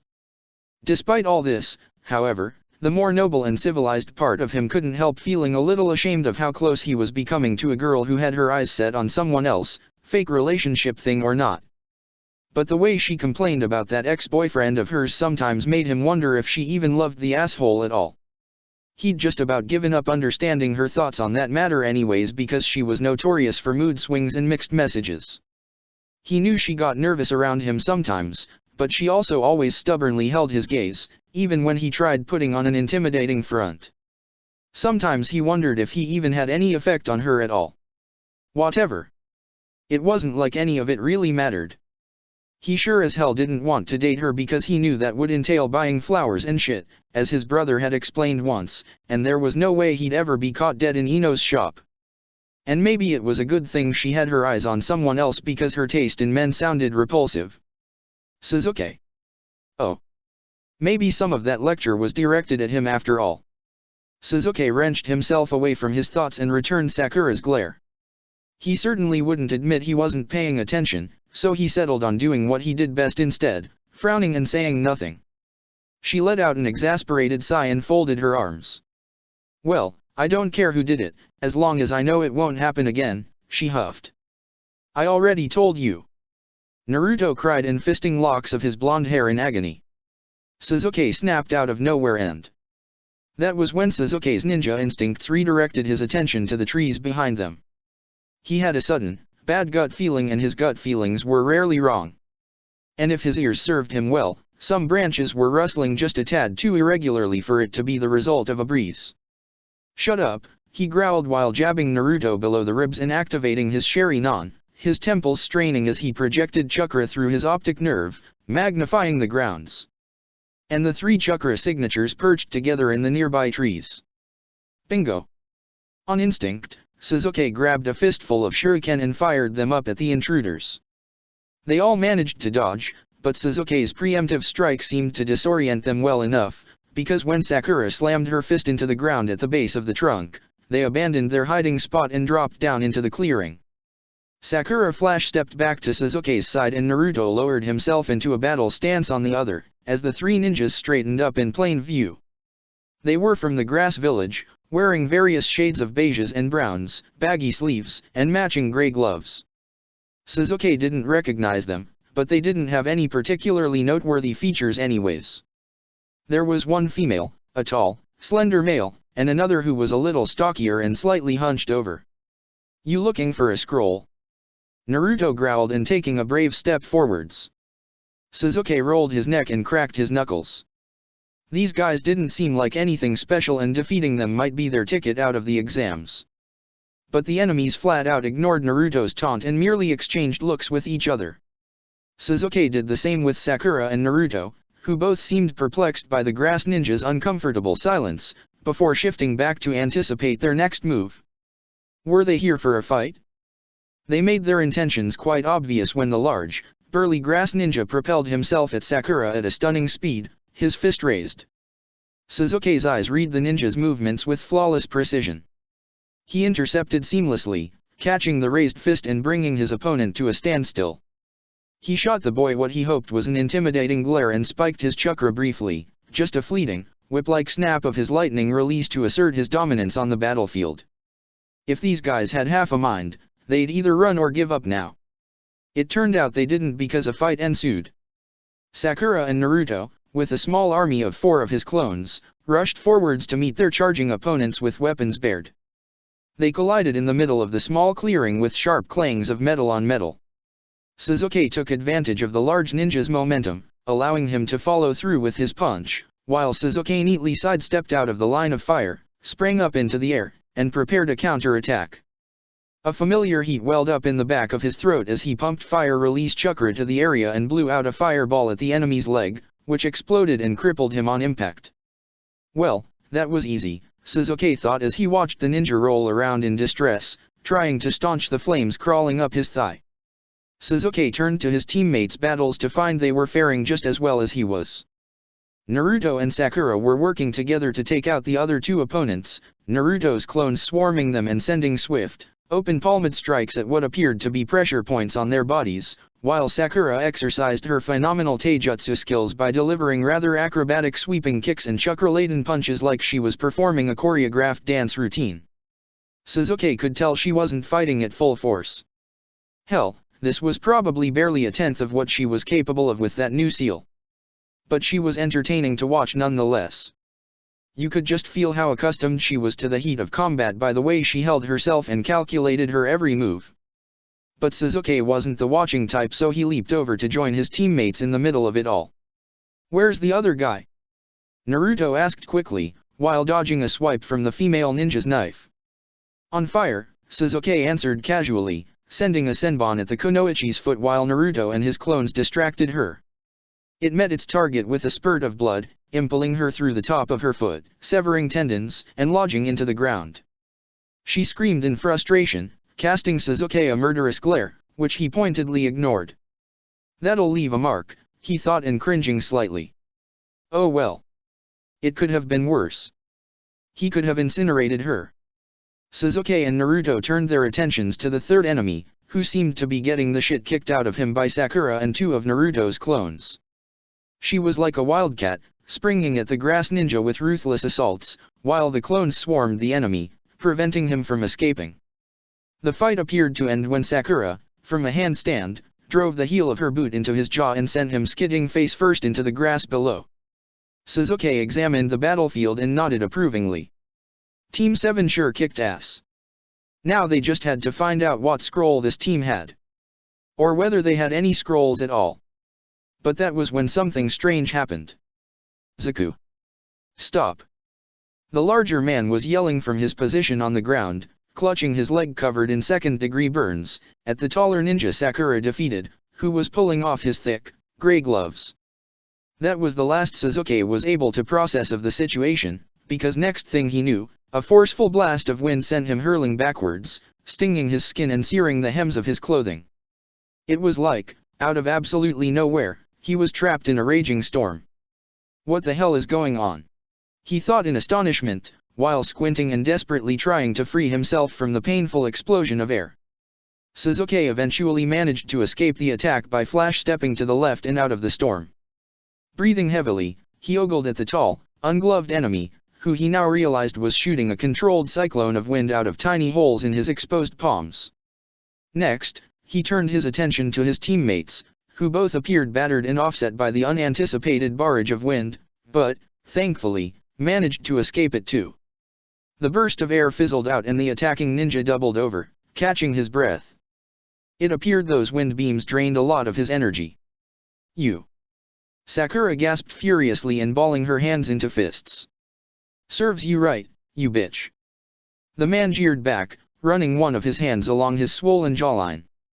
Naruto and Sasuke were at Sakura's side in an instant, loading up chakra to their hands and preparing to retaliate. Naruto opened his mouth to shout something at the windstorm freak but was interrupted by a screaming match. "Zaku, listen to Dosu." The female snapped and wrenching the senbon out of her foot with a profound wince. "You're only making it worse. You know that. Shut the hell up. We all know it doesn't matter what we do, we'll all end up the same in the end. But that doesn't mean. Unmask yourselves." Sasuke nearly jumped at Sakura's sudden command. He turned to find she was glaring at the wounded trio through piercing eyes, a frown plastered on her face. Unmask themselves? He examined the grass ninjas from top to bottom with his Sharingan ablaze. There was no substitution jutsu here. At least, none that he was familiar with. The grass ninjas looked equally startled by her demand. "What did you just say?" asked the tall, thinner man, Zaku, his lips curled into a snarl. Sakura took a step towards them and flashed her chakra dangerously. And, shit, did she ever know how to feel dangerous when she wanted to? She allowed a monstrous wave of her forehead seal's chakra to throb across the clearing, rumbling the ground beneath their feet and raising rocks and dust up into the air. It was hard to believe this was the same person whose life force had been barely existent only days prior. In that terrible moment when she tumbled off a tree branch while fleeing the diseased boy in the water, Sasuke felt her energy all but disappear entirely.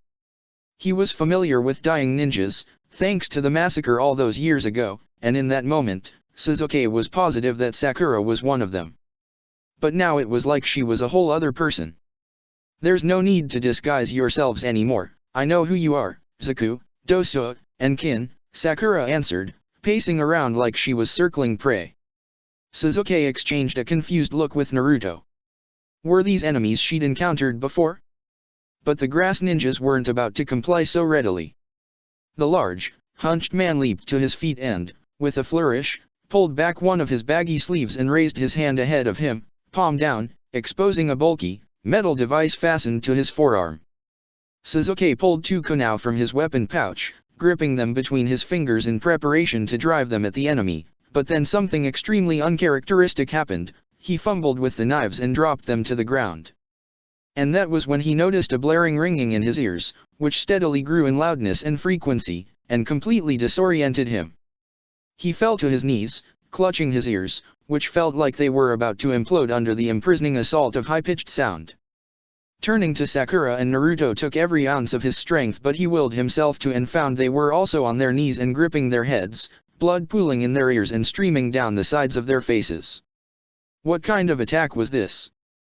Sasuke lit up his Sharingan again to find an overwhelming amount of chakra wafting through the air in oscillating waves.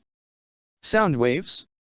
Whether or not Sasuke was right about the nature of the attack didn't matter because mere seconds of agonizing pain later, the jutsu was broken.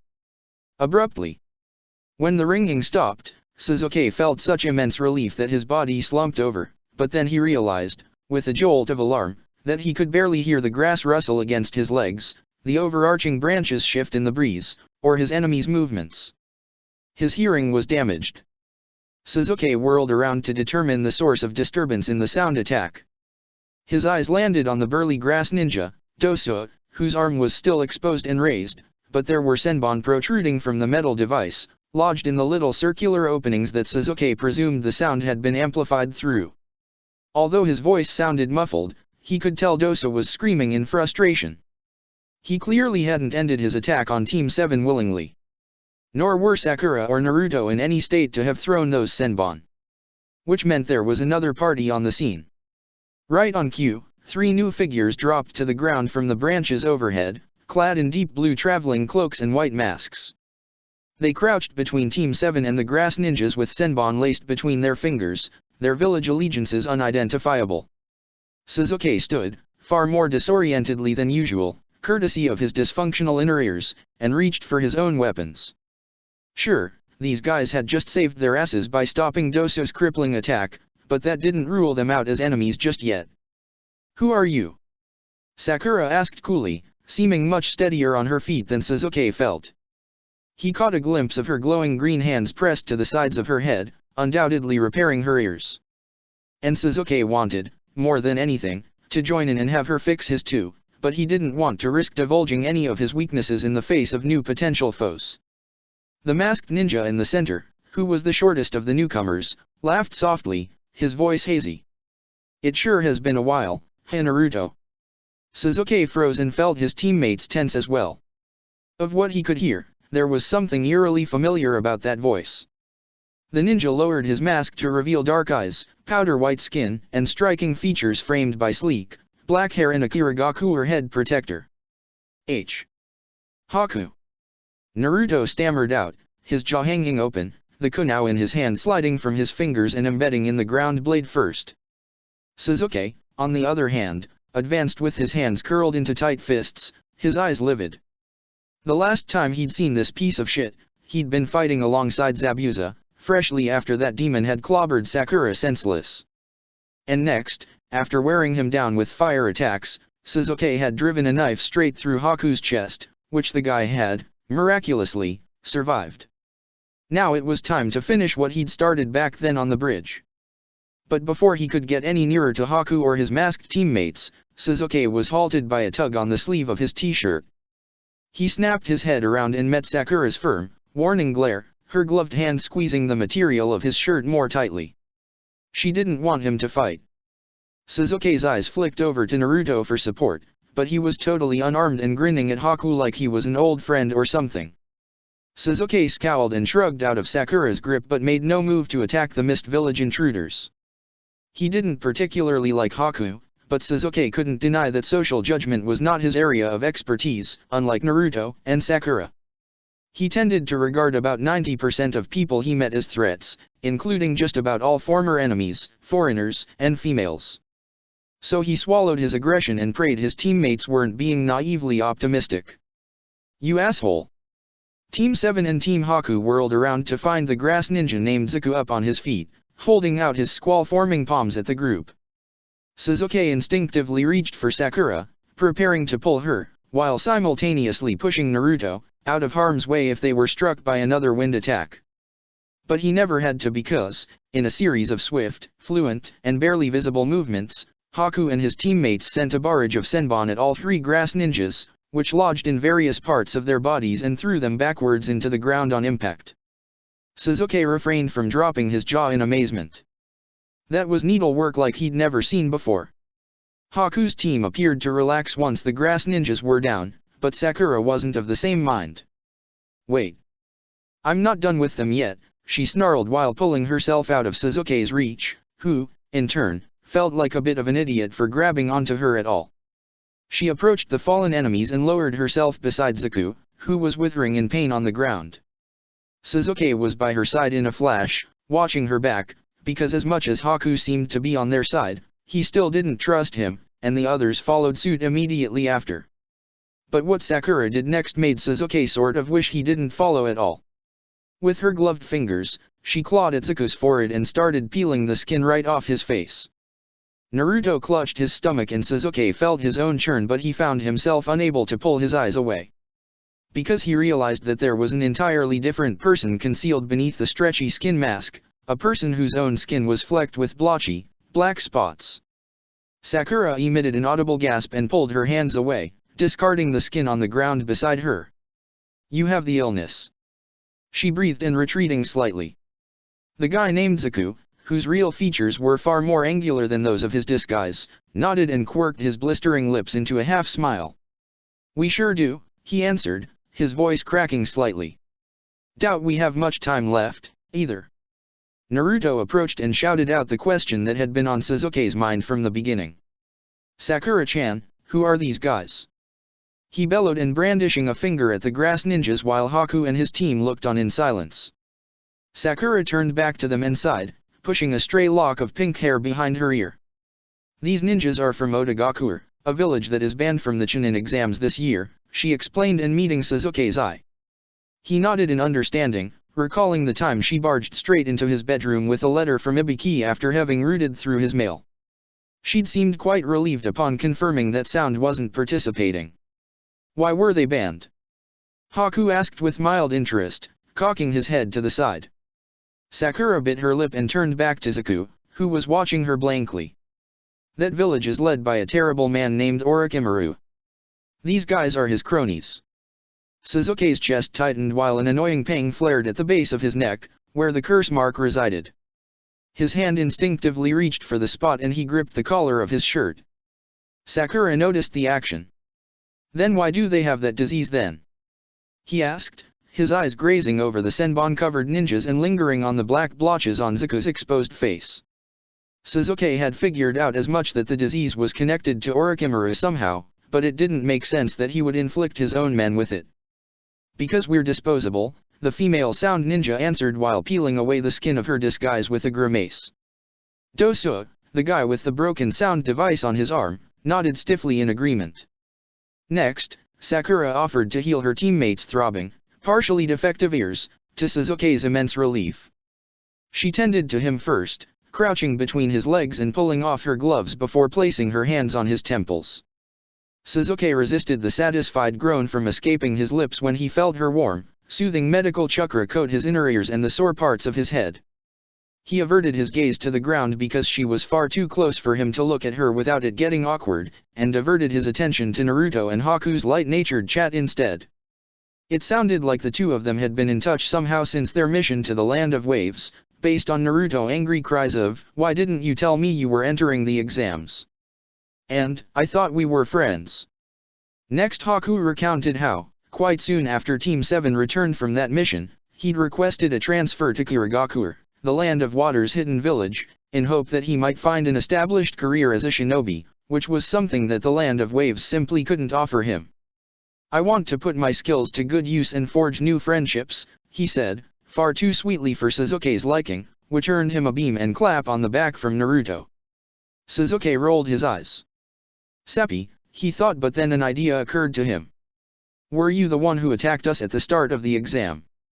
he asked, shifting his eyes in Haku's direction, careful not to move his head and risk meddling with Sakura's healing. "With Senbon after our fight with the Rain Ninjas." Sharp as ever, Uchiha, Haku answered with a gentle smile. Sasuke frowned. It wasn't exactly an attack, but rather, a push to safety. "What do you mean by that?" Naruto asked, sounding more curious than accusatory. "Your fight attracted quite the audience, as I'm sure you realized, and if you'd stayed there for just a minute longer, you would have been forced to engage in another fight, one that you might have lost, given how tired you were." Sasuke grunted while Naruto offered Haku and his teammates a heartfelt thank you on Team 7's behalf. Sasuke had to admit this Haku kid seemed like a good guy, but those bloody Senbon sure had hurt. That righteous bastard. Sasuke wasn't about to forgive him for it anytime soon. He daringly shifted his gaze to Sakura, who had been silent for quite a while, to find her eyebrows knotted together in frustration. "What?" he asked, disregarding her unsettling proximity, suddenly panicked that she was unable to repair his ears for some reason. "I know this is going to sound stupid, but," she said quietly so that only he could hear, her bright eyes scanning his face from several inches away. Sasuke's skin prickled uncomfortably. "I don't want to leave them to die like that." It took Sasuke a moment to realize she was referring to the defeated sound disguised as grass ninjas, who were currently splayed out on the other side of the clearing, rotting away by the hand of Orochimaru's disease. "That is stupid," Sasuke agreed simply, noting how she pursed her lips and flushed at his comment.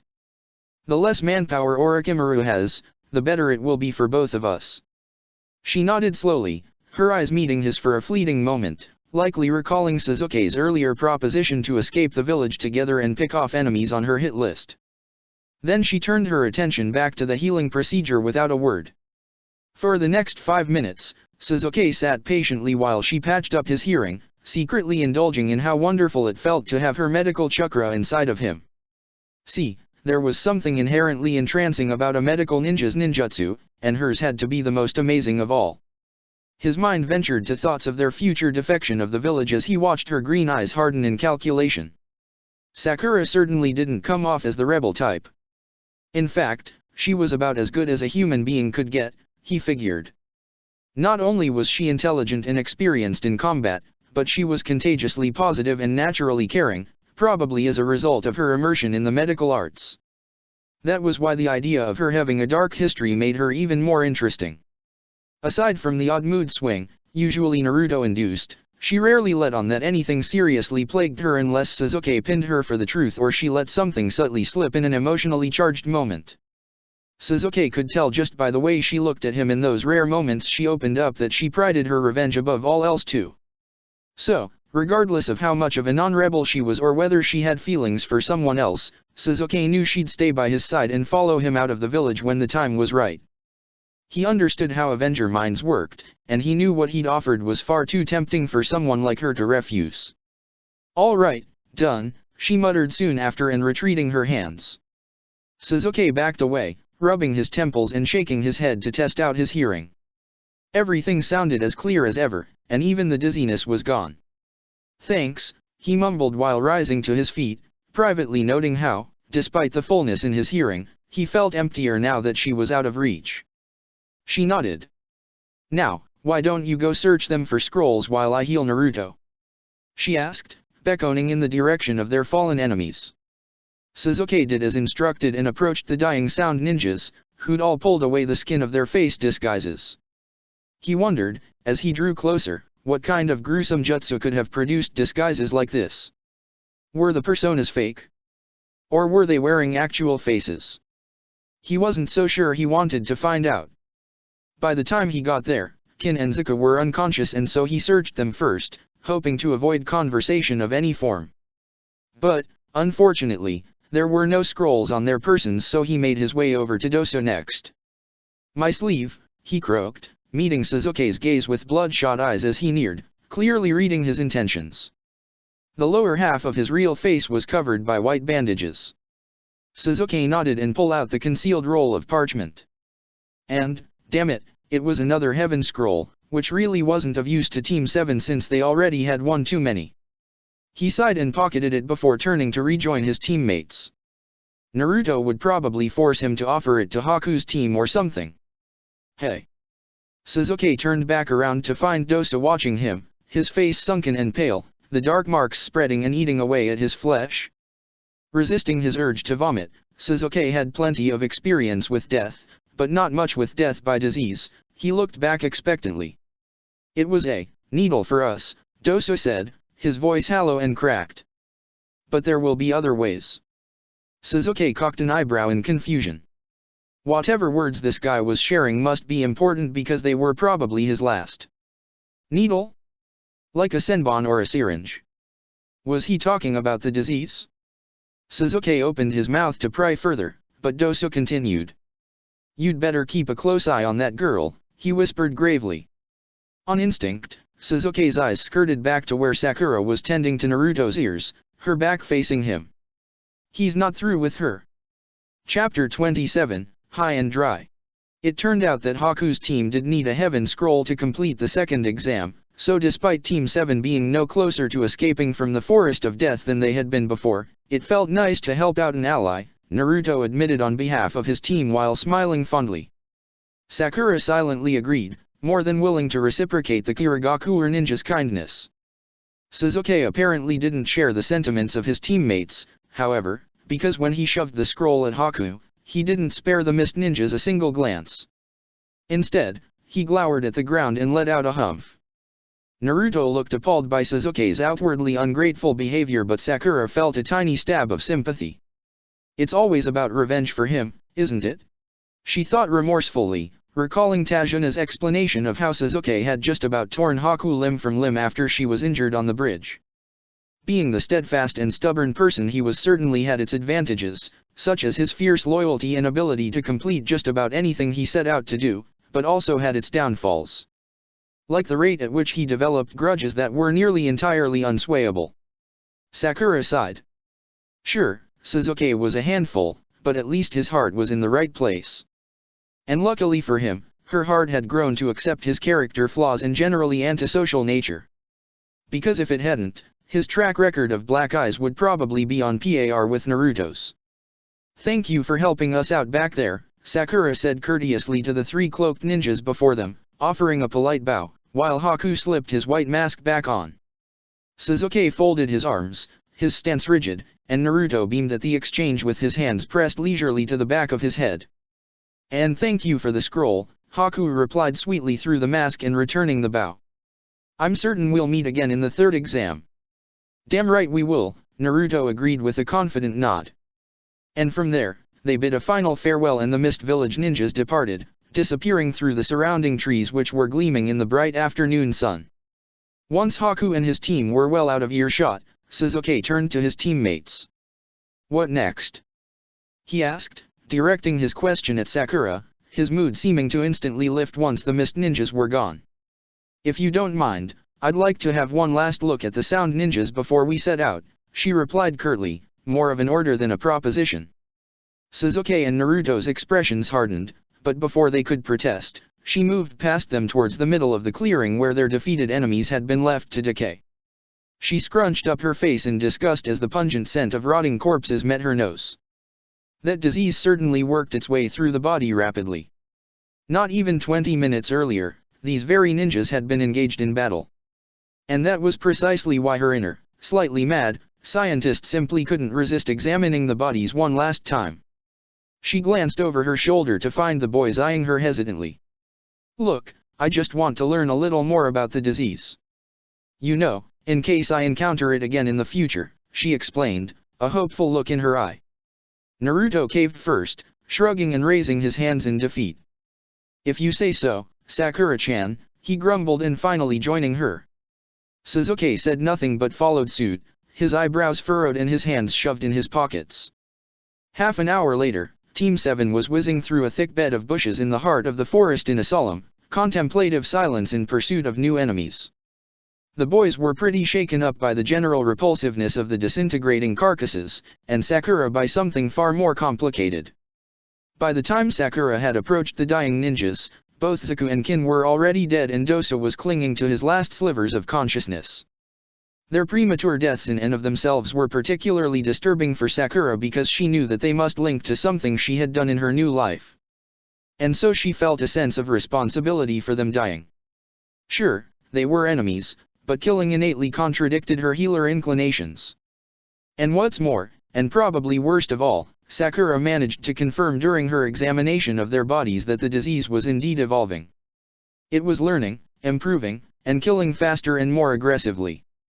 Because when she'd tended to the blonde leaf ninja by the stream, the etiology of his disease had been dramatically less complex and had progressed far slower than the one that plagued the unlucky sound ninjas. This evaluation was almost enough to make Sakura doubt her ability to stop its spread. Almost. But not quite. Because with the help of not only her sharp intellect and years of experience in the medical arts, but also her nearly endless supply of chakra, courtesy of her new seal, she managed to outsmart the disease and save Doso's life in under 15 minutes.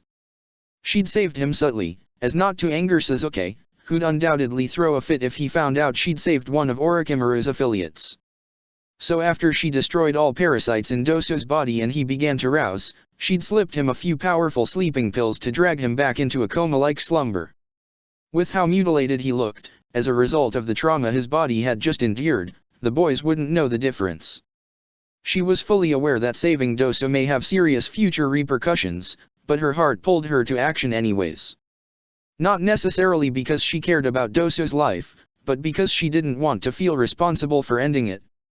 And also because she wanted to prove to herself and to that wicked serpent, who could be watching from the shadows for all she knew, that the disease was no match for her. But she wasn't about to get too cocky over her abilities. Because God knew what Orochimaru had in store next. How many Earth Scrolls do you guys think are left? Naruto called back to his teammates as he jogged ahead through the brush, breaking the silence, a slight trace of anxiousness in his voice. Who knows, Sasuke answered from his position behind them. Either way, we'd better take advantage of any chance we get to fight for one. We still might be able to get out of here without a fight at all, Sakura added, catching his eye. Don't forget we have the second Heaven Scroll. So we just have to find Dash. Sakura was interrupted rather violently by a mouthful of orange fabric. Naruto paused without warning, skidding through the dirt, causing Sakura to slam into his back. This time around, Sasuke thankfully managed to evade the two of them at the last second and avoid sandwiching Sakura between himself and his sporadic teammate.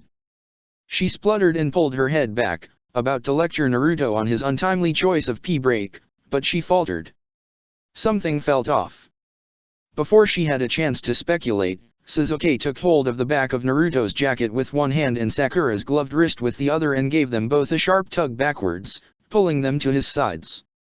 Sakura's head turned to the right, where the source of the disturbance was originating from. Naruto tilted his head to the side, listening attentively. I think someone's approaching us, he muttered, lowering into a cautious stance. Sasuke nodded. A team of 3, he clarified. His eyes were blood red and the tomo of his Sharingan were spinning. Coming straight at us. They'll intercept in less than a minute. Should we set up an ambush? Naruto asked a little anxiously, clearly unsettled by standing around in plain sight. Sakura gritted her teeth. I think it's too late for that, she said, slightly reluctantly. It looked like they were left without a choice but to wait around for this enemy's advance. Hiding would be fruitless at this point and a chance to face other competitors for scrolls was too precious to pass up. The boys nodded in understanding before Sasuke released his teammates and they faced the newcomers in anticipation, weapons poised. There was no way even the stupidest of ninjas could miss them now, standing right out in the open. But Sakura had a hunch these enemies were far from stupid, considering how flawlessly they'd managed to mask their signatures right up until they were within such a close range. She sensed them halt their pursuit in the trees directly overhead, without a single sound or rustle of branches, likely contemplating the right moment to strike. Sasuke's Sharingan were ablaze and Naruto's hands were hovering against each other in preparation to produce a shadow clone jutsu. Sakura grew impatient. "We know you're up there," she growled, pulsing chakra along her extremities and sending a threatening tremor through the ground beneath her feet. "No sense hiding if you're here for a fight. Sakura-san." Her heart leapt at the familiar voice. Just as Sakura opened her mouth to respond, with a flash of green, one of the newcomers dropped to the ground with a graceful, hardly audible thud. "Eyebrows!" Naruto exclaimed immediately, waving his index finger at the green spandex-clad genin before them. Sakura's body relaxed, her lips curving into a genuine smile at the sight of her training partner and dear friend. "Hello Lee-san," she greeted politely and lowering her kunao. There was something about Rock Lee's radiating abundance of positive energy, especially towards her, that made him hard not to trust. Naruto and Sasuke didn't seem to be of the same mind, however, because they both raised their weapons even higher. Neji and Tenten made their appearances next, leaping down from the branches on either side of their teammate. Sakura was struck by how they all looked rather worn down, their clothing smeared with dirt, their arms and faces covered in scrapes. "You moron," Tenten scolded with an exasperated sigh. "Don't you know anything about stealth?" Neji looked agitated about the situation too, but his attention was quickly diverted, his silver eyes flashing dangerously and zoning in on Sakura. He straightened up and folded his arms, jaw set. "What happened to you?" he asked, casting her a piercing glare. All eyes turned to Sakura. She squirmed a little under his intimidating gaze. What the hell was he talking about? Even in her old life she'd barely interacted with Neji, so it was more than a little unusual for him to address her directly. "Your seal," Sasuke hissed, his lips barely moving. "Oh yeah." Sakura was growing accustomed to her new monstrous power-up and it hadn't really occurred to her that others were bound to have questions about it now that it was visible. Not only that, but anyone with any shred of skill in sensing chakra would notice instantly that her signature was entirely different. Naruto frowned. "We're not telling you anything," he shouted, moving in front of Sakura protectively. Lee ignored Naruto's aggressive remark. "You look more majestic than ever, Sakura-san," he added with a wide grin and thumbs up. "Are you here to fight or not?" Sasuke growled, also taking a warning step forward. Neji reciprocated the action by lowering into an offensive stance, his long, dark hair draping over his shoulders. Lee and Tenten, on the other hand, exchanged unsure looks. Sakura took this hesitation as a signal to propose an alternative. "We might not have to fight," she said steadily, tossing her knife straight into the ground to make her point clear. Everyone's eyes locked on the knife for a moment before drifting back up to her. Despite how Naruto and Sasuke didn't relax their stances in the slightest, Lee and his teammates all perked up with interest. She had a strong hunch they'd just engaged in a difficult battle and weren't terribly enthused about partaking in another one so soon. "What scroll are you looking for?" Without even a second's hesitation, Lee shouted heaven. Neji and Tenten both groaned and rubbed their foreheads. Sakura nodded and caught eyes with Sasuke and Naruto who seemed to, finally, be contemplating a non-violent approach to interacting with the ninjas before them. "We have 2 heaven scrolls," Naruto thought aloud before pausing and scrunching his face up in confusion. "Wait, how's that supposed to work? If we give them a scroll we'll still be stuck without an earth one." But Sakura was already one step ahead. "That's why we'll bargain," she clarified with a coy smirk, her eyes flicking over to Sasuke, seeking his consent before proceeding. He surveyed her briefly, like he was racking his brain for a logical way to protest, before sighing in defeat and turning away. Good. He wasn't going to stop her. Sakura cleared her throat. "We'll give you one of our 2 heaven scrolls if you help us find an earth scroll," she offered. "Attacking in numbers will cut the workload in half for both of our teams." Which was entirely true. At this point in the exam, Sakura figured that most competitors were either finished, dead, or scavenging. The chance of any two teams pairing up was highly improbable. And, not to mention, Lee's team was strong and relatively trustworthy, except for maybe Niji at this stage of his life. But that was a risk Sakura was willing to take. "Let's see your scrolls," Niji commanded, slightly relaxing his posture. The prospect of less work seemed to appeal to him. Sakura and Naruto simultaneously reached into their weapon pouches and pulled out the Heaven Scrolls, holding them flat in their palms for the others to see. The blood vessels around Niji's temples bulged, Byakugan activating, as he looked them over. Tenten and Lee watched apprehensively. After a long pause, he slowly nodded, the tension in his face dissipating. Lee beamed and punched his fist into the air. "So, we're gonna team up?" Naruto asked slowly and glancing around at them all, slipping his knife back into his weapon pouch. Lee stepped forward confidently. "Yes sir," he exclaimed with a salute before turning his attention to Sakura, winking flirtatiously. "Why don't we seal the deal with a kiss?" Sakura felt her face heat up. Could he be any more forward? She thought, struggling to hide her cringe. Tenten's eruption of giggles certainly didn't help the awkwardness either. Naruto looked positively outraged and Sasuke fumbled with the knife he was holding. "Why you?" Naruto growled, balling his hands into fists and launching himself at the perpetrator. But Niji intercepted right at the nick of time, pushing Naruto back with a single, swift open palmed strike. Naruto stumbled backwards, looking scandalized. "How can we trust you if you can't even keep your teammates in line?" Niji asked, addressing Sasuke and Sakura with an icy glare. Naruto seemed on the verge of exploding with rage. "You're one to talk. Sakura-chan is not a prize or a sex object," he hollered. Sakura wasn't sure if it was a trick of her imagination, but she swore she heard Sasuke snort under his breath. "We're even then," Sakura piped in, casting an apologetic smile to Lee and the others. Sasuke finally spoke up, his expression venomous. "Let's get moving," he snapped. "We don't have much time left." Tenten seemed to come to grips with the situation and nodded in agreement.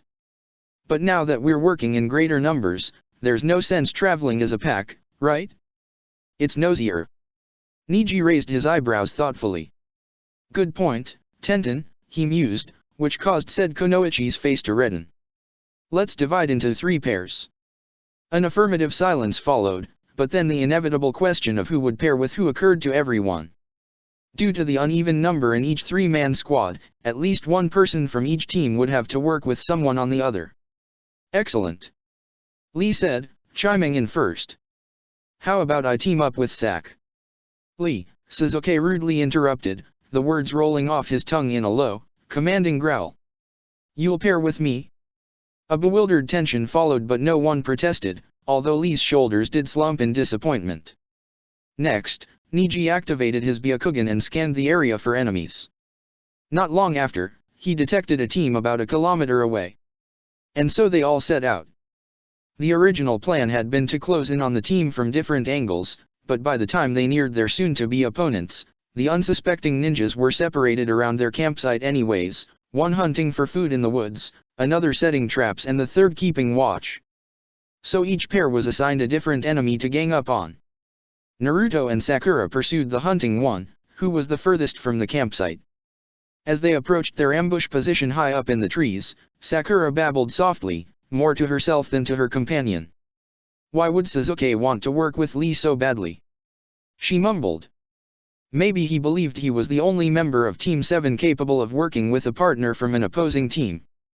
Or maybe this was his way of protecting his teammates from the risk of Niji's team turning on them. "Oh, he's probably planning to kill the guy," Naruto explained casually. Sakura rolled her eyes.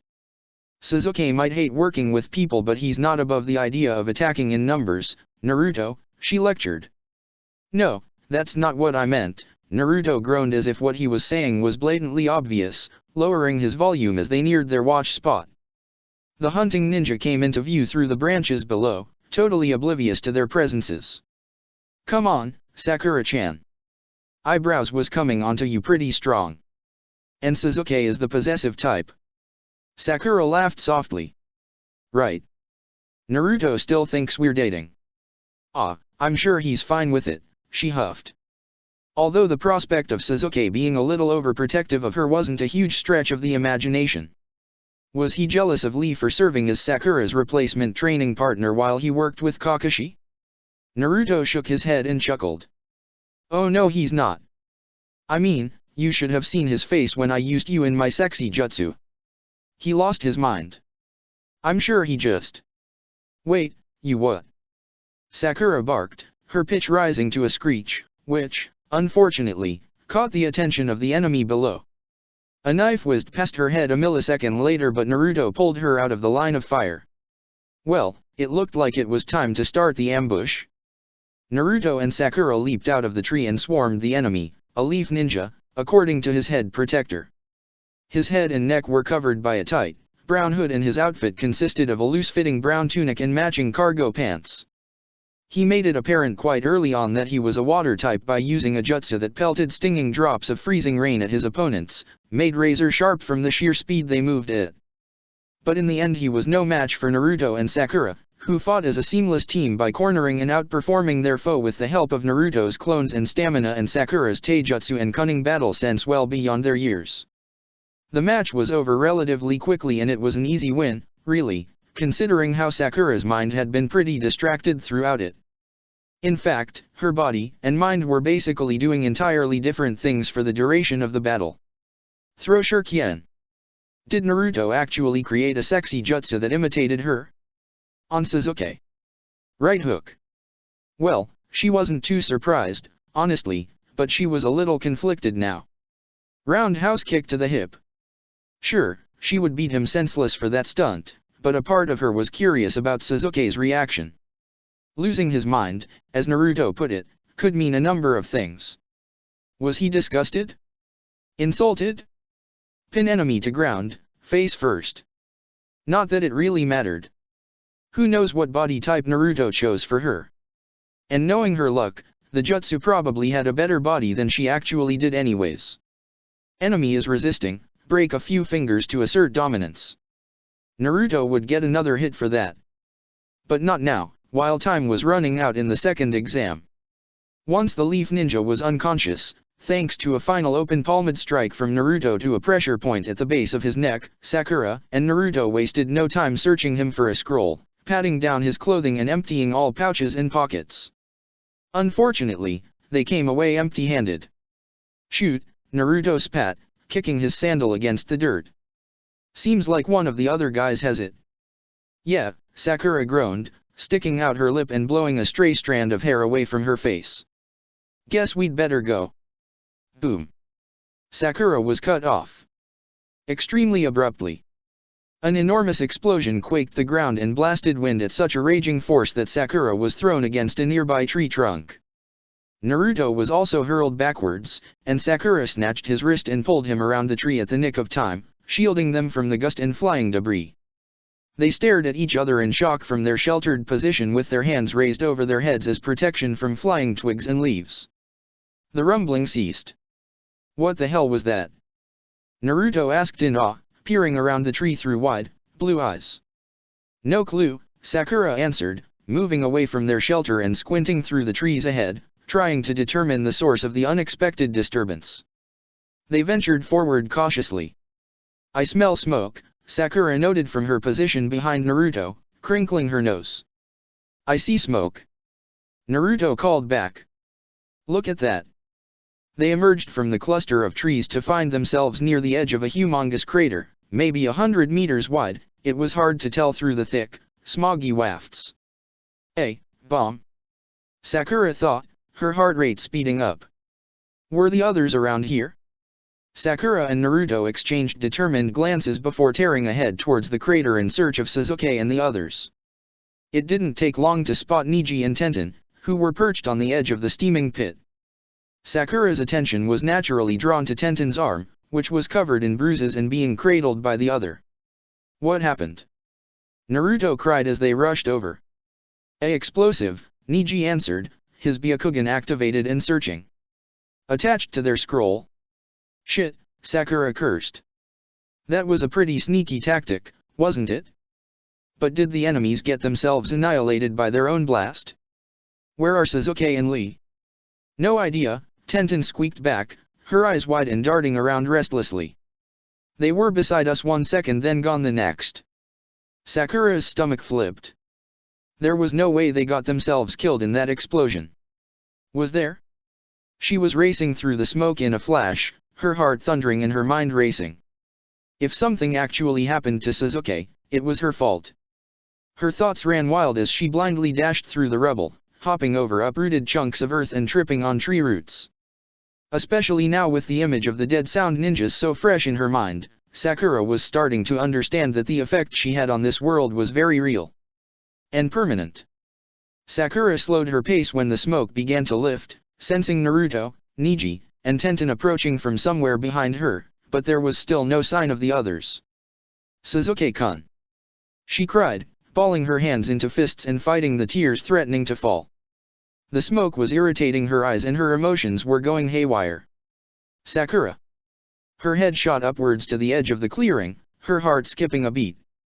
Sasuke was there with Lee crouched at his side, looking a little bloodied and scuffed up, but otherwise, of what she could tell, okay.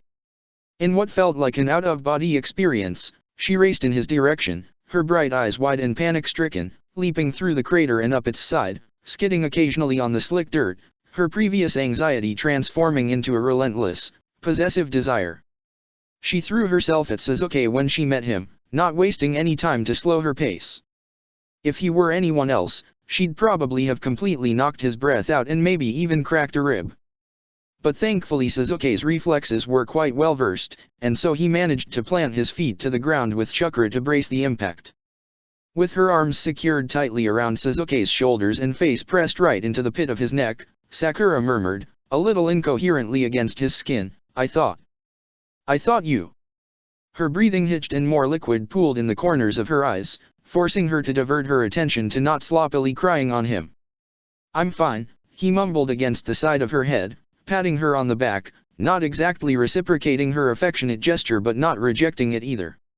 And then, boldly, and before she could think better of it, Sakura tilted her chin up and planted a light kiss right on his cheek near the corner of his mouth, totally caught up in her impassioned frenzy. Sasuke immediately stiffened and when it clicked just what she'd done, Sakura pulled her face away embarrassedly and met Sasuke's stunned gaze, her face flooded with color. He appeared to be holding his breath, his dark eyes wide and unblinking, and Sakura couldn't tell if he was on the verge of running, striking, or leaning in for another. A blatant gagging sound alerted her that the others had caught up. My eyes! Naruto shouted, feigning that he was doubling over to vomit. Sakura detangled herself from Sasuke and quietly sprang out of reach, feeling utterly humiliated by the presence of an audience she hadn't taken notice of. You idiot! You bloody idiot! What now? Tenten asked shakily, politely ignoring Team 7's awkward exchange, clinging to her injured arm and glancing around nervously.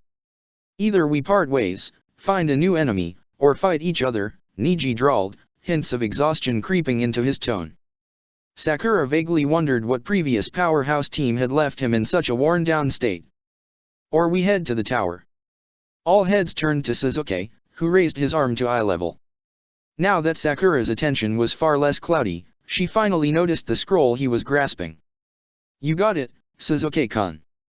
Lee gasped and rising to his feet. He'd been relatively silent up until then, likely as a result of Sakura's heated little spectacle. Idiot, idiot, idiot. It's Earth, Sasuke answered with a smirk and meeting his teammates' gazes. Sakura was both pleased and a tad let down that he didn't really seem fazed by the kiss at all. A collective sigh of relief washed over all of them, accompanied by celebratory whoops from Naruto and Lee. Eager to finally escape the forest, Naruto handed his heaven scroll over to Neji and Sakura patched up Tenten's arm until it was back to a functional capacity. After agreeing to head to the tower separately, they all straightened up and exchanged some brief parting words. See you in the third round, Tenten offered with a respectful nod. Yeah. Naruto cheered. We'll kick your asses. Sakura rolled her eyes. That is doubtful, Lee replied with a small smile, shaking his head. But I do look forward to seeing you again, Naruto-kun, he added sincerely. And Sakura-san, please take care of yourself. Both Sakura and Naruto grinned in return. Lee turned to the third member of Team 7 next. "I leave her in your care, Sasuke-kun," he said while sticking out his hand, his expression serious. Sakura felt a jolt of mortification. "You're a good man," he added, fixating his gaze on the perplexed Uchiha heir. "I will interfere no further." Sakura suddenly felt like she was on the verge of toppling over. Was that Lee's blessing? Of their supposed relationship? To her horror, Sasuke took the extended hand and shook it firmly, probably mistaking Lee's statement as having to do with the exam or something. The trek to the tower took only about 20 minutes, and once they arrived, everything played out as Sakura remembered. The text splayed on the concrete wall of the empty hallway prompted them to open both scrolls simultaneously, a motion which triggered a summoning jutsu, and next, in a cloud of smoke, Iruka appeared clad in his Chunin vest and grinning broadly. Naruto was ecstatic. Sakura used every fiber of her being to keep herself from collapsing. And not from physical fatigue, although she certainly was experiencing it after the hellish past several days in the Forest of Death, but from mental exhaustion. Her mind was swirling with questions which had far greater appeal to her consciousness than her academy sensei's droning speech and occasional fervent glance at her forehead. How many passed the second exam this time around? Well, the Sound Ninja team was certainly out of the running, which meant that other teams who passed in her old life may also have failed. Or vice versa. And how many ninjas did contract that wretched disease, anyways? Where was Orochimaru now? What about the time travel scroll? Was the link still severed? Would she ever? The side door slammed open with a bang, causing Sakura and the others to jump with alarm. Iruka spun around only to come face to face with an extremely fierce-looking Anko, her beige cloak billowing behind her and her face flushed with burning rage. Her eyes locked on Sakura's immediately. "You," she snarled. "Come with me." Anko wordlessly led Sakura away from Training Ground 44, first by dragging her by the arm, and then, when it became apparent that Sakura wasn't going to try escaping, from ahead of her. They leapt through tree branches and then across rooftops once they entered the village. "What's going on?" Sakura choked out, too numb to coherently reflect on what she did to deserve being pulled out of the Chunin exams. But instead of answering, Anko deflected her question with one of her own. "You're the medical expert kid, right?" she asked bluntly, keeping her gaze trained ahead. Sakura gaped at her for a moment, startled. "Yes. I suppose I am," she answered, watching Anko's short, dark hair whip around in the wind. "Good. Hurry up." Sakura let out a surprised squeak when the larger woman sprang straight at her and scooped her up, hoisting Sakura onto her back in a single, fluid motion. "We don't have any time to lose." She brought Sakura to the hospital, kicked through the emergency wing doors, and made a beeline for a gigantic sign at the end of the hallway to their left that read "Quarantine." Everything was a blur to Sakura. Jonin ninjas were everywhere, mingling with the medical personnel in a chaotic swarm of green combat vests and white scrubs. They approached the entryway to a chamber where Sakura knew high-priority patients were usually bedded. Her heart started hammering as her brain connected the dots. "This is about Orochimaru's disease, isn't it?" she breathed, her mouth drying and knees trembling. Anko cast her a firm, unwavering look, her mouth held in a tight, thin line, confirming Sakura's fears. "Is it spreading? And if so, how? How many contracted it?" "You encountered it, I presume?" Anko asked curtly as she finally lowered Sakura to the ground and pulled her roughly by the arm. Sakura had to make a conscious effort not to trip as her heels met the smooth surface of the hospital floor. 3 times, she answered in a daze as her legs carried her onward, following Anko's lead. "Cured it twice." "All right," Anko answered, pausing in front of the door leading to the chamber. The guards standing by it stepped aside for them to enter. "Well, here's hoping you can figure it out again because no one else seems to know what they're doing. And the patients are dropping like flies." Then she pushed the door open. If it was chaos out in the hallway, it was a war zone inside the quarantine chamber. Masked and gloved doctors were scampering in all directions, carts full of polished medical supplies were being wheeled about, and reference books, syringes, and blood pressure monitors were all but flying through the air. But Sakura hardly noticed any of that. Because on the first bed lay Ino. Naruto could hardly pay attention to the one-on-one preliminary fights. After Sakura was so harshly separated from her teammates, the blonde genin had trouble thinking of anything else. Even Iruka-sensei's offer to treat him to ramen when the exams were over, a sure sign that Naruto was dangerously on edge. He couldn't understand why Sakura had been pulled out of the exams like that. It wasn't like she cheated or anything. Heck, he'd been with her the whole time and he knew she didn't. Sasuke was evidently pretty worked up too, clutching the metal rail of the raised platform overlooking the arena like his life depended on it, his knuckles a ghostly white. This reaction didn't come as a surprise to Naruto, but it sure wasn't helping his own nerves. And to make matters worse, Kakashi was nowhere in the vicinity, probably still out on that mission he went on before the second exam started. Damn it! If Sakura got kicked out of the exams, it was totally unfair. She was too smart and strong not to get promoted to Chunin. But no matter how much he begged and pleaded with Iruka and basically anyone else who would listen, no one would let Naruto or Sasuke follow her, not that anyone knew where she'd gone. We should, probably focus, Sasuke grumbled, pulling Naruto out of his thoughts. Naruto spun around to look at his teammate, his mouth agape. Then get the hell out of here as soon we finish our fights. Naruto gulped and turned his attention to the match below where Shikamaru and Kiba were squaring each other up for the next one-on-one battle. Yeah, he said quietly, feeling a strong fondness for Sasuke, who he knew cared for Sakura's safety at least as much as he did. Not knowing where she'd been taken was probably eating him up too. But there was another important issue at hand, and without Kakashi or Sakura around, they only really had each other as support in these preliminary matches. Naruto managed to calm himself down a little. Of course Sakura was going to be alright, what was the thinking? Even if she did get in trouble for something, surely she'd talk her way out of it. And if she couldn't finish the exams this year, she could always enroll for the next ones, as much as that would suck. With some stress alleviated, Naruto was able to fixate his attention on the remaining fights, which were actually pretty exciting. To Naruto's surprise, Shikamaru destroyed Kiba with some fancy strategic plan, making the flea-biting scoundrel look like a complete doofus in front of everyone.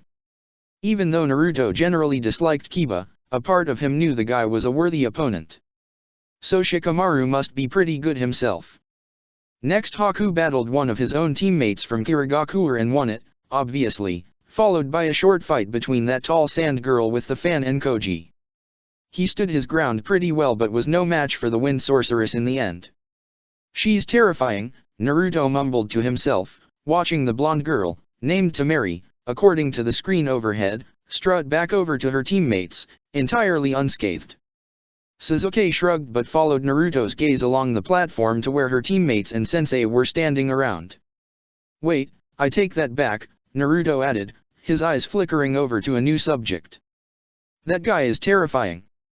He beckoned towards Temari's teammate, the short redhead who was practically radiating bloodlust. Tisk, Sasuke answered and turning back around. But Naruto did not fail to notice how Sasuke's movement was a tad less smooth than it normally was, which hinted that he was indeed a little freaked out. Tenten vs Shino was an absorbing match, which the latter managed to win in the end by lodging thousands of tiny lethal insects in the seams of Tenten's weapon summoning scrolls, rendering them ineffective. Offset by her disgust and shock, Tenten let her guard down just enough for Shino to creep up behind her and strike at a pressure point, knocking her out. Naruto pouted in disappointment. He'd been rooting for Tenten, partly because they'd just teamed up in the forest, and partly because he just barely knew anything about Shino, other than the fact that he was quiet, weird, and manipulated bugs with chakra. He watched Tenten regroup with her team and noticed that their instructor was also missing.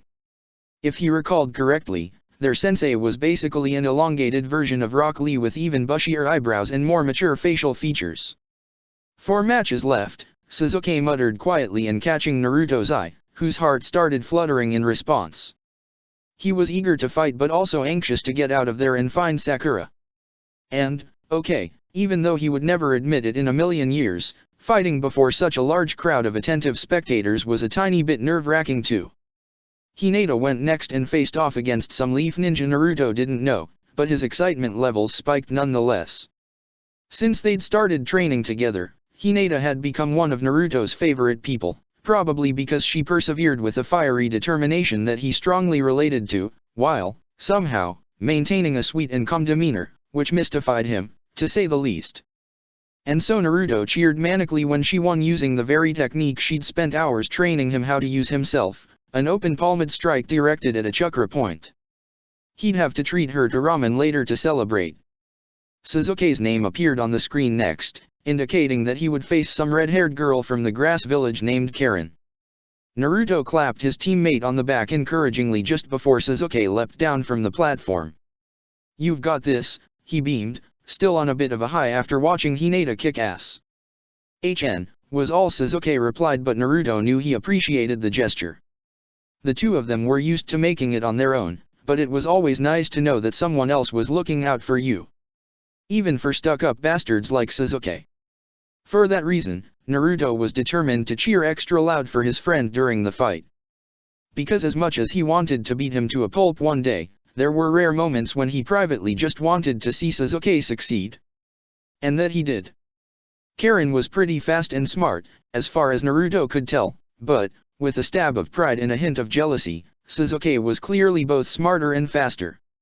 He managed to win in about 5 minutes without using any ninjutsu at all. And the winner is Sasuke Uchiha. "Hey," the preliminary exam proctor declared, which was followed by a courteous applause. The defeated girl was fuming from her hunched position on the ground. When Sasuke returned to the platform, Naruto immediately strung an arm around his shoulders and motioned to ruffle his teammate's hair with the other hand. Sasuke caught his wrist just in time. "I knew it!" Naruto exclaimed. "I knew you'd win." "Let go," Sasuke growled, but Naruto chose not to listen. "But I hope we fight each other in the third exam," he continued. "I'll put you in your place." Sasuke shoved his teammate away. "Not if I kill you before then," he said tauntingly, but smirking slightly. Naruto opened his mouth to shoot back some other vicious comment, but then he paused, remembering something more important than defaming his arch-nemesis. "Are you going to find Sakura-chan now?" he asked slowly and a little sadly. He wanted to join in on the search, but, even though he knew he was being selfish for thinking it, it really would be nice to have someone from his team root him on during his battle. Sasuke's expression darkened at the mention of their female teammate. "I'll watch your fight. Then we'll find her together," he said bluntly while folding his arms across his chest and averting his gaze. Naruto felt a newfound rush of warmth towards his friend. "I'm not hurt or anything, so it would look suspicious if I took off so close to the end," Sasuke elaborated a little defensively. "So I might as well stay." Naruto fondly clapped him on the shoulder. "Thanks, bastard," he answered with a sheepish smile, ignoring Sasuke's lame attempt to cover his kind, loyal gesture. It turned out Sasuke signed himself up to watch both of the final matches, however, because next up was Rock Lee and Gaara, the red-haired sand creep. Now Naruto rarely chickened out of fresh challenges, but he couldn't deny the relief he felt that he wouldn't have to face off against that guy. "What's eyebrows like, anyways?" Naruto asked his teammate with mild interest while the match began. Right from the get-go, it was apparent that Lee was probably one of the speediest competitors in the entire exam. "Not bad, I guess," Sasuke answered with a shrug while he stared down at the battle. "He saved me back there from the explosive." Naruto's eyebrows shot up. "I figured you hated him for how creepy he is with Sakura-chan." He noticed Sasuke's jaw clench as he shoved his hands in his pockets. "I thought I would too," he confessed quietly, his eyes glued ahead. "But now he knows we." He paused, his voice trailing off slightly. "He won't do it again." Naruto smirked in understanding. Yup. Possessive boyfriend indeed. When he turned his full focus back to the fight, Lee was starting to tire. That Gaara dude was a rock, almost literally, deflecting nearly all of Lee's attacks with a solid, spherical shield of sand. But Lee had an ace up his sleeve, it appeared, because he then used a technique that Naruto had certainly never seen before. His chakra signature heightened tenfold, his skin tinging red, his eyeballs rolling back in their sockets, and his speed increasing exponentially. He circled Gaara, making occasional viper-like strikes, and, to everyone's bewilderment, he managed to land nearly all of his punches, at one point sending Gaara reeling face first into the solid floor of the stadium. Naruto was leaning so far over the railing that he was on the verge of toppling right over it. What was that technique Lee was using? He was like a badass human torpedo.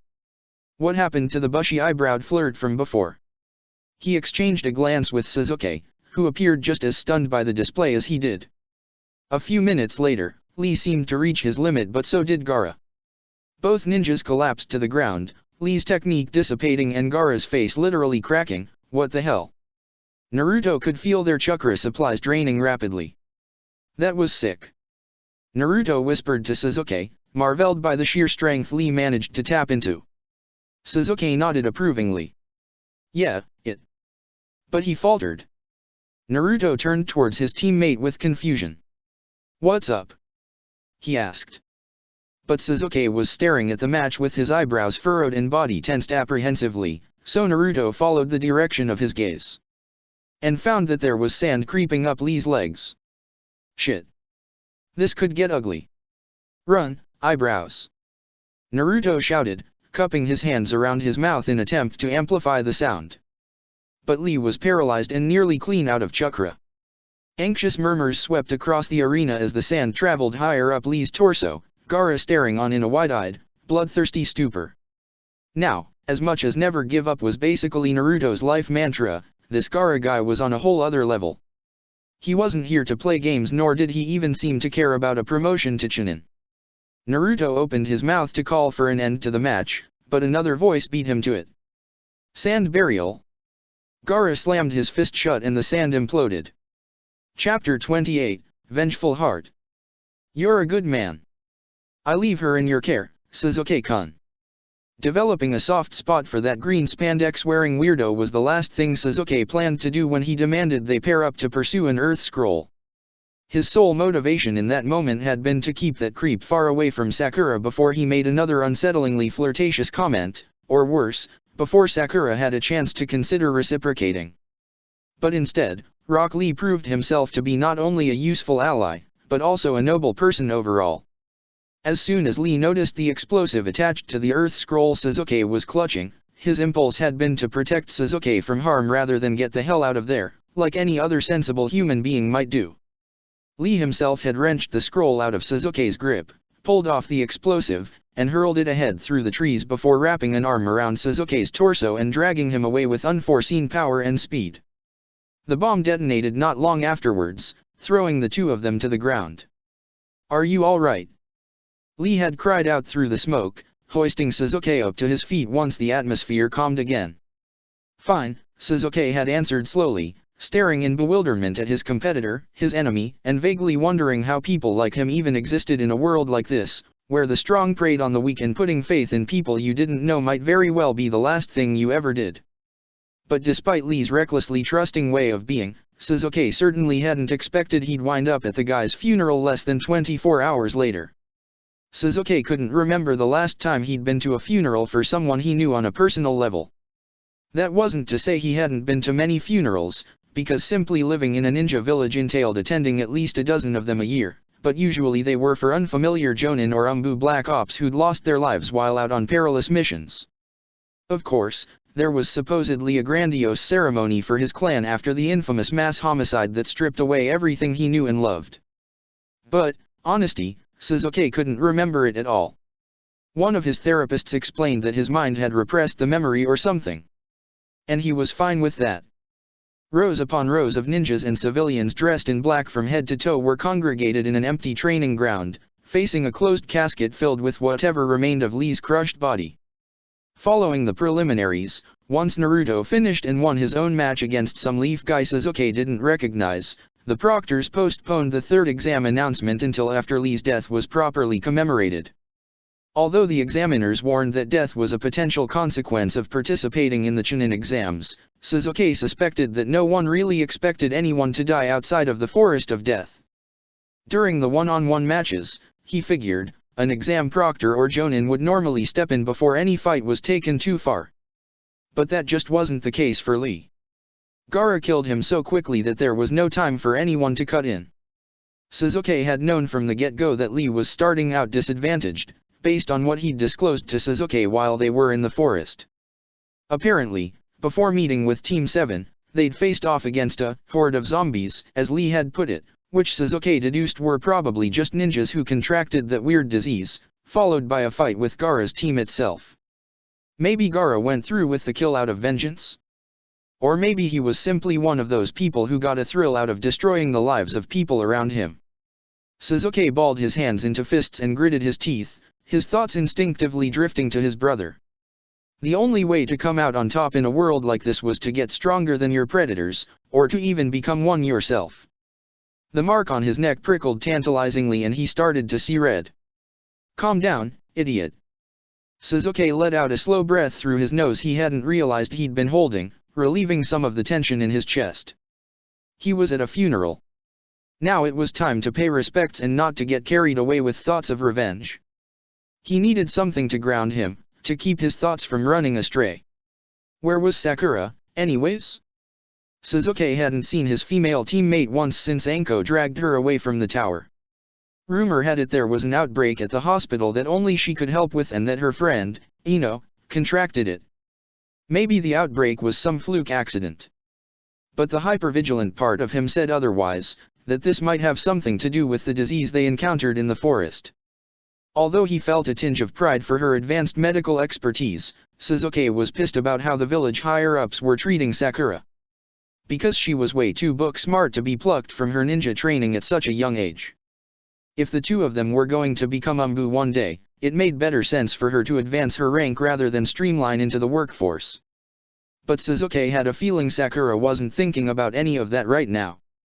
It was a relatively beautiful day, the sun shining, grass gleaning, and a gentle breeze tugging at loose fabric and strands of hair.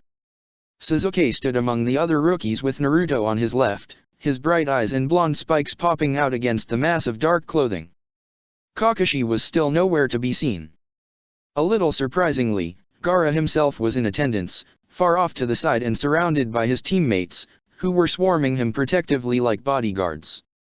No one was outwardly chastising the sand ninjas, but there were several extra feet of space surrounding them on all sides. Sasuke didn't find Sakura until the end of the ceremony, when individuals were welcomed to stand before the coffin and pay their private respects. He spotted her up near the front wearing a plain, black dress, her pale, pink hair tied back. She stood among a crowd of adults he recognized as medical personnel, who had, undoubtedly, ventured here straight from the hospital. She turned to leave the ceremony without backwards glance as soon as her turn was up, her pink hair bobbing out of sight through the crowd. He caught a brief glimpse of her profile while she maneuvered away and noticed that her eyes were red and swollen, her skin paler than usual, and her body slouched with physical exhaustion. And he felt an adamant urge to do something. But common sense held him in place, waiting in line for his own turn to pay Lee his final respects, and let Sakura grieve in peace. He would find a way to lift her mood later. Maybe, offer to train together? Get her flowers? No, flowers were a horrible idea. Might remind her of that Yamanaka girl, who could be dead too, for all he knew, and who worked in a flower shop. Why the hell are you even thinking about getting her flowers, anyways? A nagging voice chimed in, causing his skin to prickle and his heart to skip a beat or two. Sasuke had never bought flowers for anyone in his life, except for his mother on her birthday, but really, it was Itachi who bought her those on both of their behalves. And who was he to think he could make her any happier? Heck, Sasuke didn't even know where to start to make himself happy. What was getting into him? Maybe it was because he understood the grief that accompanied losing someone important. Or because he understood her overall, at least, he hoped he did. Or maybe, just maybe, it was because he was a horrible actor. You see, Sasuke was coming to realize that if he had his way, he'd put an end to this fake relationship bullshit. It was confusing as hell. Because when Sakura did affectionate things, like hug him or blush around him or kiss his cheek, which he'd been thinking about far more than he'd ever admit, he couldn't tell if it was real or just some annoying act. But did he want an actual relationship with her then? He wasn't really sure. All he knew was that he felt secure whenever she was near, he craved her touch, and he couldn't stand the thought of her in pain or being with anyone else. Her ex-boyfriend be damned. But it wasn't like he was about to tell her to give up on her revenge, because that was just outright insensitive. So if she wanted to avenge the lunatic she was supposedly in love with, then so be it. But it wasn't going to stop Sasuke from pursuing something less confusing. I leave her in your care, Sasuke-kun. Rock Lee didn't have to tell him twice. Sakura thundered through her front door, slamming it open so hard that the house's baseboards shook. Good heavens! A voice squeaked from the kitchen. Mabuki's head popped around the corner, her eyes wide with confusion and her short, brown hair flopping into her face. If you destroy the house, the repairs are coming out of your pocket, kiddo, Kaizashi's lecture rang from the sitting room. Sakura stood stock still in the hallway, her chest rising and falling with each heavy breath. She was numb with grief and shock over the day's events, but still sharp enough to remember an extremely critical task that needed fulfilling. How are the exams going? Mabuki probed cautiously, probably taking notice of Sakura's tear-stained cheeks and wild eyes. What? But Sakura didn't want to talk right now. She probably couldn't even if she wanted to. Her mind was an incoherent whir of stress and panic. And she was determined to prevent her life from becoming any more of a disaster than it already was. Ino's disease symptoms were dormant until her team reached the tower, according to the medical personnel who encountered her first, and from there she was whisked away to the hospital. At that point, Team 10 had already found themselves a pair of Earth and Heaven scrolls, and so Shikamaru and Koji advanced to the next round while Ino was hurried off for treatment, joining the 10 other infected exam participants who hadn't died yet. Not that the hospital was any safer for them. Until Sakura arrived, that is. Sakura showed some of the more advanced doctors and surgeons how to pinpoint and kill the parasites manually, which they caught on to readily. Meanwhile, she instructed the other hospital staff to administer the pain medication and anti-inflammatories. Once they had a smooth system in place, the team of medical ninjas attacked the disease simultaneously. 3 of the 11 patients, whose bodies were already deteriorating when Sakura arrived, didn't make it. But the other 8 reacted favorably to Sakura's remedy and were saved. Ino was one of the lucky ones. Since the illness was so foreign and unheard of, despite there being an apparent cure for it, its long-term outcomes were generally unknown. It was hard to say what life would be like for the survivors, or whether the disease would ever resurface in them. But at least they were alive. That being said, Sakura was shaken to the core at the sight of her best friend covered in dark, unoxygenated splotches, her skin beneath, which was normally so vibrant, ghostly white, and her chakra levels dwindling at dangerous lows. Even after she was saved, Sakura felt responsible for Ino's close encounter with dying, for marring her beautiful face, and potentially stunting her future ninja career. So Sakura was a mess, to say the least. And that was even before she found out about Lee.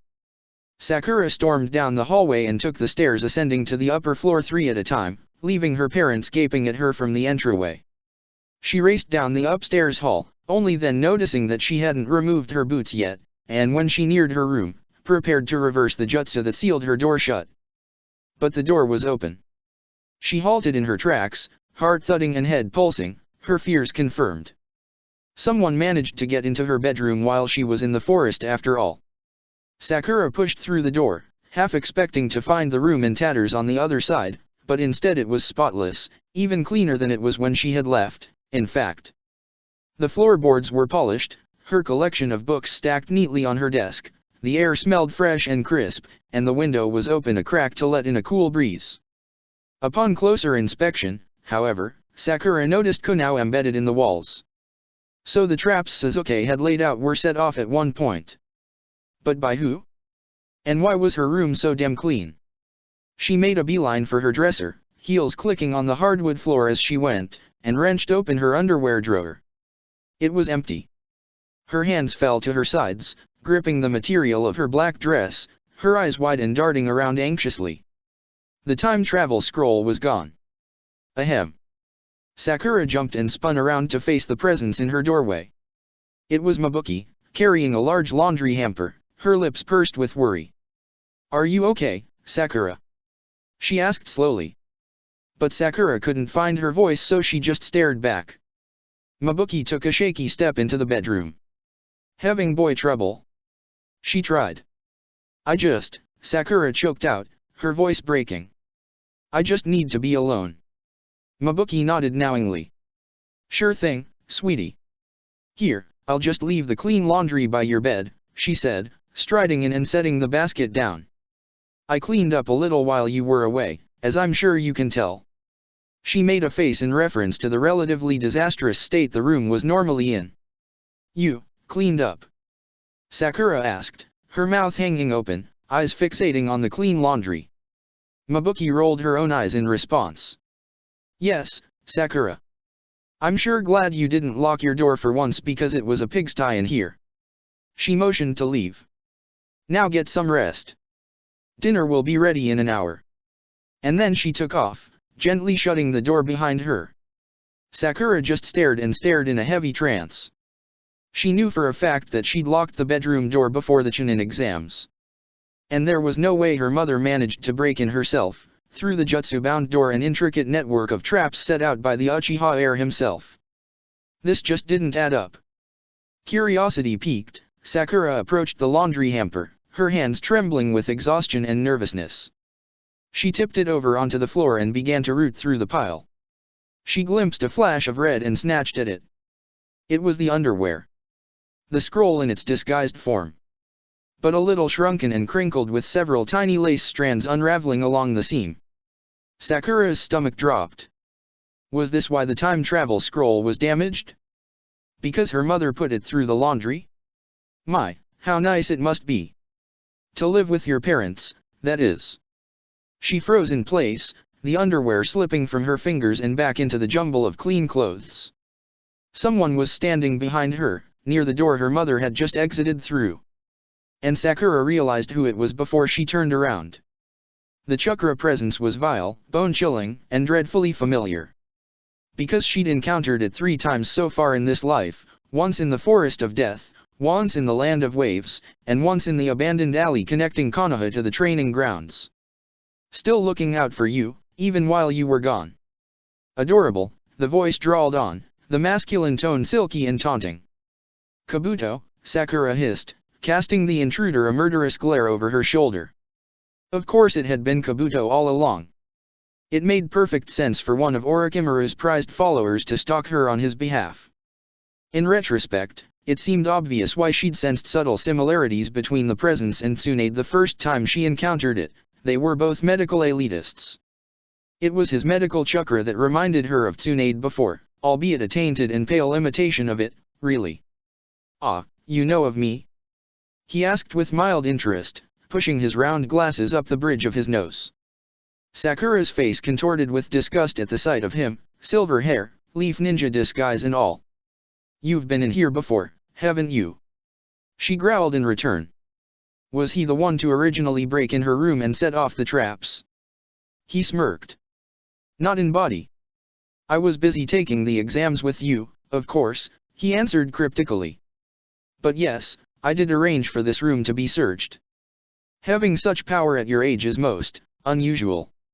And with all the traps in here, it almost seemed like you were hiding something. Sakura clenched her jaw, suddenly hyper-aware of the red underwear at her feet. Did he know about the time travel scroll? Or was he just messing with her head?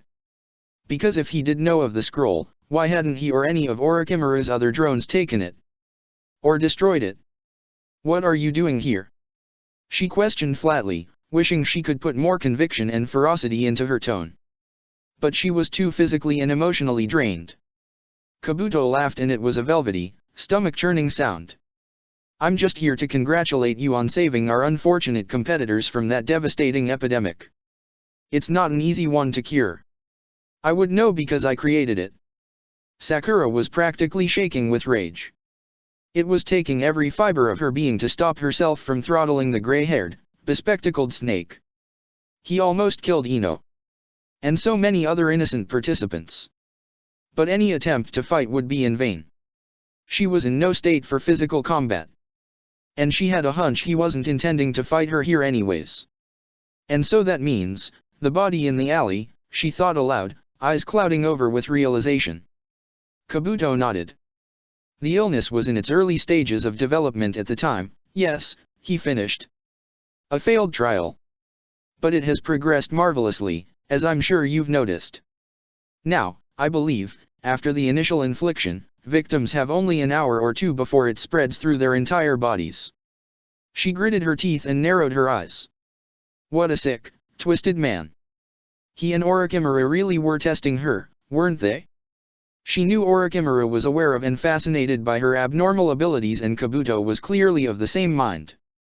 Was this all just a game to them? To kill mercilessly for the mere sake of pushing her limits? In the blink of an eye, Kabuto stepped and towered over her.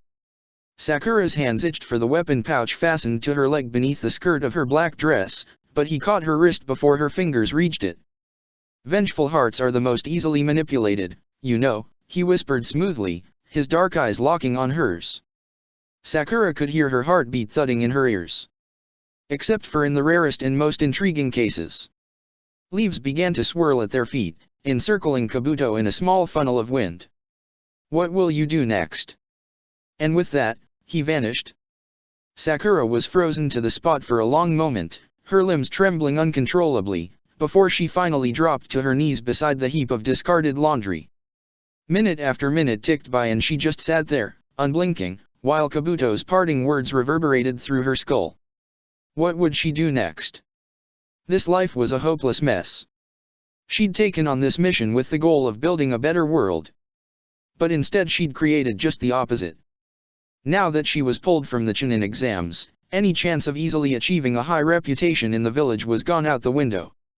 Ino was currently in the hospital, sedated, barely alive, and probably permanently damaged, in some way or another.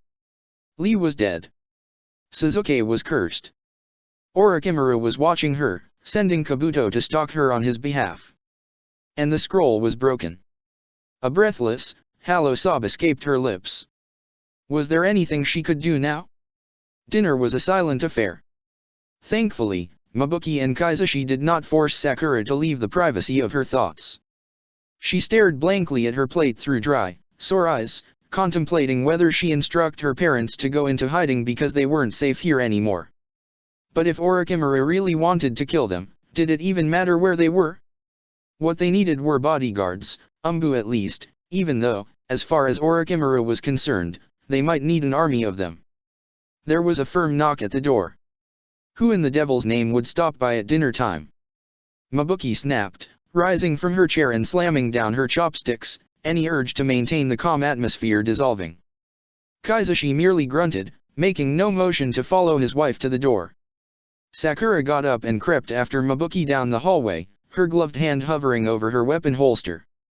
If Kabuto, or any other sick freak was back to terrorize her, they'd wish they'd never been born if they got anywhere near her mother. Mabuki turned the handle and threw open the door. Sakura startled at the sight on the other side of the threshold. Anko and Ibiki were towering over the doorframe. Harano, Anko barked, her piercing, gray eyes meeting Sakura's. Let's get moving. Her jaw dropped. What? Why? She spluttered. Hokage's orders, Ibiki piped up in his deep, rumbling tone. Mabuki was glancing between them all with wide eyes. Not this again. Sakura certainly had no interest in being dragged to the Hokage Tower for some godforsaken reason right now. Where exactly? She asked, lips curling. To the preliminary exam arena. For the third exam announcement, Anko quipped in response. What does it matter if I'm there? Sakura asked, raising her eyebrows with confusion. I skipped the preliminaries, so I'm disqualified. The exam proctors exchanged a look. Right. She prompted, hopeful that they might disagree with her. Ibiki cleared his throat. An uneven number of participants will advance to the third exam, so we have room for one more. This exam takes the form of one-on-one matches, you see. Sakura's heart leapt. Anko rolled her eyes.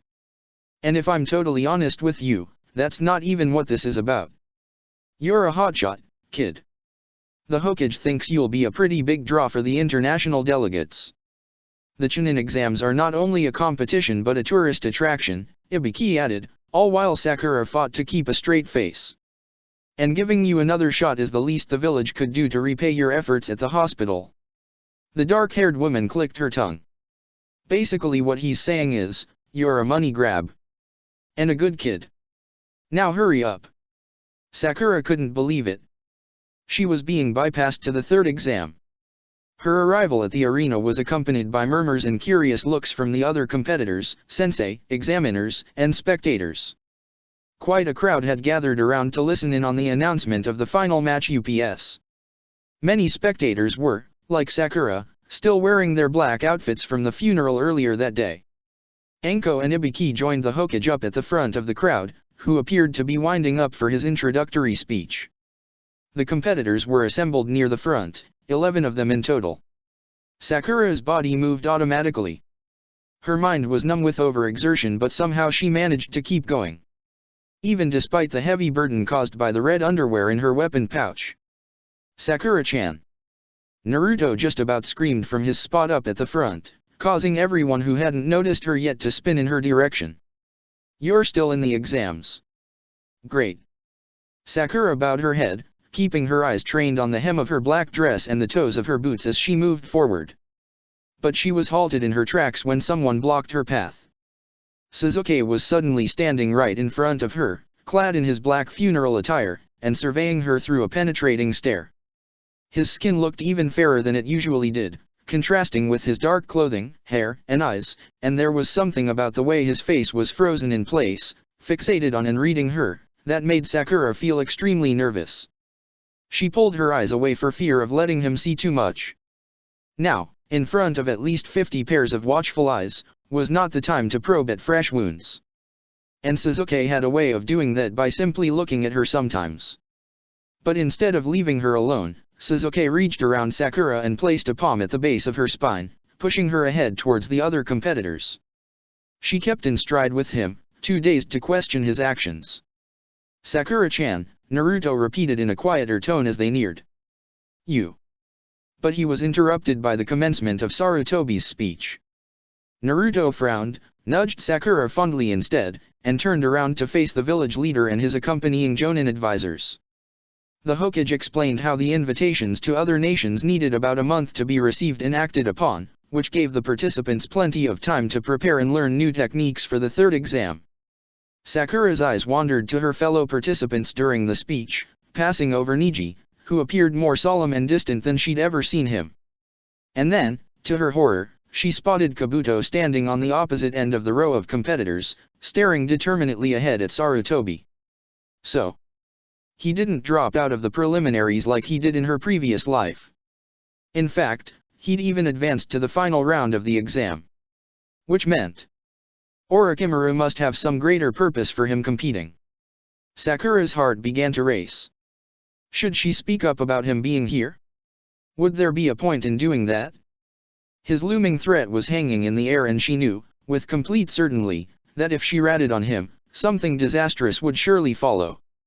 Would he, or Orochimaru, kill her family? Infect more of her friends with the disease? Take control of Sasuke? Her eyes flicked up to her dark-haired teammate, whose jaw was clenched in anticipation for the matchup revelation. He sensed her stare and met her gaze, cocking a questioning eyebrow. Vengeful hearts are the most easily manipulated, you know. Listen up, everyone. Anko's booming voice cut through Sakura's trance and she turned towards the front. I want each of you to pick a single paper from this jar, you hear me? One paper. She waved around the jar for good measure before making her way to the line of competitors. Sakura reached in when it was her turn and pulled out a square slip of paper. 9, it read. She noticed Sasuke glancing over her shoulder at it, and so she stole a glance at his too. 8. They exchanged a look before turning to Naruto, but he was occupied in a similar exchange with Hinata, who was standing on his right. Next, Anko had them all read out their numbers while Ibiki furiously scribbled the results down onto his clipboard. When the last number was called, he nodded at the Hokage before addressing the group at large. Since there are so many of you here today, I'll read the results out loud, in favor of those at the back, he declared before glancing back down at his notes. The first match will be Shino Abarame vs Temari. The crowd muttered apprehensively. Second match, Hinata Hyuga vs Kankuro. More muttering and a hoop from Naruto ensued. Third match, Hakuyuki vs Naruto Uzumaki. The chattering heightened a little at this. By now, many had probably heard of the Kirigakure prodigy. Having him face off against Konoha's most unpredictable rookie was sure to be an interesting battle. Sakura smiled and watched Naruto give a big thumbs up to his soon-to-be opponent. Fourth match, Neji Hyuga vs Sasuke Uchiha. An audible gasp swept across the arena. A clash like this, between members of Konoha's two most prestigious clans, was a guaranteed highlight. Sakura watched Sasuke nod and smirk to himself, probably more excited for the fight than anyone else in the vicinity. Fifth match, Sakura Haruno vs Kabuto Yakushi. Of course. Sakura's throat dried and stomach clenched. What are the odds? There was no way Orochimaru could have planned for this, could there be? The arena silenced aside from the odd affirmative whisper. Sakura did have quite a reputation in the village, one shrouded in mystery, she figured. And Kabuto was quite an enigma himself. Do you know that guy, Sakura-chan? Naruto asked curiously, his eyes darting between her and her future opponent, who was still staring straight ahead, pushing his glasses up the bridge of his nose, his hand obscuring his face. She shrugged, pulling off a mask of indifference, despite her sharply conflicting feelings. Sasuke seemed to be squaring Kabuto up, analyzing him from head to toe. He's older, but doesn't look like much, he mumbled. Yeah, she answered bluntly and refusing to meet his gaze, a heavy dread settling in her core. Sixth match, Gaara vs Shikamaru Nara.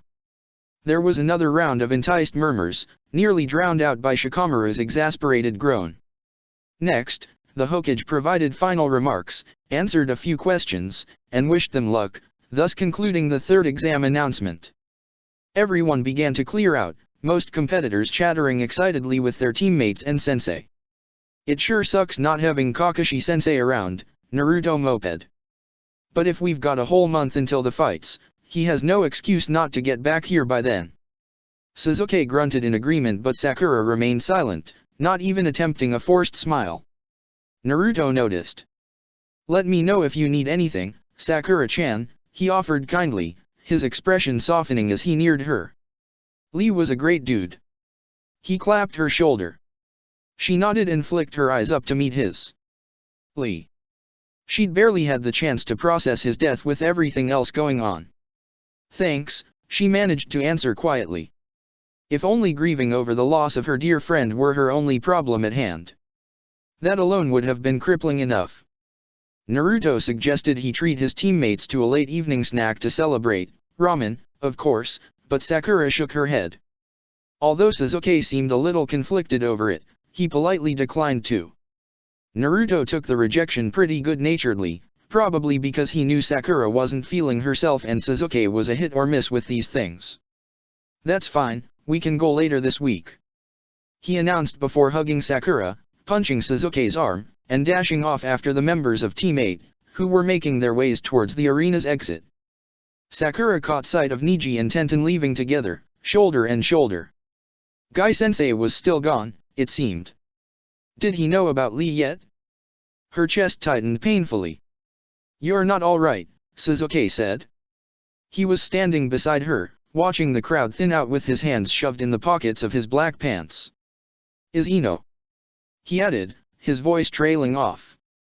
She felt his eyes shift in her direction. She's alive. Ah.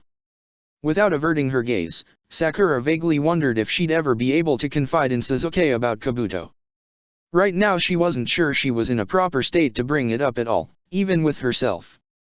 Once her emotional shock subsided and thoughts cleared up, and maybe after a decent night's sleep, if she could sleep at all, she would plan her next move. But right now she was feeling far too burned out. Sasuke would undoubtedly want to know about Kabuto breaking into her bedroom. But the problem was what that piece of information would stir in him. He was impulsive and rash when he sought retribution. And there was no sense working him up, she didn't want to drive him mad over her problems. One mad person, namely herself, was enough. What will you do next? Vengeful hearts. I need to tell you something. Sakura jumped as the sentence escaped her lips because, at the exact same moment, Sasuke said it too. The two of them walked absent-mindedly towards where they normally trained together. The sun was beginning to set, painting the sky with soft, warm hues, the first traces of night creeping in along the periphery. The air was colder now and crickets were chirping in the thick grass lining the path through the forest connecting the village to the training grounds. Sakura's heart was drumming in her ears and she shot her teammate frequent glances.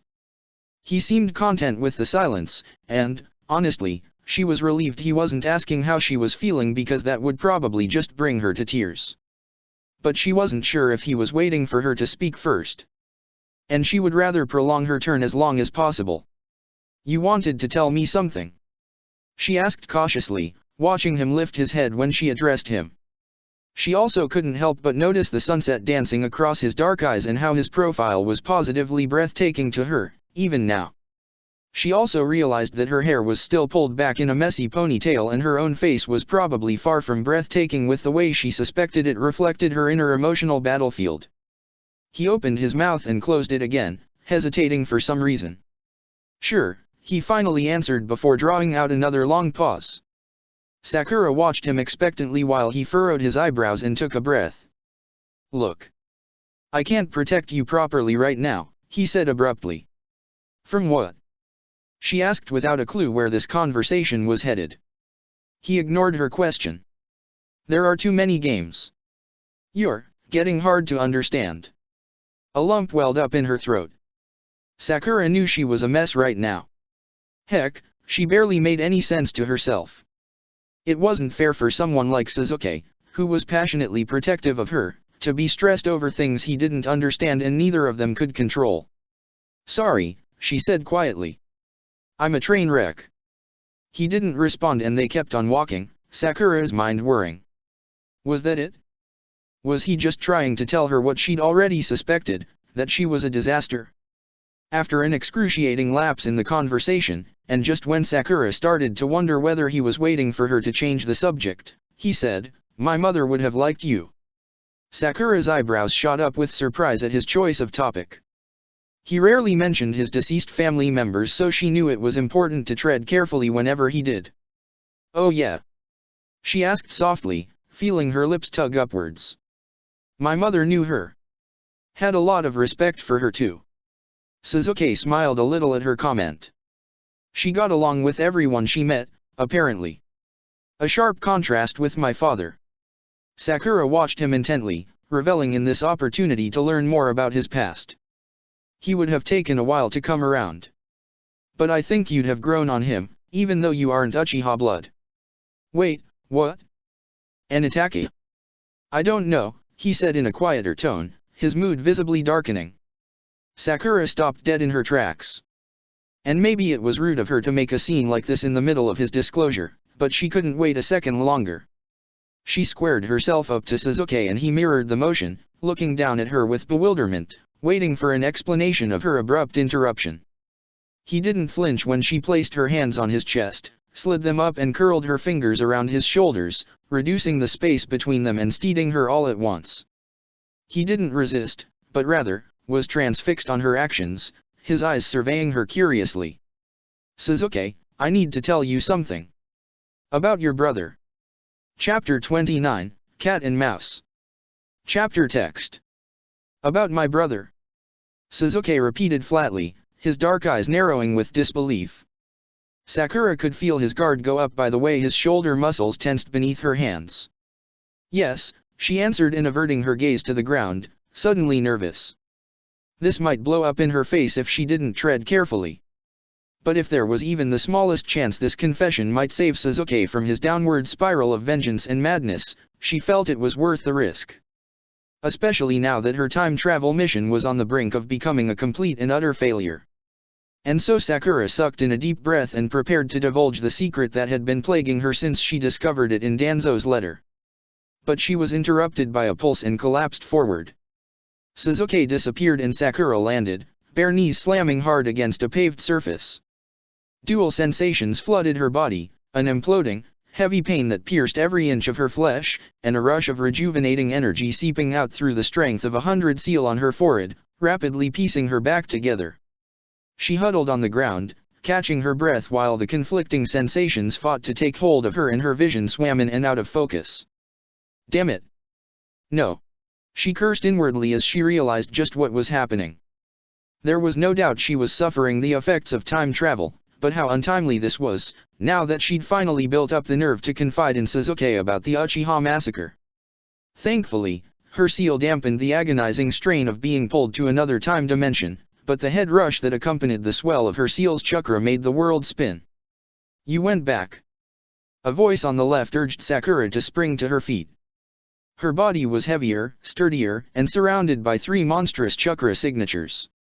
Tsunade was standing beside her, facing where Orochimaru and a much older and more fearsome version of the Sasuke she'd just been facing were standing. Their eyes were trained on her forehead. "Yeah," she managed shakily, scanning the area to gauge what scenario she'd just stumbled into. There were leaf and sound ninjas clashing in the village streets, civilians scurrying about in search of shelter, buildings crumbling, and smoke wafting through the night air. Sasuke's sword was in hand and 3 kunai were splayed at his feet. "That's right. I just attacked him." "And you finally unlocked it," Tsunade added while nodding briskly. "Good. How interesting," Orochimaru chimed in, his thin lips curling into a sneer. His beady, yellow eyes followed the length of Sakura's body with interest, lingering on the diamond in the center of her forehead. She bit back a cringe. "Like mentor. Like student.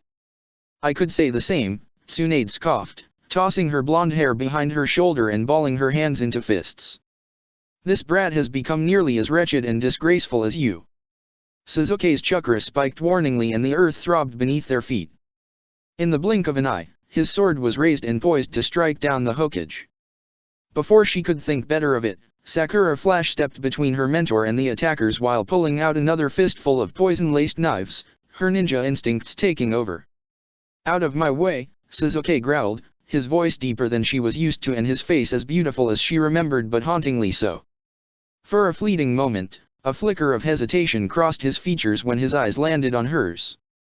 But Sakura stood her ground, lowering to a defensive stance with the blades pointed at his throat.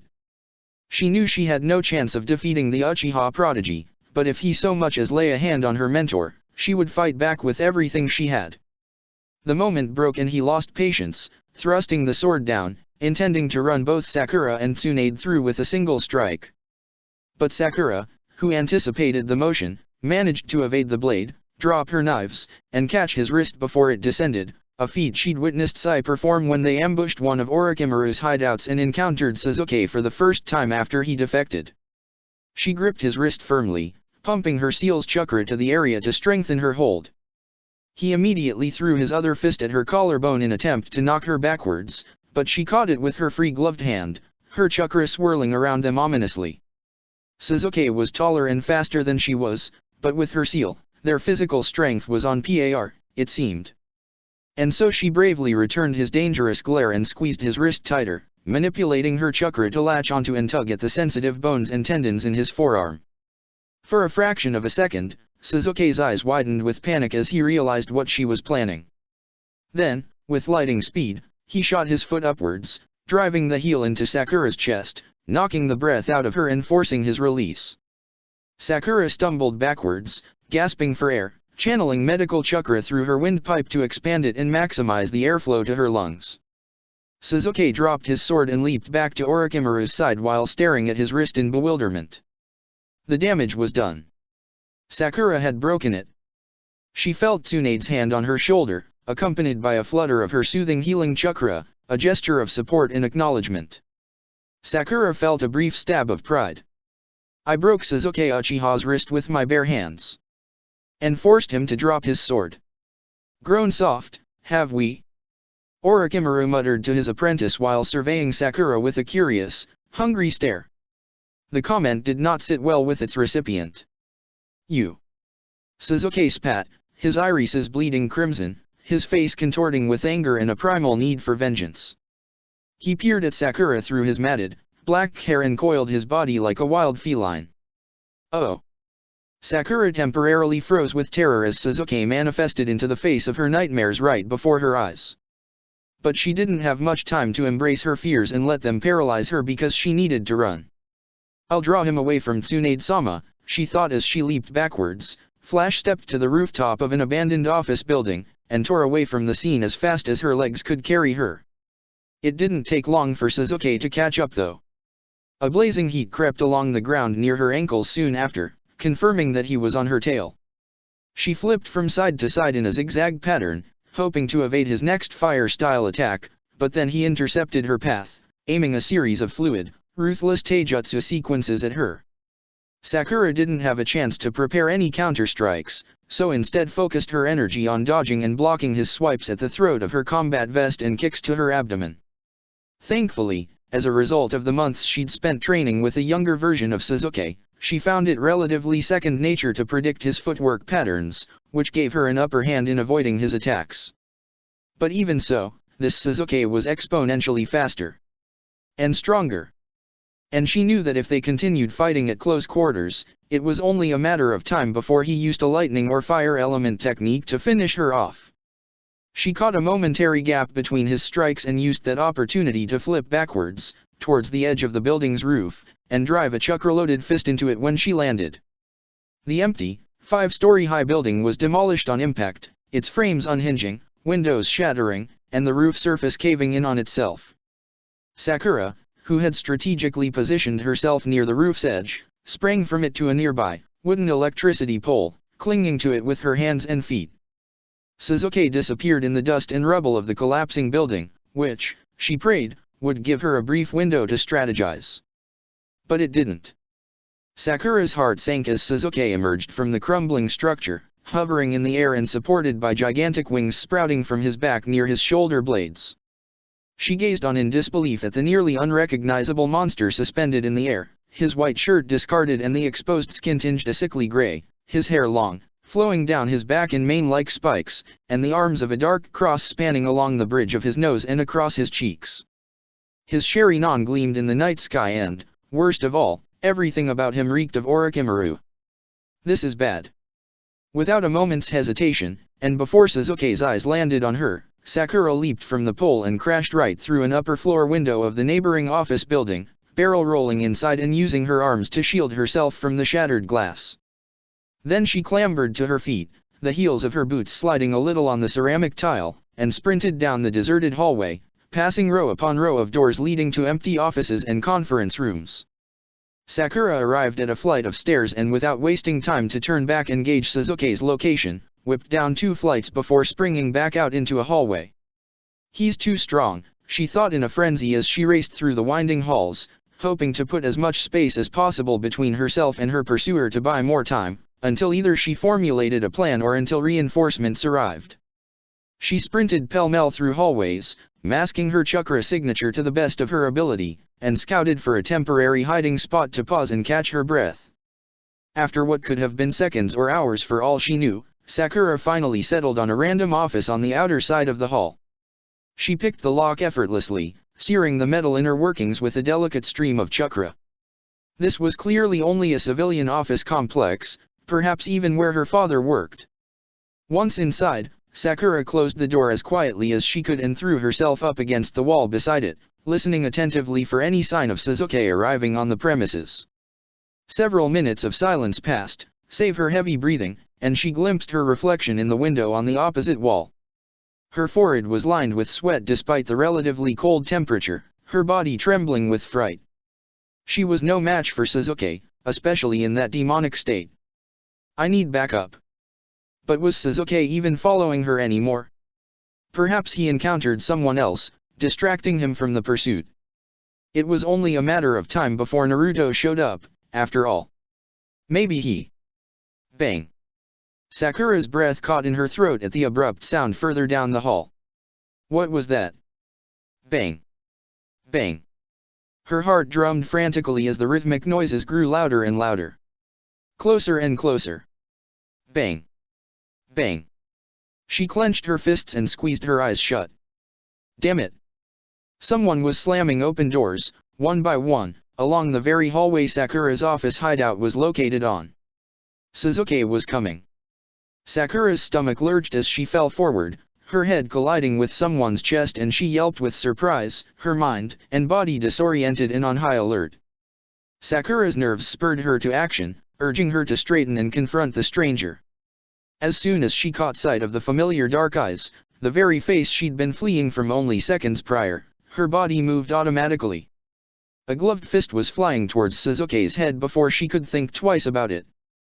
He managed to block the fist with his forearms when it was mere inches away from breaking his nose. What the hell? He spluttered before snatching at her wrist and shoving Sakura away from him. But she couldn't find her words through the swell of emotions and panic. The Suzuki in front of her was wearing all black and was smaller, his chakra less potent, but had the same terrible, murderous expression as the Suzuki who stood beside Orochimaru. When she failed to reply, Suzuki stepped closer, gripped the front of Sakura's black dress and pulled her towards him, until there was nowhere to look but at his face. She whimpered with surprise, her body tensing in preparation to retaliate. "My brother," he prompted, his tone harsh and stone-cold. "Oh, right." She was about to tell him, finally. Before she went to the future. It was a ploy. "Your revenge, the massacre, a ploy," she choked out, her prepared speech thrown out the window in this moment of desperation. Suzuki's expression was indifferent and he continued to glare, waiting for her to continue. "Why, your clan was plotting an uprising," she stammered, recalling the contents of Danzo's letter. "But your brother was faithful to the village. He carried out the homicide on Konoha's orders. To protect it. I think," she finished, vaguely wondering if she was making any sense at all. The letter was carefully memorized and safeguarded at the back of her mind, but even so, there were probably pieces of the story she was forgetting. Her sympathetic nervous system was screaming at her to either fight or flee, so speaking calmly and coherently felt unnatural. "What makes you say this?" was Suzuki's blunt response after a long pause, his emotionless mask plastered on thick. She released a breath, willing her body to calm down. "I found a letter in the Hokage's office before the Chunin exams. A letter of execution written by a member of Konoha's High Council," she answered honestly, striving to come clean as fully and completely as possible. Suzuki released her dress, shaking his head in bewilderment without averting his wide eyes from her. "Before the Chunin exams," he repeated. She nodded and motioned to shorten the distance between them again. "It's probably hard to believe, but if you want, I could try to get my hands on." "Get away from me." Sakura faltered and snapped her head up to Suzuki's face. His eyes were glazed over, his jaw set. What?" She sputtered in a trance, without halting her advance towards him. "Suzuki, I." But he snatched at her shoulder and pushed with such force that she stumbled. She even fell to her knees, overwhelmed by shock and the physical repercussions of time travel. "You," Suzuki snarled, his Sharingan igniting, and, to her horror, black marks creeping up along the base of his neck. "Stay away from me." And then he left. And Sakura just sat there, numb with confusion, on the tree-lined path connecting the village core to the training grounds, wearing her black funeral dress. Well, that sure didn't go well, she thought in a daze, too drained to absorb the situation on an emotional level. Was he pissed off that she interrupted him? He was trying to tell her something before she so abruptly cut him off. Maybe he didn't believe her? Or perhaps he was offended that she hadn't told him about the letter sooner. Before they discussed defecting the village as Umbu one day? Her breathing hitched. Maybe that was it. He felt betrayed. And probably hurt. By her not fessing up when he proposed they merge their life goals. Maybe he felt used. Misled. Well, whatever he felt must be powerful because, unless the Fujiwara seal was breaking, the only ways Orochimaru's curse could surface were if he deliberately chose to use its powers, if he lost control, or some combination of the two occurred. It was funny how only now, after she had probably caused serious damage to their relationship, did Sakura truly grasp that Suzuki could indeed feel the way other people did. But who could blame her for forgetting? After the emotional beating she'd taken from him for years on end in her previous life, a beating that he generally refused to acknowledge, it was hard to fathom that she had the ability to, in fact, make him hurt. In this world, at least. Certainly not in the future, where Suzuki was now a monster and she was on the verge of death by his hand. She couldn't hurt him there, he was no longer human and any shred of warmth he ever felt for her was shrouded by darkness and bloodthirst. I need to get that damn scroll fixed, she thought in a daze. Because the next visit I pay the future just might be the last. Sakura found herself at the hospital later that evening, a place she frequented when she sought comfort and distraction. She didn't want to face Sasuke just yet and highly doubted he wanted anything to do with her anyways. She spent her time dropping in on long-term care patients, offering to help with the grunt work like filing and cleaning, and avoiding human interaction in general. After about an hour of this, she visited the quarantined wing, where the surviving victims of Orochimaru's disease were recovering. All of them, including Ino, were sleeping, except for a boy on the furthest bed from the entrance. Pissed. He hissed across the room when Sakura entered. She looked up with alarm to find he was beckoning for her to join him. After exchanging curious glances with the nurses surrounding his bed, she did as he asked, only then realizing that she knew who he was. "You're the one from Forest. The one we found by the stream," she said slowly, her heart fluttering a little. The boy looked so much better than he did when Team 7 encountered him in the second exam. There was color in his face, the black splotches were fading, and his brown eyes were alert and vibrant. His hair looked much lighter now that it was dry, so blonde that it was nearly white, and he appeared to be in his mid-teenage years. "Suda," he said, introducing himself when she reached the bedside, motioning to extend his hand before remembering his arm was hooked up to IVs, securing it in place. "Sakura," she replied with a courteous bow, a real smile sprouting on her lips. He returned it. "I just wanted to thank you for saving me back there. I'd be a goner if we hadn't crossed paths." He gestured for her to take the chair at his bedside. "Glad I could help," she answered simply while settling herself down. "And thank you for, well, warning us about him," she added, her eyebrows furrowing as she recalled Suda's words after she'd healed him enough to speak. "Eyes of a snake. He told me to find you." He nodded gravely, his facial features hardening. "He was one creepy guy, I'll tell you that," Suda said in a quieter tone, chuckling darkly. "You didn't end up fighting him, did you?" Sakura's stomach turned. "Yeah, we did," she muttered, frowning. "You're kidding," he whispered. "Did your whole team make it out okay?"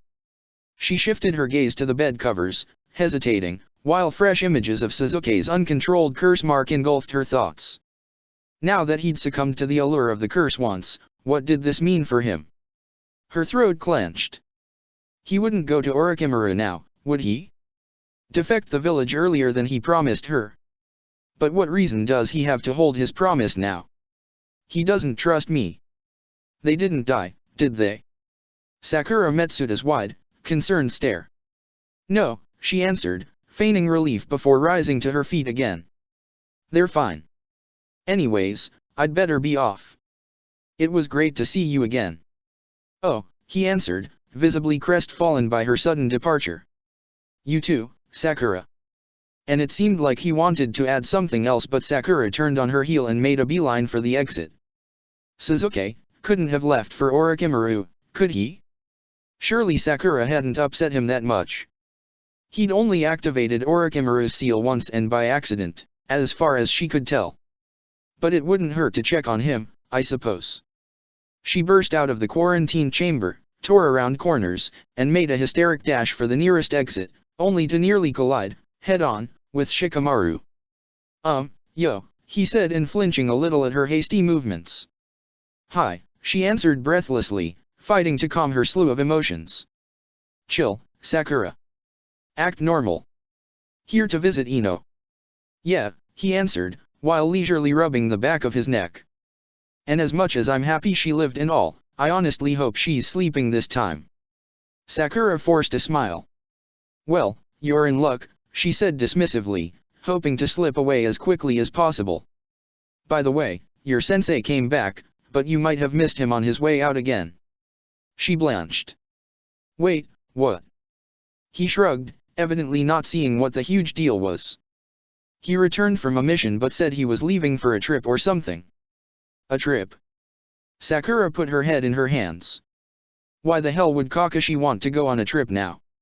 Right after returning from a lengthy mission?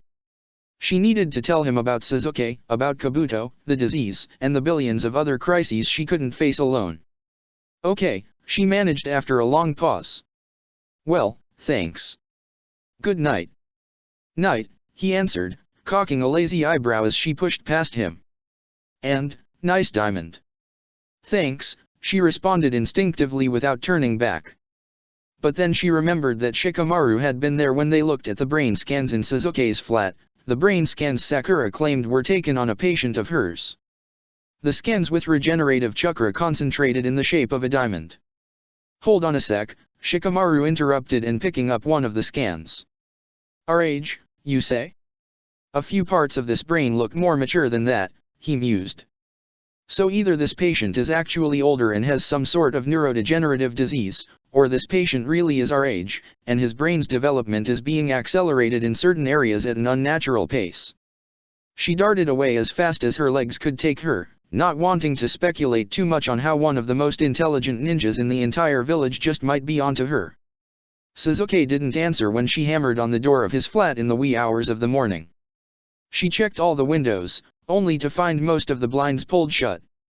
Sakura projected all the sensory chakra she could muster onto the place, and confirmed that either Suzuki's was concealing his chakra impeccably or his flat was vacant.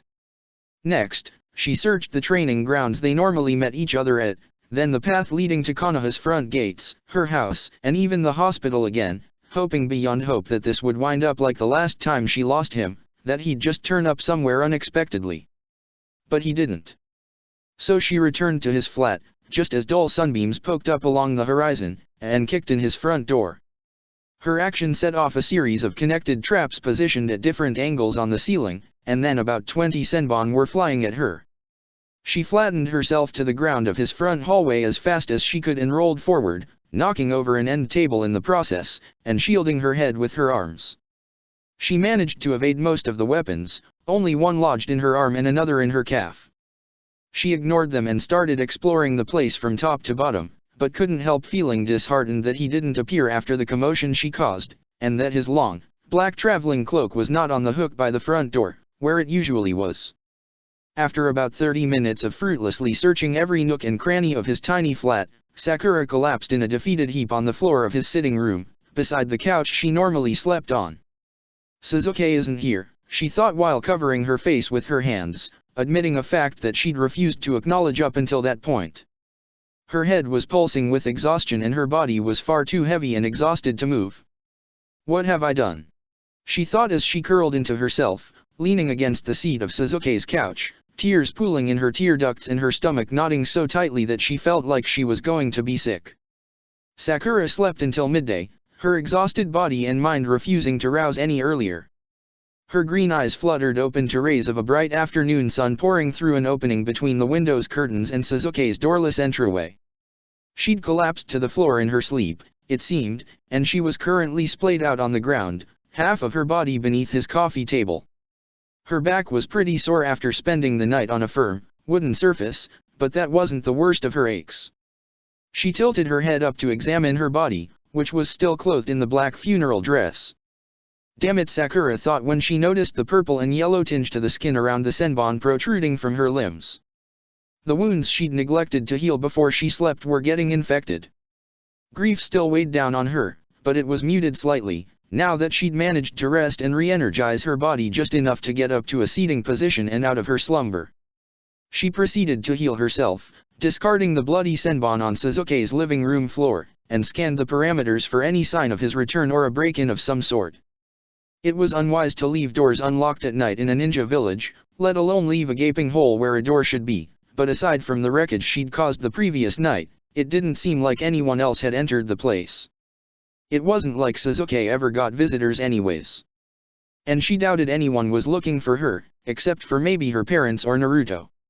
Although the latter might have purposefully left her alone to grieve. Next, automatically, Sakura made herself breakfast in Suzuki's kitchen, used his shower, and changed into the spare clothes she stored in his linen closet. Then she left without bothering to clean up her mess, lifting and sealing the door shut with chakra, and heading straight to the Hokage Tower. When she arrived and demanded she speak to the Hokage, Sakura was informed by the Jonin guards that he was currently working at the mission assignment desk.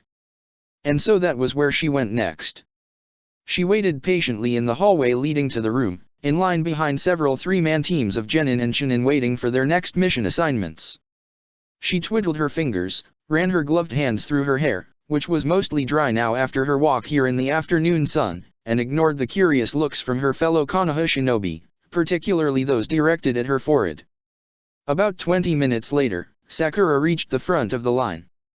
Next, she heard Sarutobi's gruff voice call from behind the partly open set of double doors. She pushed on through, carefully shutting the doors behind her, before turning around to face the third Hokage and Irika, who were both seated at a long table on the opposite end of the room. "Sakura," Irika said with surprise before exchanging a look with Sarutobi. "What are you here for?" "You're a little young to be sent on a solo mission," the Hokage added, but she could tell, by the way he was surveying her, that he knew this visit wasn't about missions. She bowed respectfully to her elders before taking a seat on the chair facing them. "I think Sasuke Uchiha left the village last night," she said shortly, shifting her piercing gaze between the two of them, daring them not to believe her. She resolved to report Sasuke's potential absence as soon as possible, so he might be caught before reaching Orochimaru. His departure had been so sudden that clearly this was just some spur-of-the-moment choice. He'd regret this if he wasn't stopped. That he did, the Hokage agreed with a curt nod. Sakura rose to her feet and felt her jaw hang open. "What?" "He left with Kakashi last night," Irika piped in. "He demanded they spend the month training in the Land of Rivers in preparation for the third exam. They left immediately after." She stood there, frozen in place, consumed by both relief and shock all at once. Sasuke didn't defect the village. Even though he probably still hated her, at least he was in good hands. But why did he drag Kakashi away so suddenly? And what was so special about the Land of Rivers? "Now, you understand that normally I can't disclose this sort of information to you, don't you, Sakura?" Irika added with a nervous chuckle while glancing over at his superior. "But since this retreat isn't exactly a mission, and since Kakashi is your sensei." "It's fine," Sarutobi said while waving a dismissive hand. "And, I suppose, on that note, it sounds like Naruto will be busy in the near future as well. Jiraiya, one of the legendary Sannin, approached me this morning and asked to take your teammate under his wing for the month." "Oh," Sakura answered while slumping back down onto her chair. She couldn't believe how many things had happened over the last 24 hours. Although the fact that the boys were off training wasn't necessarily bad news, she couldn't help but feel a tinge of anxiousness. Her teammates now had personal instructors to help prepare them for the third exam, and she didn't even have a training partner, with Sasuke gone and Lee dead. Sure, she had a good shot at being promoted to Chunin, but Kabuto certainly wouldn't be an easy opponent to defeat. Sakura was in dire need of rigorous physical training and perhaps a few more techniques at her disposal, but from whom would she learn them? Not only were the Chunin exams a concern, but after everything she'd endured, Sakura didn't want to be left in isolation to wallow in her grief and guilt for the entire month, while the broken time travel scroll tore her apart from the inside out. "Is there something else you wanted to tell me?" Sakura's eyes flicked back up to meet Sarutobi's calculating gaze. "Yes," she said. "I want extra security in place around my house, particularly at night. 2 Umbu guards at minimum." It was Irika's turn to rise from his chair. "Why on earth would you need that?" he questioned with raised eyebrows. Sarutobi remained silent and watched her intently, perhaps because he had learned to take her claims seriously. Sakura was so tempted to divulge the truth about Orochimaru and Kabuto stalking her, but she held her tongue, partly because she was afraid that the confession would bring on a slew of questions she wasn't comfortable answering, and partly because she wasn't so sure how much she trusted them. She had no doubt Irika was a good person, but she needed to be selective with the people she opened up to. She also couldn't ignore the fact that Danzo's letter was in the Hokage's office. Sarutobi knew the truth of the Uchiha massacre, perhaps even had a hand in it, yet he failed to tell Sasuke about it in both of her lives. So instead she half lied through her teeth. "Considering how there's an outbreak at the hospital that only I could find a remedy for, the health and safety of the villagers rest in my hands," she explained bluntly. "That makes me a vulnerable target." A brief silence followed, during which the Hokage clasped his hands and closed his eyes in concentration, and Irika returned to his seat. Sakura flattened the shirt of her training dress and pulled on the ties of her head protector, waiting attentively for the Hokage's response. Finally, he spoke. "Understood." Anything else? Was all Sarutobi said. She released a sigh of relief. Oh, yes. Suzuki's door needs to be repaired. I kicked it in. Irika looked appalled, but Sarutobi shook his head, his face relaxing slightly. That can be arranged, he chuckled. A small smile graced her lips. Thank you, Hokage-sama, she said while motioning to get up. I guess I'll be go dash. Wait, Sakura. While you're here, there's something I should tell you about. She paused and the Hokage's expression hardened once more. It's about Kakashi's recent mission. Sakura held her breath. Now that was something she certainly wanted intel on. Why the hell did Kakashi leave on such an untimely mission, right when she needed him most, in the first place? But before the Hokage could elaborate, he was interrupted by the double doors slamming open. Sakura nearly toppled out of her seat with surprise. Where's the kid? Came a husky, female voice from the entrance behind her. Sakura's stomach dropped. No way. It can't be. The sound of heeled shoes clicking against the polished, wooden floor met her ears and Sakura was so disabled with shock that she couldn't move. Why, speak of the devil, Sarutobi sneered while rolling his eyes. Irika, once again, sprang out of his chair. Sakura felt the new presence standing immediately to her right. She daringly shifted her gaze in that direction, her heart hammering in her chest. Tsunade-sama. Don't tell me you're the brat. Was the answer she got, Tsunade's amber eyes narrowing and her body stooping down enough for Sakura to smell the alcohol on her breath. But she didn't care. Tsunade was here, in all of her overwhelmingly powerful and beautiful glory. Sakura's mentor was in the village.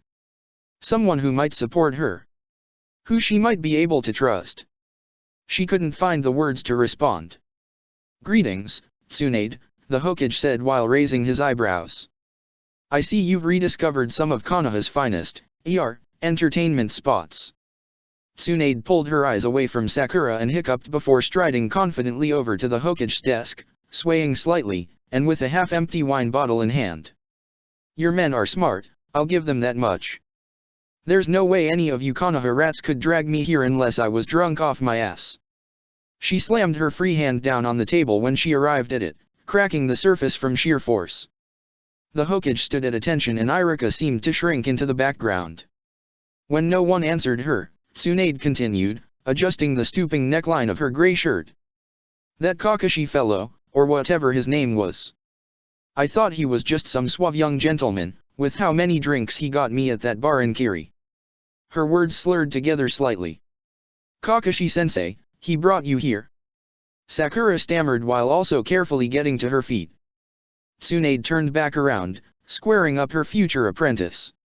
He did, she answered, a wicked grin sprouting on her lips. I thought it was bullshit though, when he mentioned having a student with powers like mine. He insisted I meet you. She strutted back over to Sakura until she was towering over her, a drop of alcohol trailing down her chin. But I never imagined that you would have stolen my technique. Her gaze lingered on Sakura's forehead. Are you here to train me? She breathed. No, kid. To fight you. Chapter 30, New Blood. If any of Konoha's new genin had an interest in landscaping, they were in luck. Because when Tsunade and Sakura were through with training Ground 6, they'd left it in a state that would require at least 12 days worth of deranked missions to make it semi-recognizable. After ignoring Irika's pleas of but Tsunade-sama. She's only a child. And Sarutobi's insistence that Tsunade use her head and not her fists to sort things out, Tsunade promptly dragged a bewildered Sakura away to fight her, respectfully waiting until they were in the parameters of a designated training zone before swinging her first punch at her apprentice, in another life's head. Sakura, who was too dumbfounded by the situation to protest and rather confused over Tsunade's intentions for wanting to beat her up in the first place, obliged. Now, Sakura was significantly smaller and less muscular than Tsunade was, with less years of combat experience under her belt, particularly in this life, but Tsunade was out of shape and belligerently drunk. So with the help of her new strength of 100 seal and her memories of training with and mastering the techniques of this woman in her previous life, Sakura and Tsunade were on par in their brawl. The match was predominantly taijutsu in nature, given that it was the combat preference for both ninjas. So, are you going to train me after this? Sakura panted in the heat of their fight, after springing aside to evade a chakra-induced earthquake that tore the ground apart below her feet. She couldn't help marveling at how impressively her former mentor fought even when she was intoxicated. What for? Tsunade shot back while wiping smeared dirt off her face with the back of her hand. You're a pompous brat and a waste of my time. Sakura gritted her teeth and swung a low, sweeping kick at Tsunade's ankles. Had this woman always been so infuriating before becoming Hokage? Tsunade dodged and aimed a sharp kick to Sakura's hip.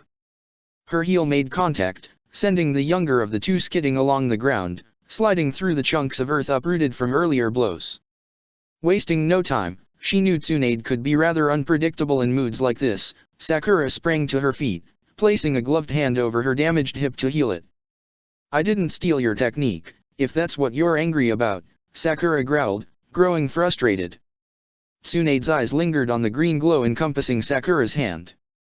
Sakura pulled it away moments later, when she felt the wound close, and balled it into a fist. Everything you see is a product of my own hard work. But I'm still not as strong as I need to be. Sakura leaped forward, pumping chakra down her arms, and took a merciless swing at her former mentor's face. Tsunade managed to catch the chakra-laden fist just in time, but the blow caused her to stumble backwards from its sheer force.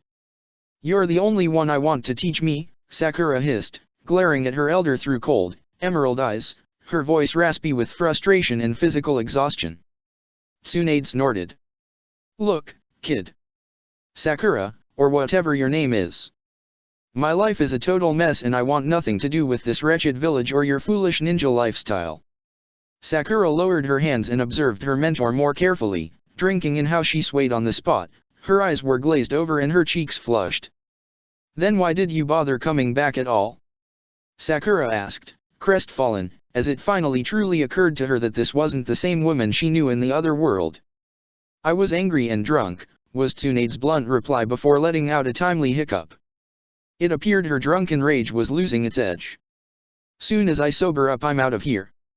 Sakura frowned, not fully trusting Tsunade's answer, but not willing to quarrel over it pointlessly.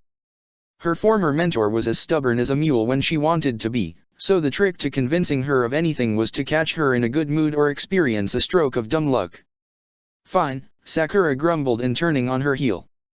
If you have nothing to offer me, sticking around is a waste of my time. She diverted her attention to the path connecting Training Ground 6, or what was left of it, to the village, where two figures were standing, Irika and a thin, dark-haired woman who Sakura hadn't seen in a lifetime, literally. The woman was clutching her pet pig with one hand and massaging her forehead with the other. Listen here, kid, Tsunade started from behind Sakura, her chakra flaring, but Sakura was losing patience. I've got lives to save and things to learn. And if you're not going to help me out, I'll seek guidance elsewhere. She started walking away, towards the spot where Irika and Shizune were fidgeting anxiously, probably gauging the appropriate time to step in. And, for the record, my life is quite the mess too. More than you'd ever imagine.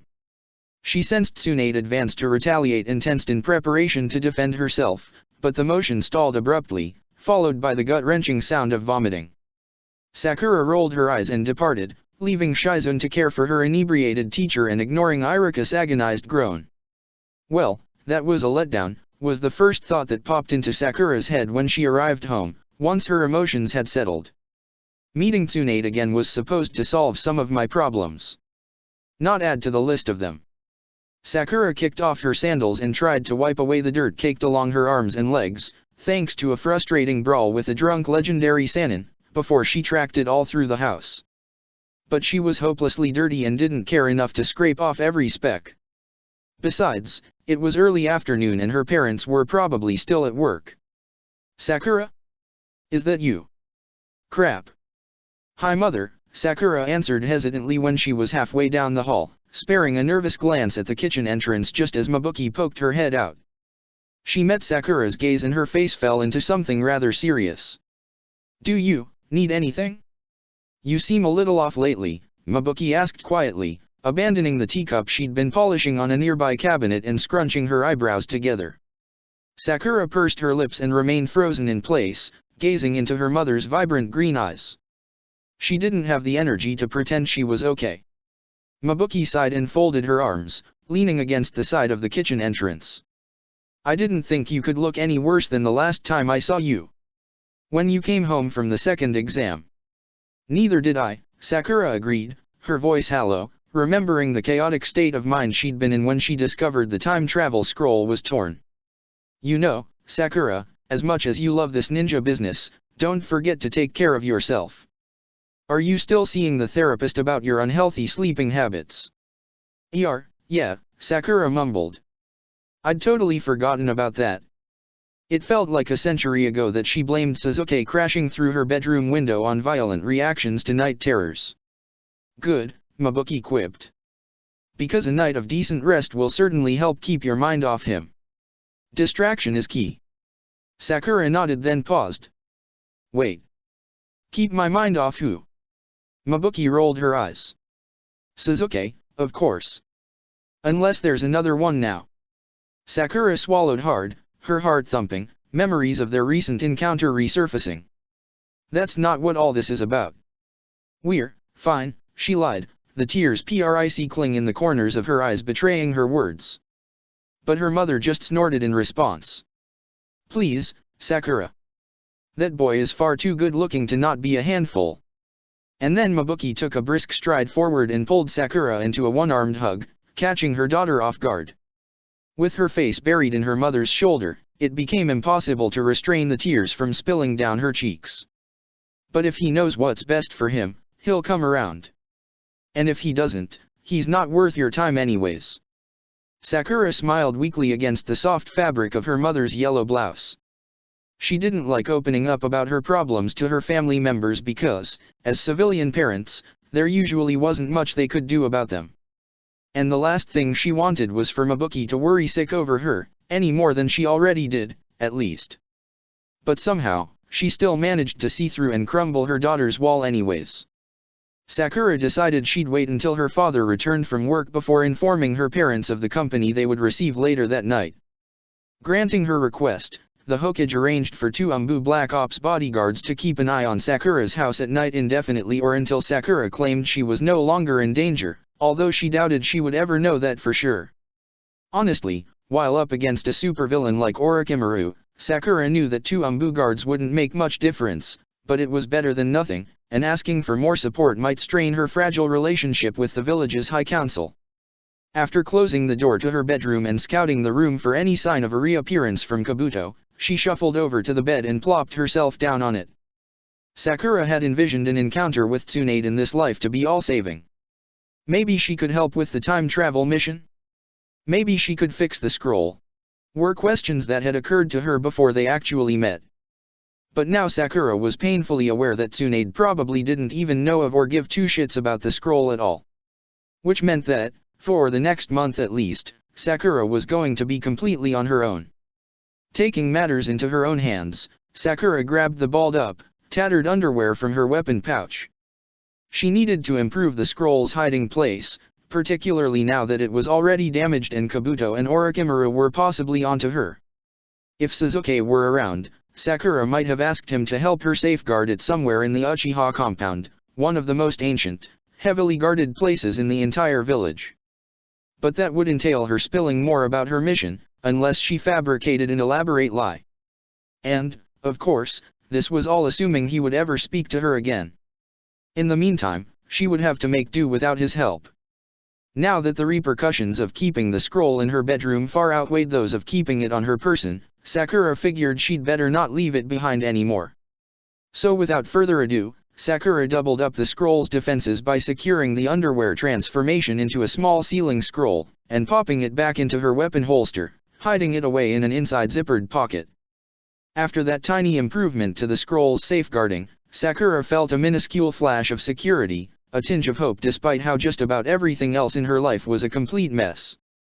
If there was anything the ninja lifestyle had taught Sakura over the years, it was emotional resilience, either by knowing how to numb herself over when the world around was crippling, or by focusing on survival as a distraction, by setting objectives to escape destructive situations, despite all odds. Having a hyper-optimistic teammate, namely, Naruto, certainly helped in that respect. After dinner, Sakura busied herself by tidying up, planting more concealed weapons around her bedroom, for easy access if another break-in occurred, and rummaging through her dwindling collection of medical herbs.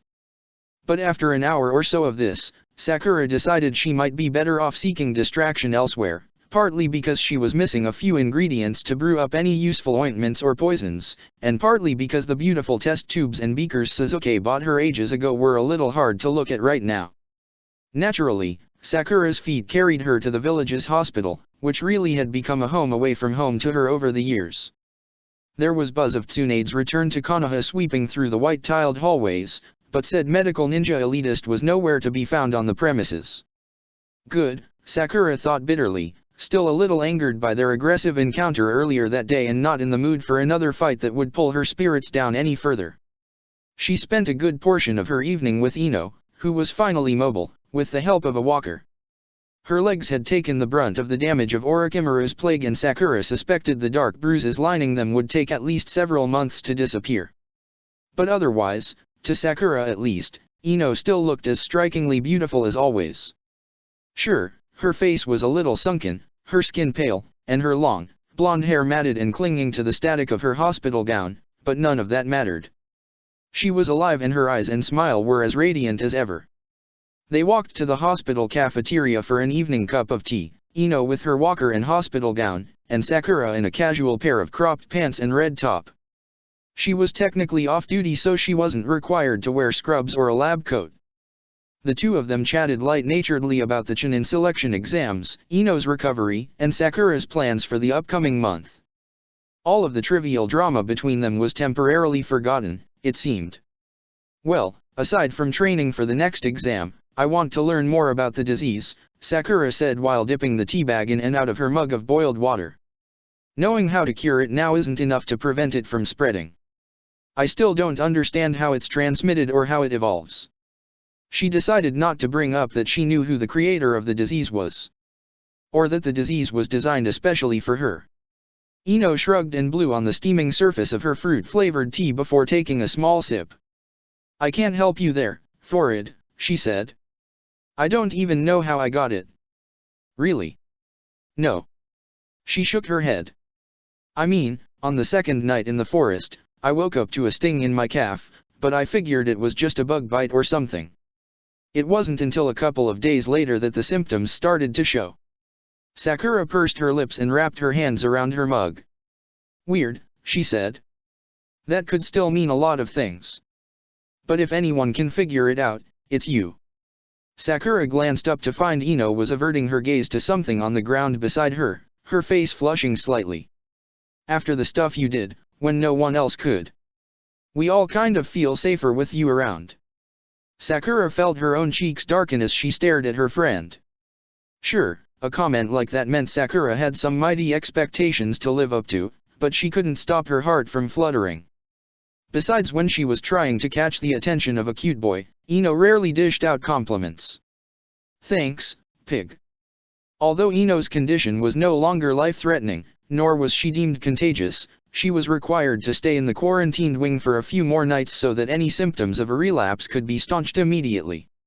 After bidding her good night, Sakura wandered into the hospital hallway and stood around for a few minutes, deciding whether she was ready to go home to the privacy of her thoughts. The doors to the quarantine chamber opened behind her and Sakura turned back to an eyeful of bright, red hair. Her stomach just about did a backflip because she knew who this newcomer was but would never imagine seeing them in this context. You're Sakura, right? The young girl asked, pushing her glasses up along the bridge of her slim nose. She appeared about Sakura's age and wore a grass village head protector across her forehead. Her hair fell in wispy pieces around it. What are you doing here? Was Sakura's blunt, instinctive reply. Because what the hell was this girl doing here? Sakura knew, from her brief encounters with the girl in her previous life, Karen, or whatever her name was, that she was a crony of Orochimaru's and a part of Sasuke's team after he betrayed the village. Karen shot her an affronted look. I was visiting my teammate. Who you saved? The gears were turning in Sakura's head. Could she trust this girl? Anything that reminded her of the Sasuke of her old life immediately raised a red flag in her head. But if Karen's allegiance was currently to the grass village, could that mean she hadn't sided with Orochimaru yet? Oh, right, Sakura said, shaking her head, hoping Karen would dismiss her previous rude comment. Her teammate must be one of the others in the quarantined room, alongside Ino and Suda. I hope your teammate is doing okay. He is, Karen answered with a small smile and sticking out her hand. I'm Karen, by the way. Sakura gaped at the waiting hand for a second extra before taking it, similarly to when Tenten introduced herself after the first exam. It was weird to be introduced to people who she already knew. Not that they'd ever really had a proper greeting. Their first encounter was when Sasuke had attempted to have Sakura murder her.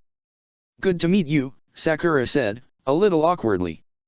So, are you heading home once your teammate is cleared to leave? She asked to make polite conversation.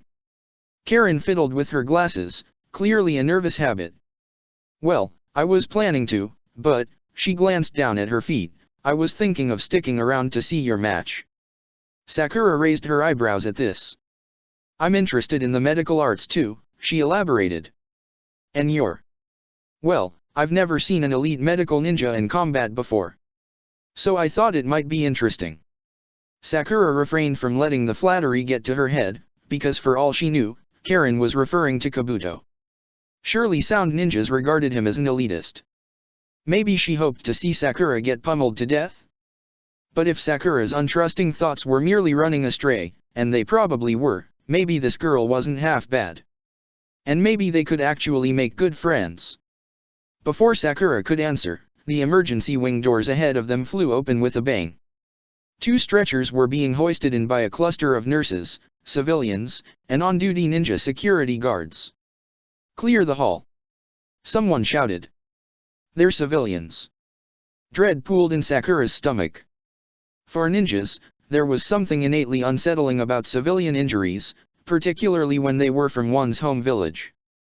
Not only did they die more easily due to their lack of chakra, but their deaths symbolized a failure of their village's ninjas to protect them.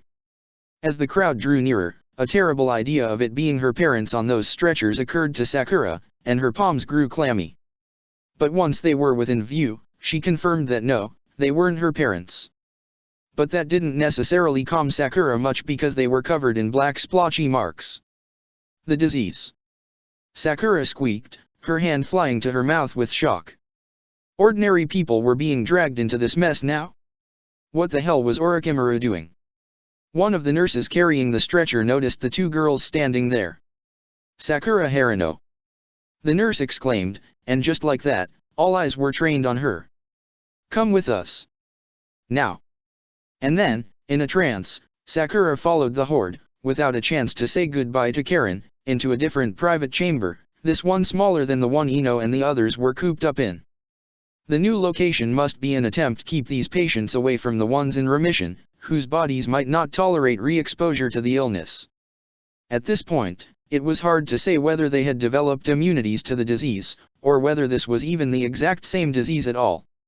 Once in the room, everyone put on masks that covered right up to their lower eyelids and sheer, disposable gloves. Sakura, who was not equipped for medical duty, was handed them too, and she quickly pulled her hair back into a messy knot with an elastic on her wrist. It took a moment for Sakura to realize the crowd was parting to let her though. She moved ahead without a moment's hesitation and took in her patients' appearances. She tried not to convey her dismay at the sight. The civilians, a man and a woman, definitely bore the symptoms of Orochimaru's disease, except more exaggerated, perhaps because their bodies were weaker or perhaps because the disease was, somehow, assaulting its victims more aggressively.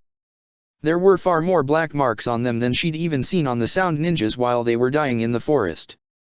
Sakura reached forward and ripped open the man's shirt to gain better access to his skin beneath it. One of the nearby nurses followed Sakura's lead and did the same with the woman. This revealed that the splotches had creeped along their collarbones, reaching their chests and splaying out like black, inky spider webs. Sakura's heart sank. It was game over. They're dead, she proclaimed even before checking their vital signs. The room became still. It was never easy to announce these things, but Sakura had grown used to it over the years. She felt many pairs of eyes turned to look at her, demanding an explanation. The parasites have sucked oxygen from the blood around their hearts. She pointed to the trail of marks along their torsos, which caused sudden cardiac arrests. She imagined she was reciting a passage from a textbook to mitigate the emotional charge. After a drawn-out pause, several nurses flocked over to check and double-check their vital signs anyways, shining lights at their pupils, squeezing their pulse points, and tapping their knees with small, rubber hammers. They only managed to confirm Sakura's claim. Then the doors to the private room slammed open and two new figures entered the already crammed space. But Sakura couldn't be any more relieved. So what's this disease everyone's freaking out about, then? Shizun strode in confidently, with the air of someone who knew their way around hospitals. Ayam, Sakura's previous supervisor who fought for her job promotion, followed, her eyes flitting around anxiously as she pulled on her mask. "I'll fill you in," Sakura answered, and Shizun's own eyes widened with surprise when the smallest person there answered her. Ayam's lips twitched upwards into a proud smile. And so she debriefed them, feeling comforted that they didn't need any of her jargon or acronyms explained. Shizun in particular was a huge asset to have at her side in the face of a puzzling medical incident. After dismissing the people no longer needed in the room, 80% of the group, together, Sakura and Shizun explored the bodies for a signal of how the patients contracted the disease in the first place. But aside from a single puncture hole, about the width of a fingertip, in the man's arm, there were no obstructions of any sort on them. There wasn't a single puncture on the woman. They speculated for a while longer, discussing what could have punctured him and whether it had anything to do with the disease transmission at all. Sakura told Shizun everything she knew, except for Orochimaru's involvement, because, somehow, she felt like he would know if she told. And surely now that another brilliant mind had entered the scene, they could perform more comprehensive scans of both the surviving and diseased victims and learn even more about this terrible illness. Even though civilians died today, Sakura felt some of her burden lift. "I can show you the quarantine chamber with the survivors just down the hall," Shizun-san, Ayam offered, once it was well into the night. "You can go home and rest now, Sakura. Thank you again for guiding us." Sakura nodded in response. "Sure. I'm going to need to sleep on this anyways," she said, and she meant it. She was feeling exhausted after another long and mentally taxing day, and now that she at least had Shizun around, she felt some solace in knowing that she might have a companion to exchange ideas with for the next month. Shizun was her first mentor, after all. And so she left the room, pulling off her mask and gloves and tossing them in the waste bin on the way out. She stumbled down the hallway and towards the emergency wing exit, so burned out that she didn't notice Tsunade standing there, just outside the door, leaning on the wall with her arms folded. Sakura tended to dream vividly on the nights after patients died in her care. On that particular night, Sakura's dreams carried her back to the land of waves, back to when this new life was fresh and her problems were far simpler. "Let's go," Sasuke's hazy voice echoed. And then she could feel him dragging her from her sleeping bag and out of the bridge builder's house, leading her to the area where they learned to climb trees, in the heart of a looming, dark forest. He didn't release her hand until they arrived at the base of an enormous tree and he began to climb it. Sakura knew what she had to do. After snatching at the pine cone waiting in the grass by her feet, she tore up the tree trunk, preparing to fire it at her teammate, whose chakra she sensed in the branches just overhead. The pine cone fight ensued, Sakura's stomach somersaulting as she leaped through the high branches, her exposed skin tingling as the cool, night air rushed past it. Her movements were reckless at times while she dodged Sasuke's attempts to peg her with the spherical wooden ball, but she didn't care because she knew she wouldn't fall. All that mattered, in the bittersweet illusion, was the thrilling sensation of flying, the way Sasuke bit back laughter at her more theatrical maneuvers, and how, from up there was no reason for her to look down. Sakura lost herself in the realness of her dream, savoring every moment of the pleasant memory it replayed for her, even when a tree branch snapped from under her feet, sending her plummeting towards the ground. Because Sasuke managed to catch her, just as she remembered him doing, by pinning her to a tree trunk with his body, using his chakra-laden hands and feet as anchors to protect them both from a perilous fall.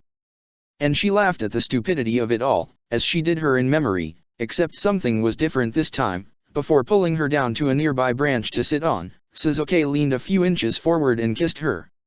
It was fleeting and gentle but enough for Sakura's heart to all but explode with euphoria. And when Sasuke pulled back to look at her with an expression that would seem blank to someone unfamiliar with him, Sakura felt the connection between them through his dark, piercing gaze. "I love you," she breathed, helplessly and desperately because she had a sinking feeling that this perfect moment was on the verge of breaking. And she was right. Because just as the words left her lips, the landscape around them changed. Ominous red and purple hues illuminated clouds in the night sky, the trees grew taller, darker, more threatening, and Sakura became acutely aware that she was suspended about 70 feet in the air with nothing but Sasuke to keep her from plunging to her death. Being trapped in his arms suddenly didn't feel quite so secure. Sasuke's skin tinged a sickly gray while gnarled, featherless wings sprouted from his back and tore through his shirt. His chakra swelled and Sharingan ignited. Sakura wriggled against the transformed Sasuke's hold but he wouldn't let her budge. He smiled wickedly at her struggle. "Loving him is dangerous," was the last thing she heard before Sasuke wrapped his taloned fingers around her throat, the pine cone falling from her fingertips and plummeting to the ground. Needless to say, Sakura did not rouse from her dream calmly. There were tears staining her cheeks when her eyes snapped open, her limbs trembling, and her entire body clammy with perspiration. It was still nighttime, the moon and stars casting a soft glow through the crack in her curtains. Sakura glanced around the room to find it just as she left it. Her clothes from the day were on the floor, there were no imposters or traps set off, and her weapons and medical pouches were still at her bedside. For the most part, her room looked exactly as it always did. But she didn't feel safe there. Perhaps now that Kabuto, one of her most terrible enemies, had confirmed that he and others from the Sound Village had been inside, she would never again see her room as a safe haven, as she always had growing up.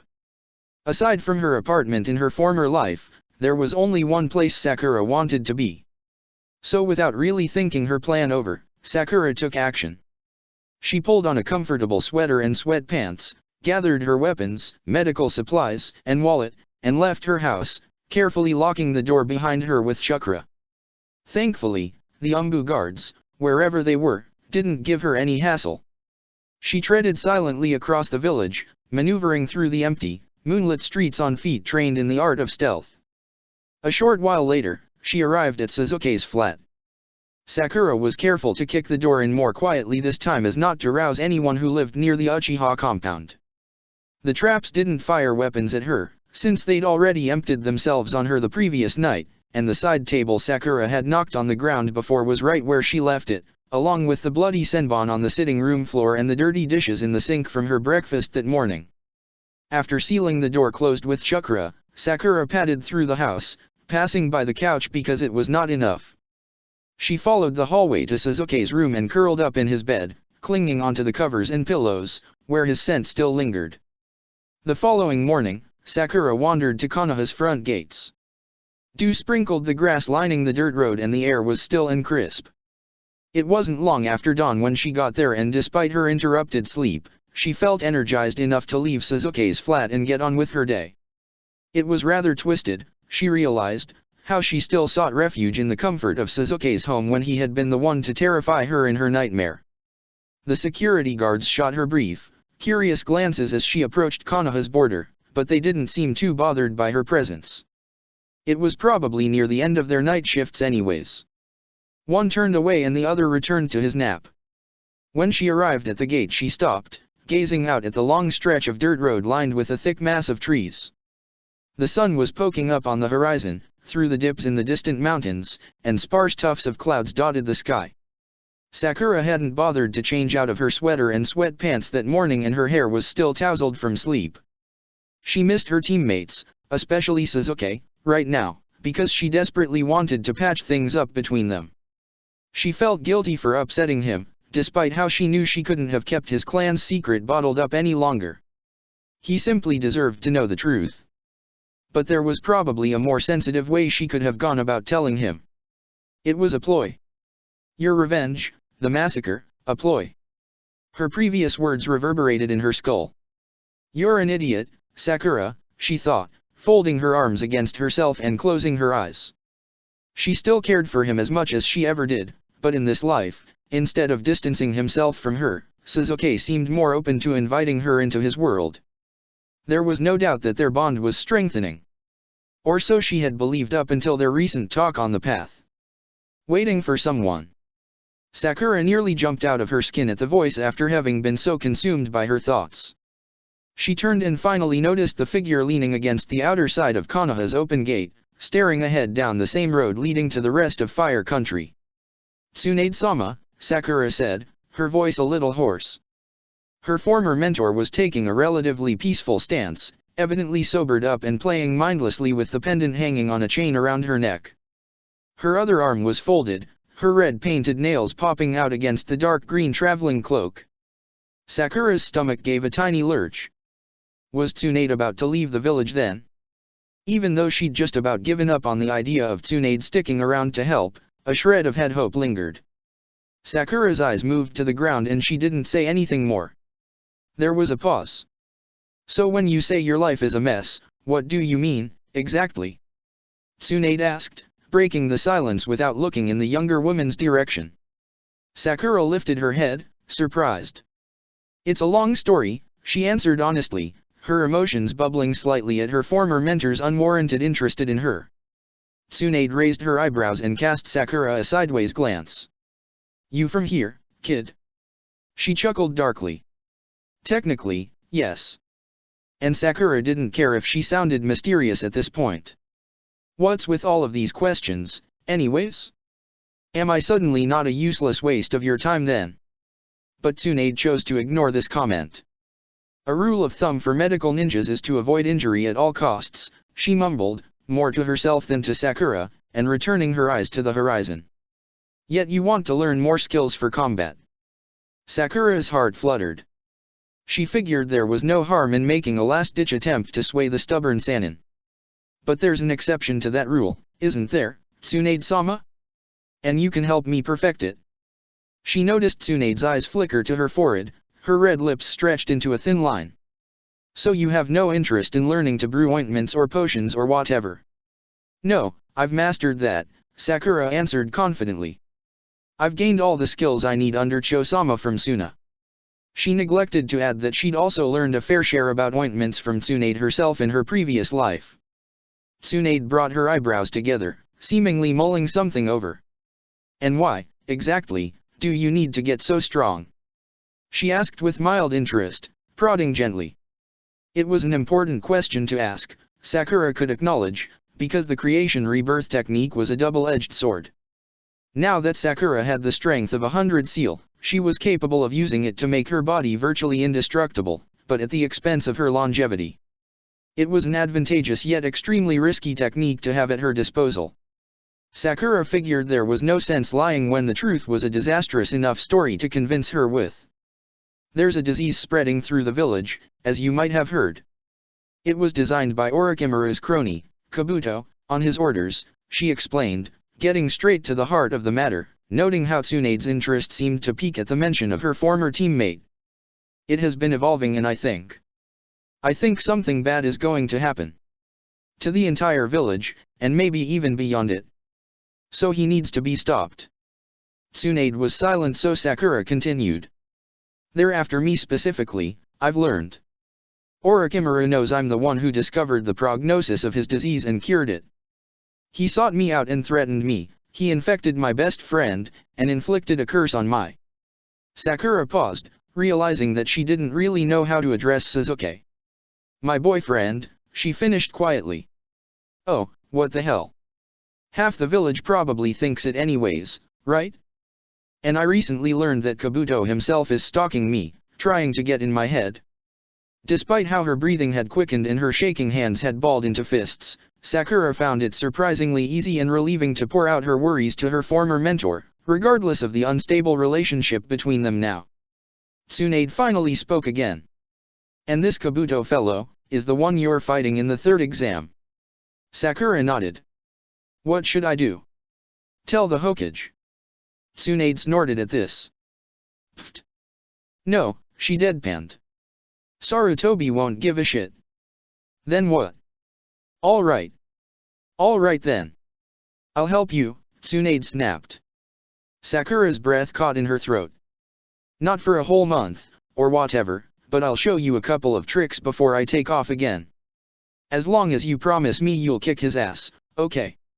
She straightened up and tossed her long, blonde hair over her shoulder, turned on her heel, and walked back in through the gates, towards the village core. Now quit pestering me about it. And Sakura just stood there in a stupor, gazing at Tsunade's back. It took a moment for her to collect herself and mutter, "I promise," while her lips sprouted the widest grin they'd supported in months and tears swam in the corners of her eyes. Check the description for the links to the author.